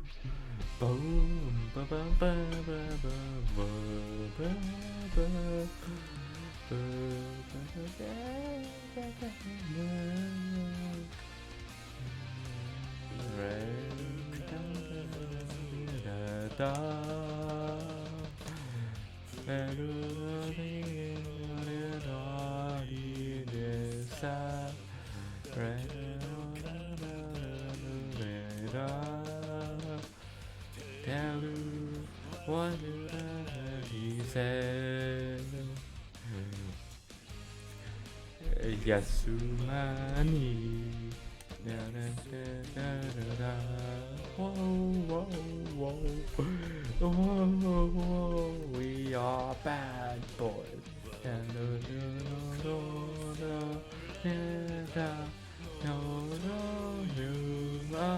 No, just do us who are breaking the law, breaking the law. I'll say, and then tenderness, breaking the rules. Gotta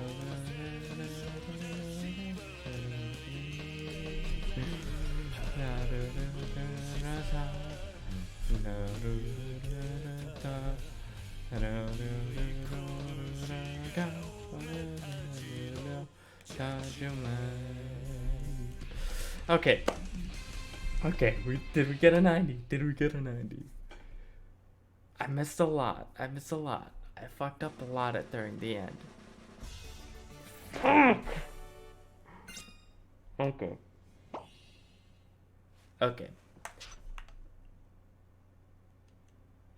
Okay, we're gonna do Bakumatai though. We're gonna do Bakumatai now. Bakumatai, dame yo.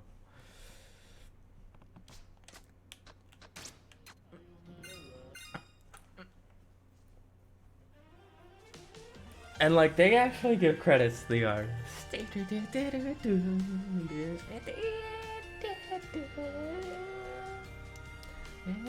Oh wait, what?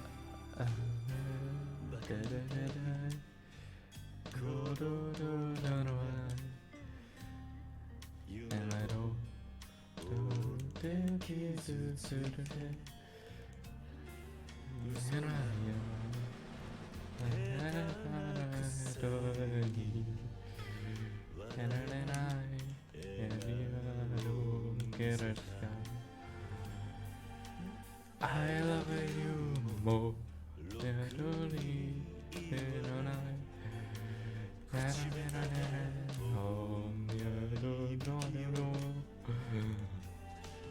More money, mano ni doshite.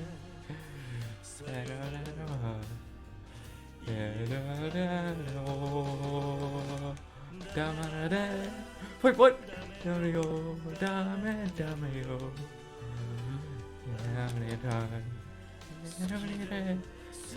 Suki de. Don't care.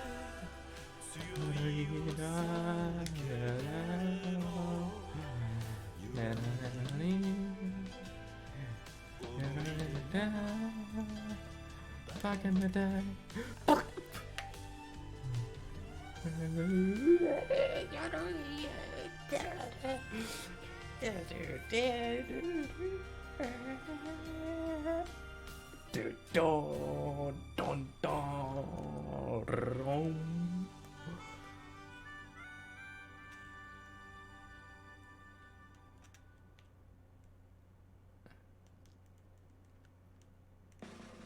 I fucked up a lot there. I got a 77. Karaoke, but okay. We could do better. We could do better than that. We could do better than that. I have plenty of yen, so let's do this. We could do better. We could do 80.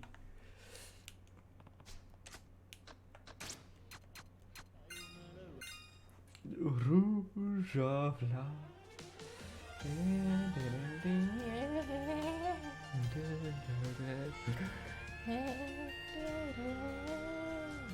I sing for you. Back in my time, Corona than one night. Emelo, Baru Devi, so Saturday. Yamana.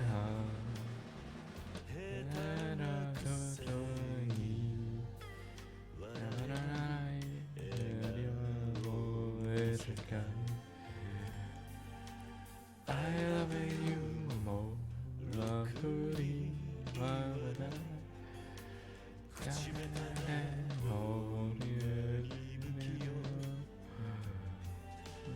Yamani,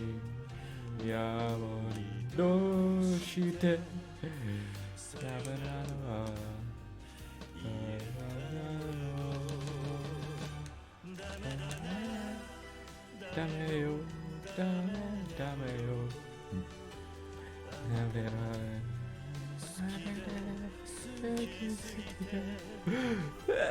Look at our kid.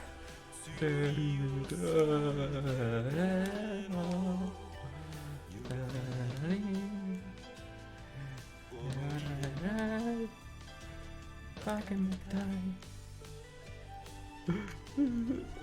I fucked up so many times there. Fuck. Oh, fucking hell. Controller. Fucking work. Fucking 11. I think I did worse that time. I think it's gonna be like 77 or worse this time. So I think that's enough karaoke for today, though. Unless we want to do some of the... Yeah, 77. Exactly the same.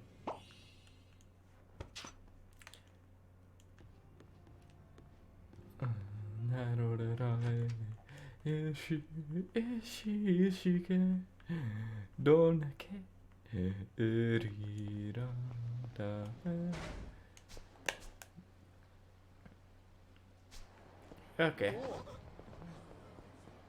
We buying drugs now. Fuck that.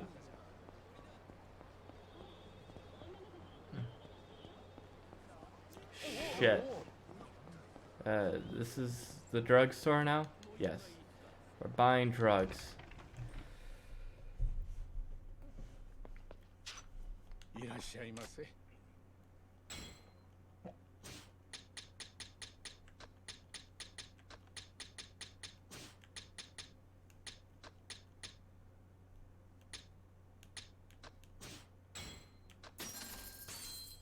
There.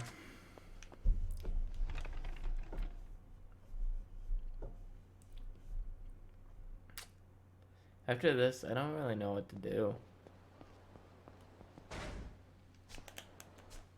Like,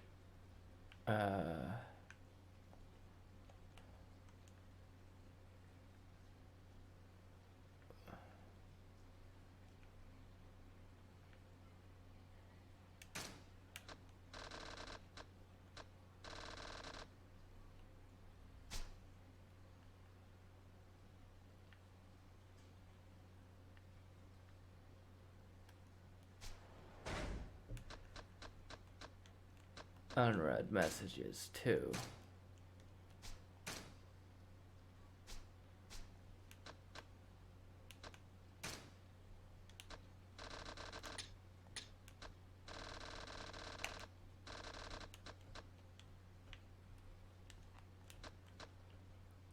Tai Boulevard East.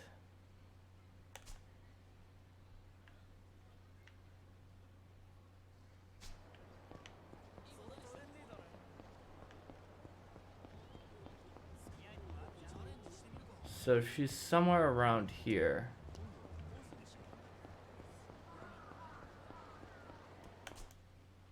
Right?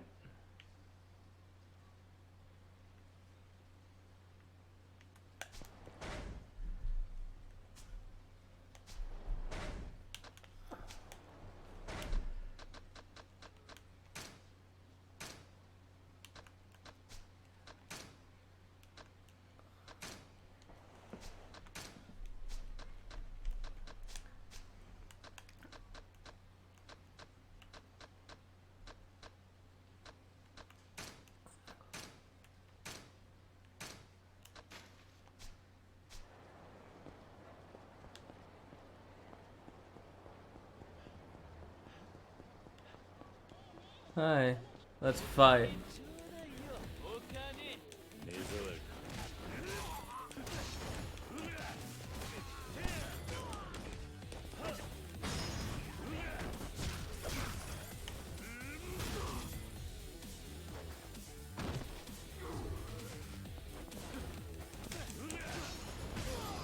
Yeah, fuck you.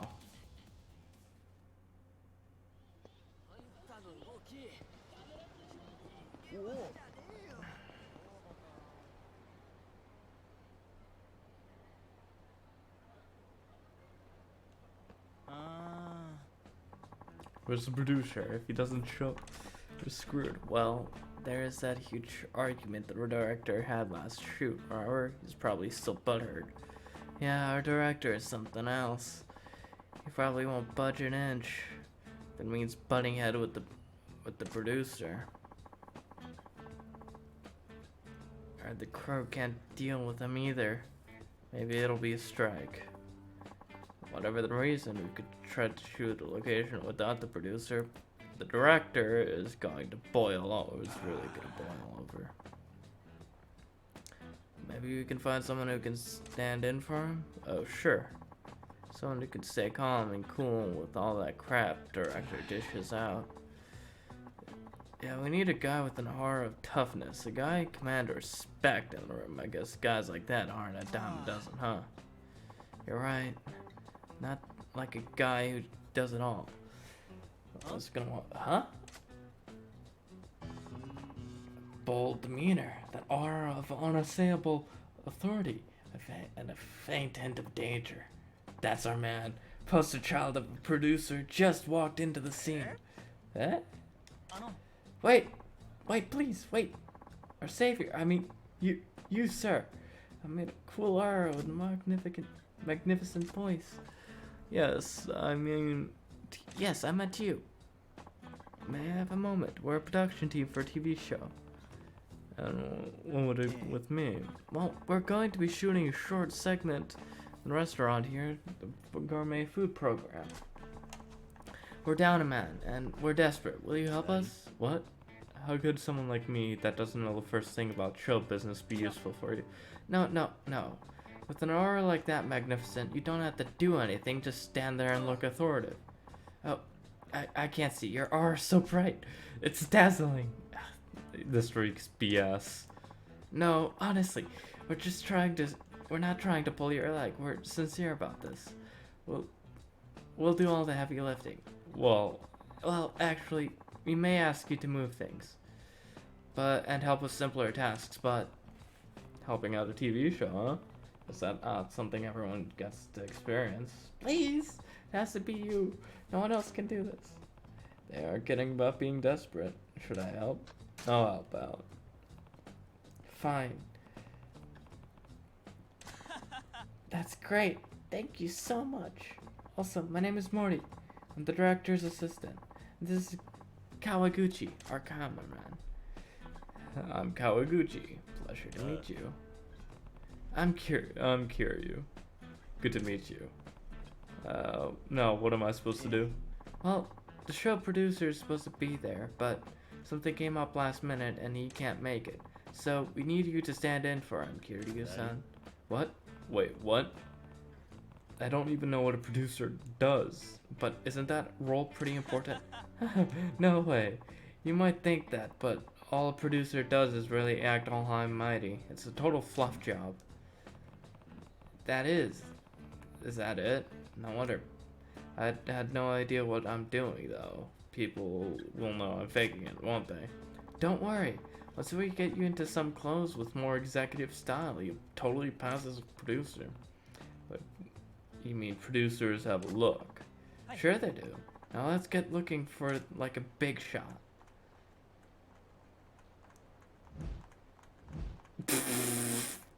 He looks so dorky. Oi. Guys, do producers seriously dress like this? Absolutely. You're a picture-perfect producer. Isn't that right, Kawaguchi-san? Isn't that right, Kawaguchi-san? Okay. So, what am I supposed to do? Well, our director is on the way. All we need to do is deal with him and keep his... He's kind of a diva, and he says some weird stuff, so just try not to set him off, and you'll be fine. I'm having second thoughts here, but I'll see what I can do.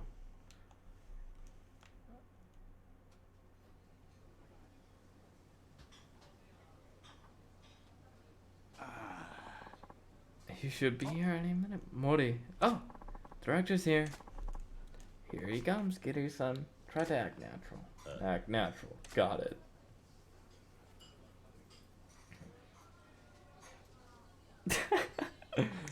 Ciao, lovelies.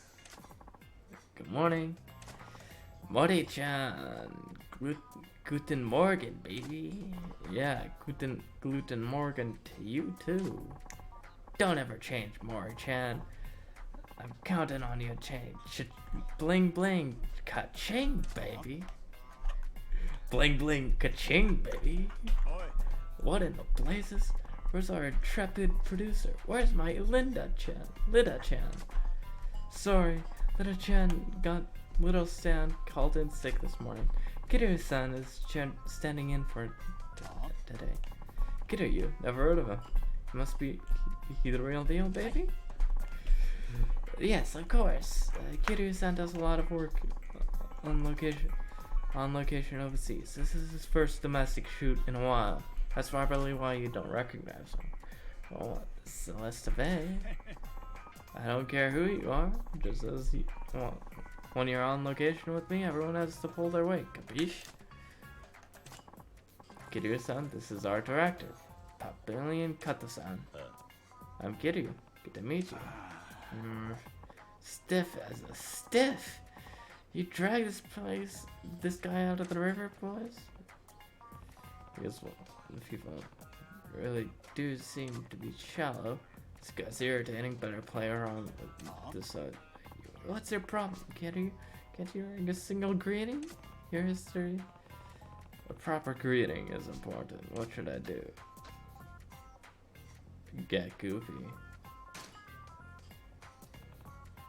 When in Rome, I guess do what is right. Hey, Papa-chan. Let's get this shoot rolling so we can wrap up before my next reading. Chop up, chop, yeah? I love it. Didn't expect that from you, Kiryu-chan, but I dig it. Today's gonna be bada bing, bada bing. I guess that one, well. Dun dun dun dun dun. Bow, bow, bow, bow. So, anyways, where's this babbling bit of window dressing? She's on deck for our dining report. Window dressing? Is that TV jargon? Yes, about that, our reporter, Yakuza. Wait, what the fuck? Why did my...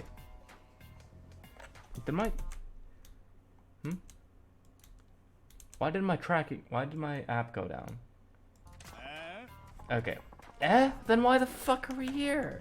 That was your job to lock down the talent. You did that, didn't you? Sorry, I forgot to get her schedule in time. She's on her way right now. You incompetent imbecile!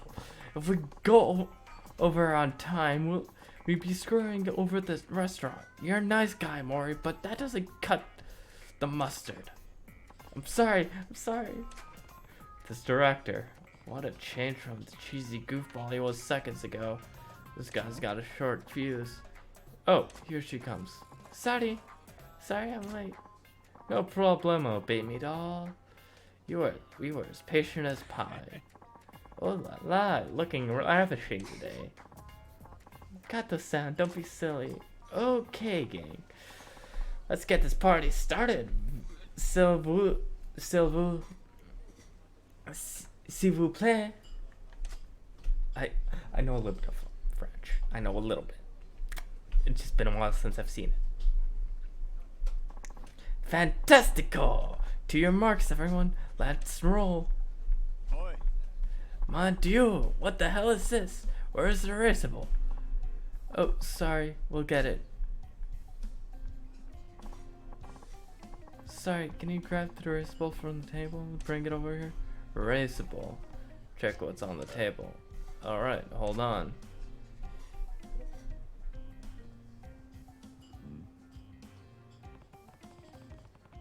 There are pretty random things on the table.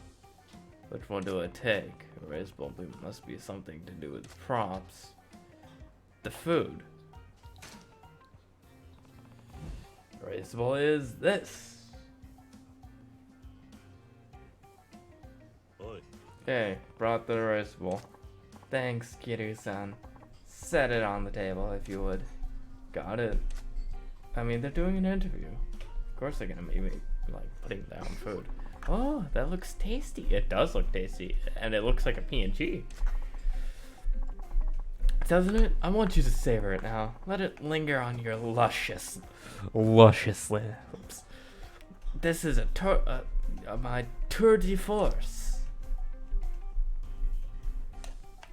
Thanks.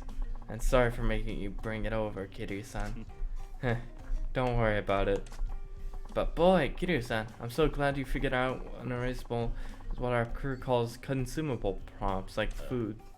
Yeah, I figured food was erased when it's eaten. Brilliant! This shoot's going smoothly thanks to you. Managed to be useful somehow. Yes.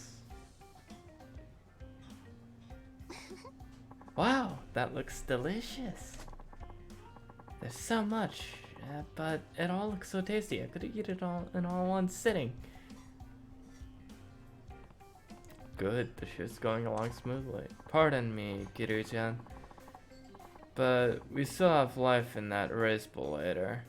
Could you be a doll and goat and grocer for me? Sure. Grocer.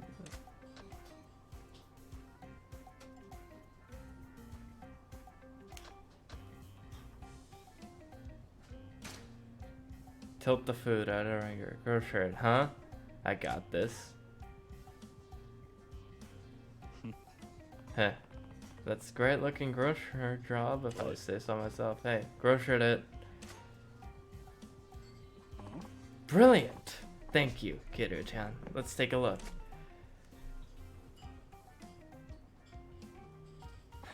Magnifique! Magnifique! The erasable is angled like a grocer's display. When you grocer a prop, it means tilted at an angle, like how a grocer displays produce on the shelf. It's easier to film still life that way. But you knew that, of course. Yeah. Yeah.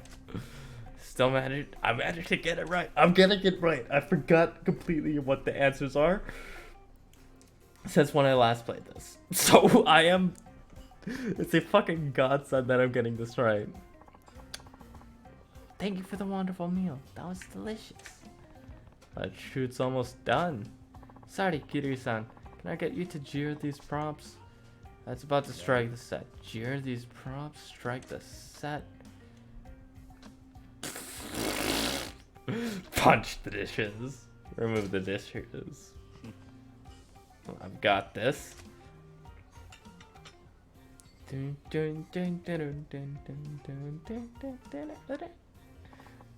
you, Kiryu-san. I'm sure glad about putting one new strike the set. It was obvious, by the way. We can clear out as soon as the filming is done. Smart thinking, Kiryu-san. You're looking ahead of whatever needs doing. All hail the world's best producer. Alright, yeah, right. No, seriously, you're really helping us out. Looks like I got that right. Thank you, everyone. Thank you. That's a wrap. Let's blow this popsicle stand. Shoot's over, I guess.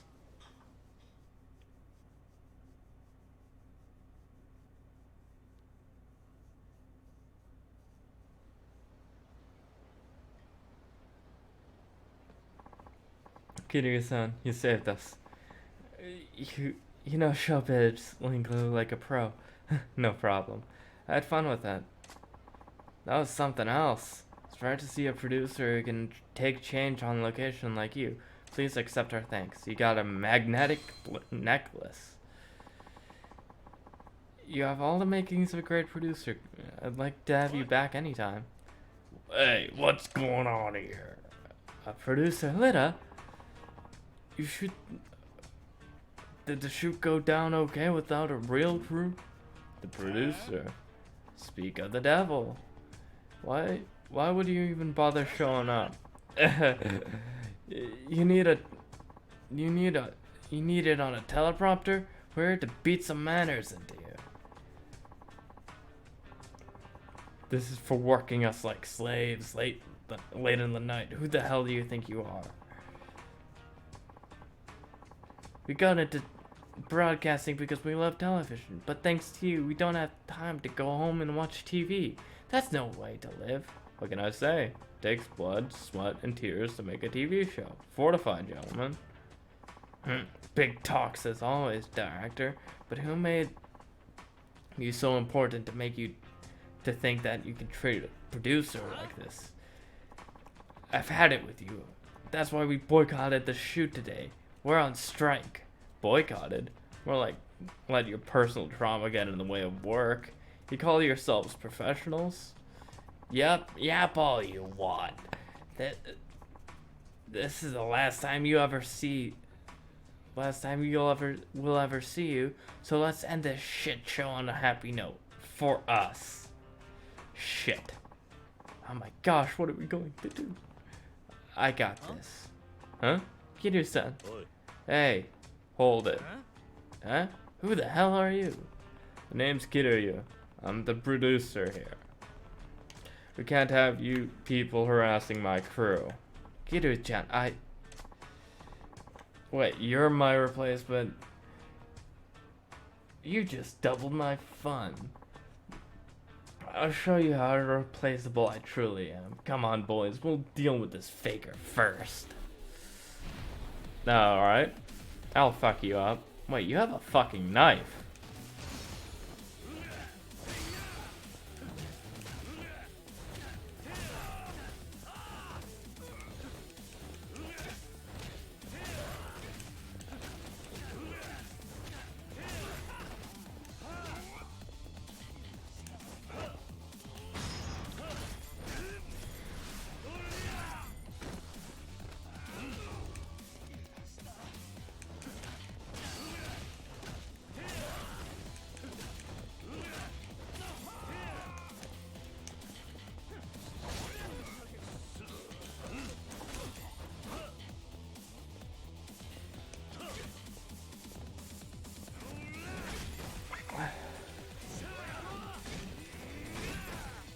Yeah.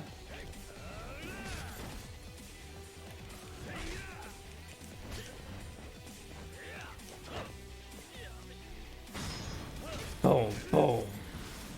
Boom. Yeah. We won.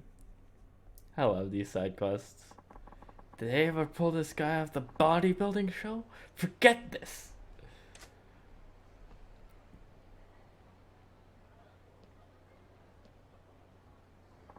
Kiryu-san. Are you alright? Yeah. Thanks million, Kiryu-chan. At least an amateur like me can do. So you were faking it all at all. After all, Kiryu-chan, you knew? I'm no fool. I knew something was off the moment we... First off, the moment we met, you were like a fish out of water from Hello. Couldn't be full of pro after all. But if you knew, why didn't you get rid of me right away? Because, Kiryu-chan, you did the best you could with such passion despite not knowing a damn thing.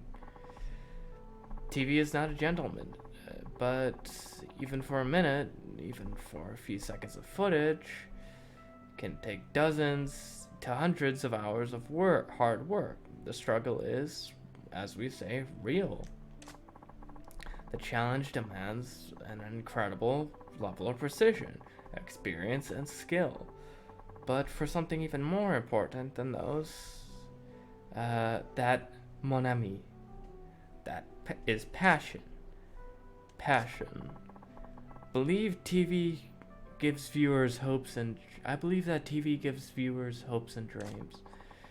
There are people out there who can be inspired by TV and to change their jobs or even their way of life. I think TV is a medium that has the power to change people's lives for the better. You might be right about that. Most deaf. And that's why we make programs with passion. No No matter how hellish the process may feel. As creators, we are the dream weavers. It is our duty to pass those dreams on to others. You're quite the director, you know that? Pish posh. I'm an overbearing loser who can't even hang on to a solid crew. I want to bring that same passion I have to work into them. I can never seem to get through to them. Yeah. Director Kato, what you just said, that moved me to the core. We have a lot of growing up to do. I want to do more.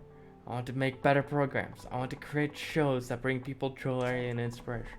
I want our channel the art of film. So please, we want you to keep us on like keep on us like you do. You guys. Sounds like you got through to them, don't you think? They get your old-fashioned sense of passion. Kiryu-chan, thanks honestly. You truly are a great producer. So you won't stop giving us hopes and dreams, right? Ah, contraire, mon frère. We'll show you the dreams you've yet to see in your mind's eye. Okay, boys? Production meeting. Let's drill down the plan and better shows from the top. What? We just wrapped up. Have mercy.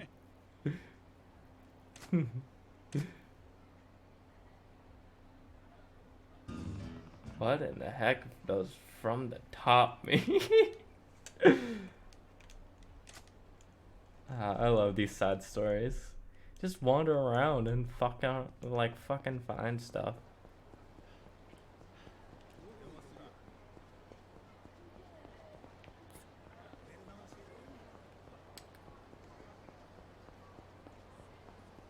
Imagine if like we went around and we saw like not the Sega arcade, but like a Nintendo arcade, but it looks like really shitty.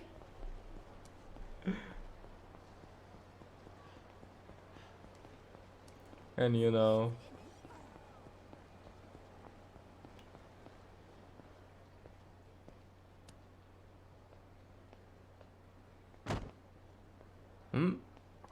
yikes. Oi. Hey, you alright? Figures I would bump into so like, oi, oi, you are an old man. This is going down well. Are you alright? No, what's the big deal, yo? Sorry, watch where you step. Shit for brains. I'm not gonna hurt you or anything. Are you an asshole? Alright, if that's how you want to play it out. What? I'm so sorry. No, I mean, I'm in a rush, you see? So please get lost, you punk ass so-and-so. I love that one. What just happened? Damned Yankee.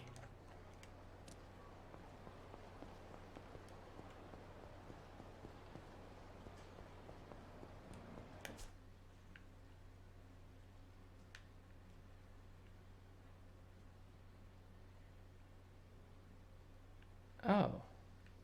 Now I'm seeing that shit.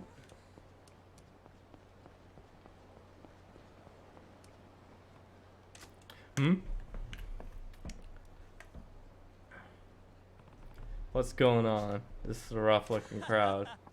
Oi, I'm frickin' stoned for a street show like the Yomachi Silvers.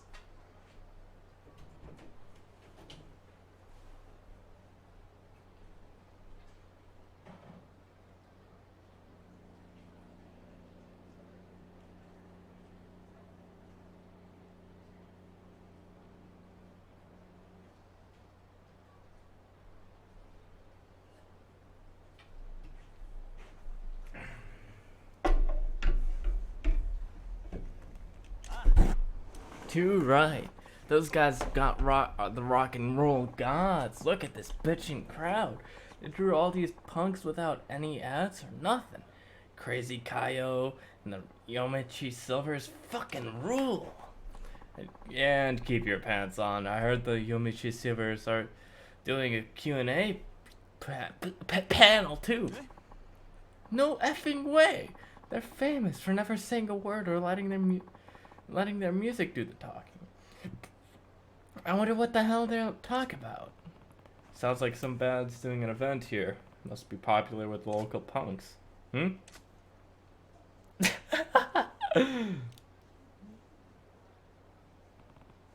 Is that... Hey. Oh my gosh. Look at all these people. Holy cow. What are we going to do? Hey, you. Yikes! Gee whiz, pal. I nearly peed my... what are you doing? Chopping my behind me, you ugly knob. Yeah, sorry. I should apologize for bumping into you early. Oi, who? Oh, you're that man. No, I should be apologizing for my own care. I mean, whatever. Piss off. The pompadour. I'm sure.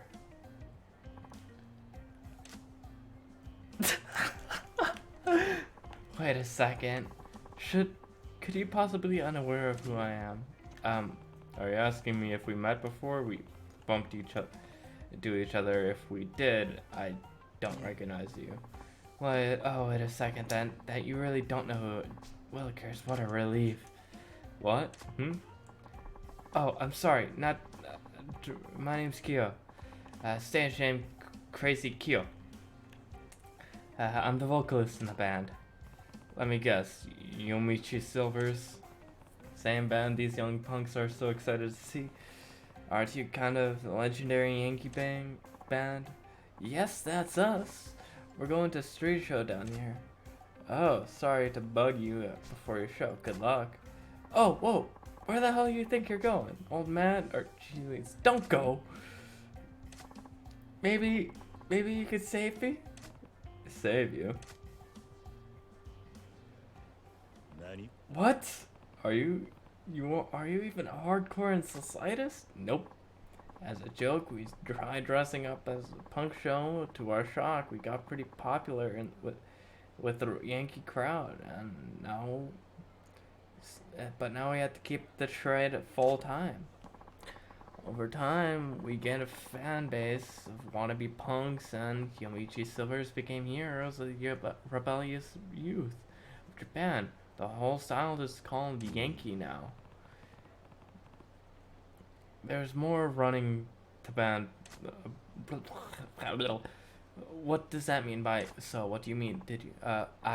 Actually, I want you to teach me how to be a hardcore hooligan. Teach you to be a Yankee? Yes. You see, today's event, we have a live panel, meet and greet for the fans.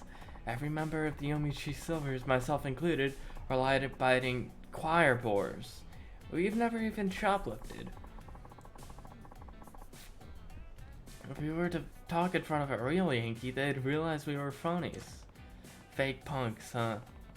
Now that you do mention it, the way you talk doesn't match how you dress at all. Right? So if we spoke to our fans, we'd lose all our credibility, popularity in an instant. Or worse, if we want they want revenge for fooling them. Okay, but do you have to do this panel thing? Why not just skip it? I don't want to do that either, but I don't want to do it either, but our agencies, we need to hone our speaking skills. If we want to stay popular, they're making us do this. So we've been avoiding every situation. We might have to talk instead of performing, but now... Got it. So you want me to teach you how to behave like a Yankee, so you can talk like one. But why me? Well, because you're my ideal of what a hooligan should be.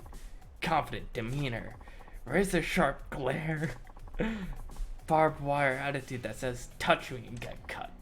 And yet, you also exude a sense of kindness, a guy who extends a helping hand to the weak, a hooligan with a heart of gold. That's my ideal, a Yankee. Yeah, well, I am Yakuza, kind of. You could teach us not to blow, so we won't blow our cover. More than that, you think to give us Yankee wisdom. that will propel the Yomichi Silvers to new heights of hooliganism.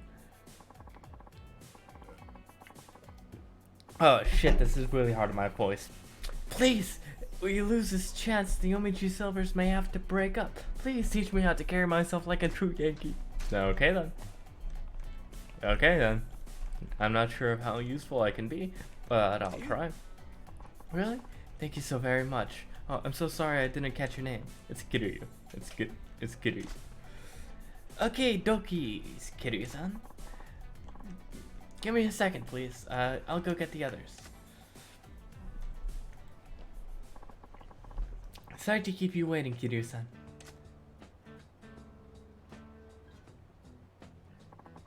This is our drummer, Sleazy Terashi. Hey there, I'm Terashi. My stage name is Stacy, but I have no experience with the ladies. I've never even seen a boob.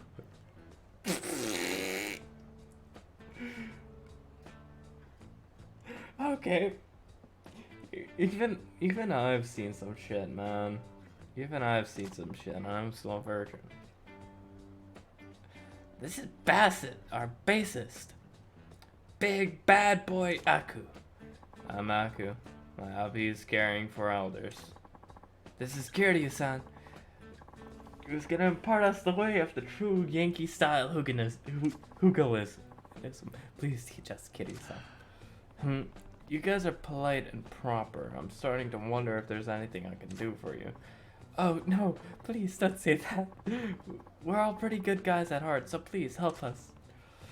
In your case, being pretty good guys is the problem. I have to agree with this, so somehow we have to hard-edged punks. Yes, please. How can I show you guys to be tougher, though? Well, maybe you can opening a remark for little old me. Opening a remark.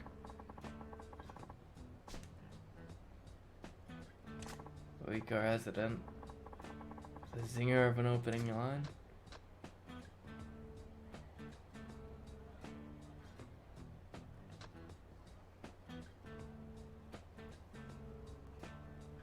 Hello, but in English. How about opening with hello, but in English? English? Do you really think so? I mean, a hooligan speaking English, is that in Yankee style? I think it would be just right for a Yankee. Young rebels, hard fall hard for what's cool. English is the language of rock and roll. Think about it. Their hero, a vocalist of Yomichi Silver, speaks a language they don't know.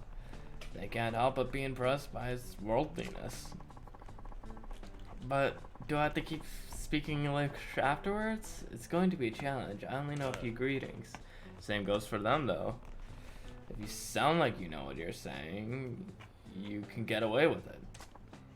Yeah, see, that's... I'm not quite convinced, but I'll get my best. Rock and roll! Oi, Kiryu-san. Question. What is it? Well, agency told me to tell friends how I spend my days off when I'm not rehearsing or performing. Days off, huh? Makes sense, fans would want to know day to day.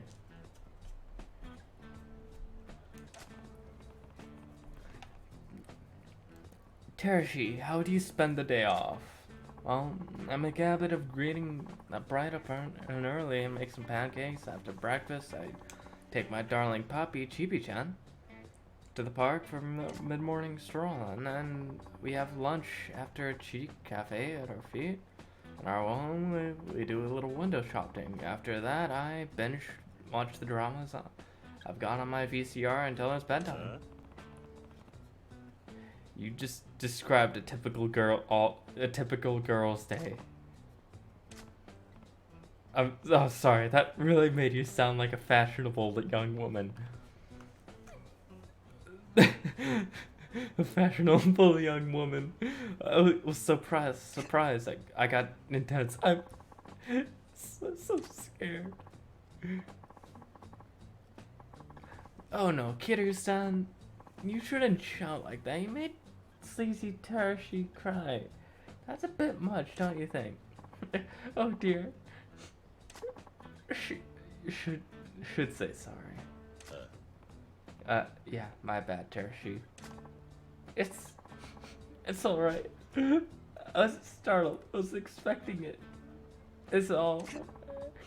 So, how about, yeah, right. One thing's clear. You can't tell the fans how you really spend your free time. No, I guess not. What should I say? What do I do? Rescuing puppies. Say that rescue puppies on your days off. Rescue puppies? Kiryu-san, I'm not really sure I can really picture myself looking cool doing that. Terashi, think about it. There are plenty of Yankee who just act tough and nothing more. They're a dime a dozen. But you guys, Yomichi Silvers, are street heroes. When real men get tough, they'd rather than beating everyone up, they start wanting to protect the innocent. Ah, you're right. Action comics, greatest heroes defend. Often fights defend the weak. See? Told you so. Saying you rescue puppies will instantly win their hearts of fans across the land. I get it. Letting people catch glimpses of compassion behind a savage exterior will give you a commanding presence that's irresistible to any woman. Kiryu-san? Oh, you're bad at Boraku, right? What's the matter? What else? Naku, you didn't get a topic like Terashi? Nope. Told him to wing it. He was free to talk about whatever, even though he's practically mute. Bad boy Aku even has a backstory, locked up in a juvenile reformatory for birth. Bad boy crushed packs of punks before he finished preschool. A square peg around the hole. Aku's man for a few words with a crazy backstory. What should he talk about? Make him sound hardcore. Just stay silent. Don't you think it'd be better just to stay quiet? Yeah, stay silent during the panel? Yeah. Nope. Aku was told he's free to talk about whatever he wants. That means he's also free to not talk at all. It's true, but... Which means... What would be worse? If he were to say the wrong things and wreck his image? From Aku's backstory, he would seem more hardcore if he just kept his mouth shut. When you put it that way, makes total sense. Okay, well, do that. Bad boy Aku stays speechless during his part. Sure. Are you good with that? Okay. Alright, we'll show how you'll run this discussion panel. Oh, yes, please. Yomichi Silvers are almost ready for you. We're almost ready for you. Oh, is it time? I mean, fine. Gah. Yikes, sorry. I mean, can you come out when you're ready? I'll be watching from the audience. Yes, please watch us. We're going to hit this hardcore Yankee thing out of the park. We're gonna kick ass and stuff.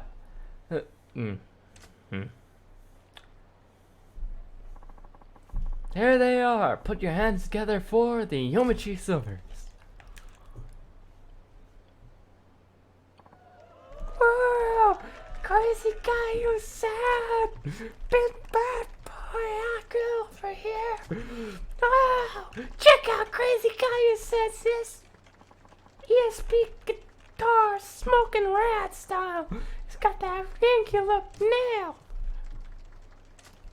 Wow. They really are. They are popular. When they're not talking, they really do look like they look like real greasers. Sopping wet hard rock after school turkey. Hit it, boys, hit it. Sopping wet high rock and roll after school. Terashi, Aku, hit it, boys.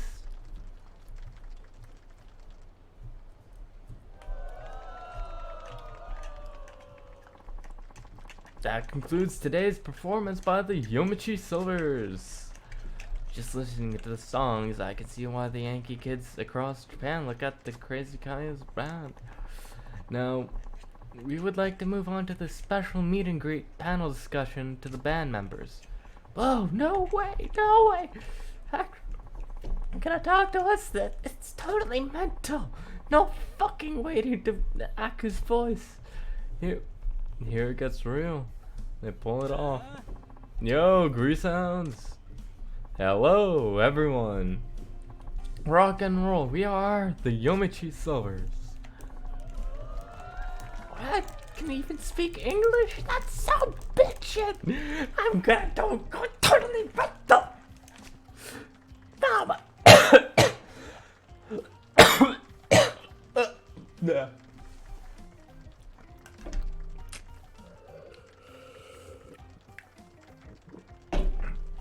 Oh my god, that totally authentic pronunciation drives me wild. I'm shitting bricks here. I'm fine, thank you. And you? Yeah! Yes, the audience loves it. Using English was a very good choice. Awesome, thank you, Crazy Kayo-san. Next, we would like you to hear from Sleazy Terashi and Bad Boy Aku-san as well. First up, Sleazy Terashi. Here's a question we got from a fan. How do you usually spend your days off? Ugh, when I gotta get off, I rescue puppies mostly. Yeah? Terashi-san, what are you going on about? Come on, man. Can't you picture it? Beat up cardboard box in the pouring rain, and the cute little puppies huddled inside, shivering from the cold. Now picture Sleazy Terashi-san tenderly holding an umbrella over the puppies, using his broad shoulders to shelter them from the wind. Imagine it.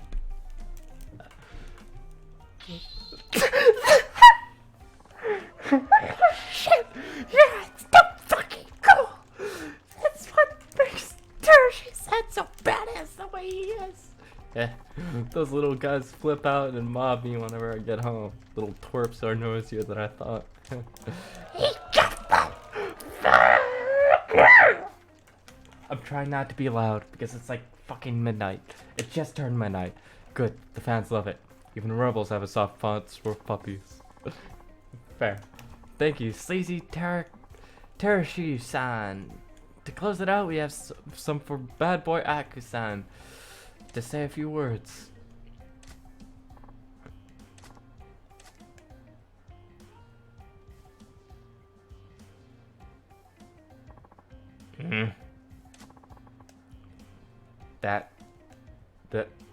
That was it?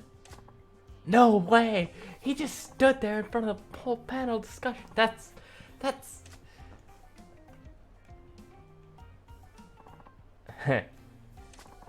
Holy crap! Bad Boy Aku-san's the coolest sweater rebel. He doesn't play by the rules. Not even his own rules.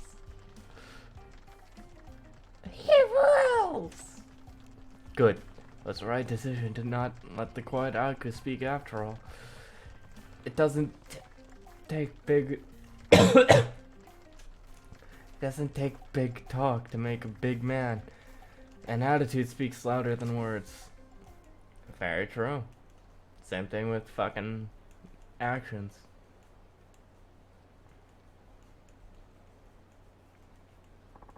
Kiryu-san, were you watching?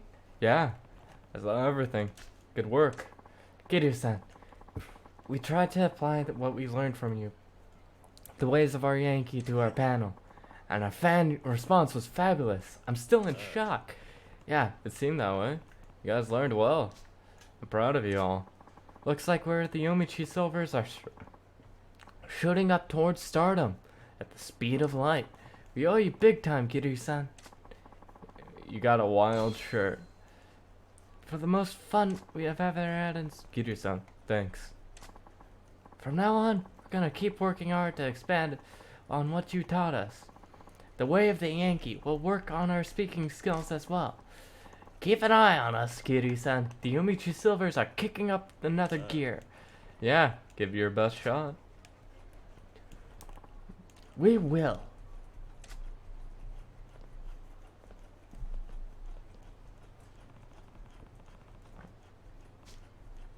At least those guys are diligent. They should survive the rough road and the entertainment somehow. Don't give up, you Mitchie Silvers. Don't give up. I love that. But I have been going on for 6 hours and my throat is a little bit sore. I like Yakuza. So let's save real quick and then I'll exit. Alright. Save box. Saved.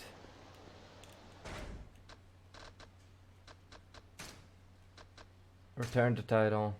Yes, return to title screen. Yes, I saved. I literally just saved.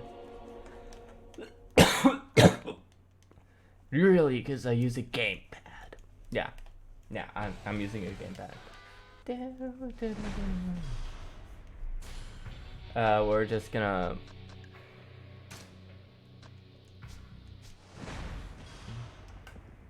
Alt F4. And I think this is...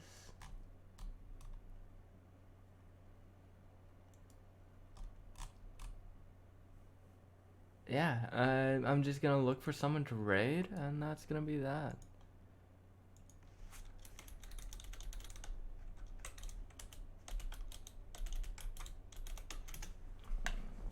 Find someone who is raidable.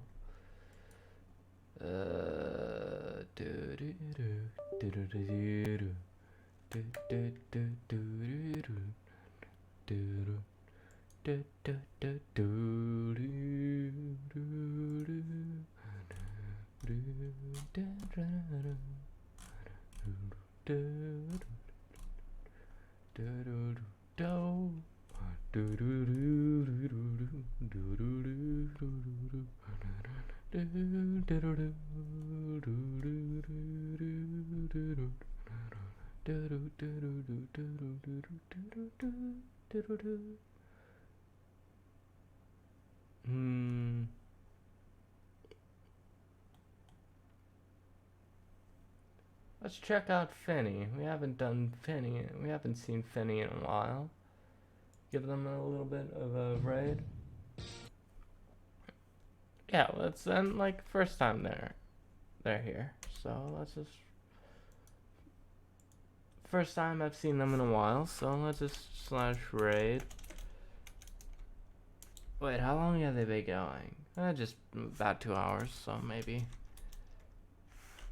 Yeah, I'm a bit smaller than them, but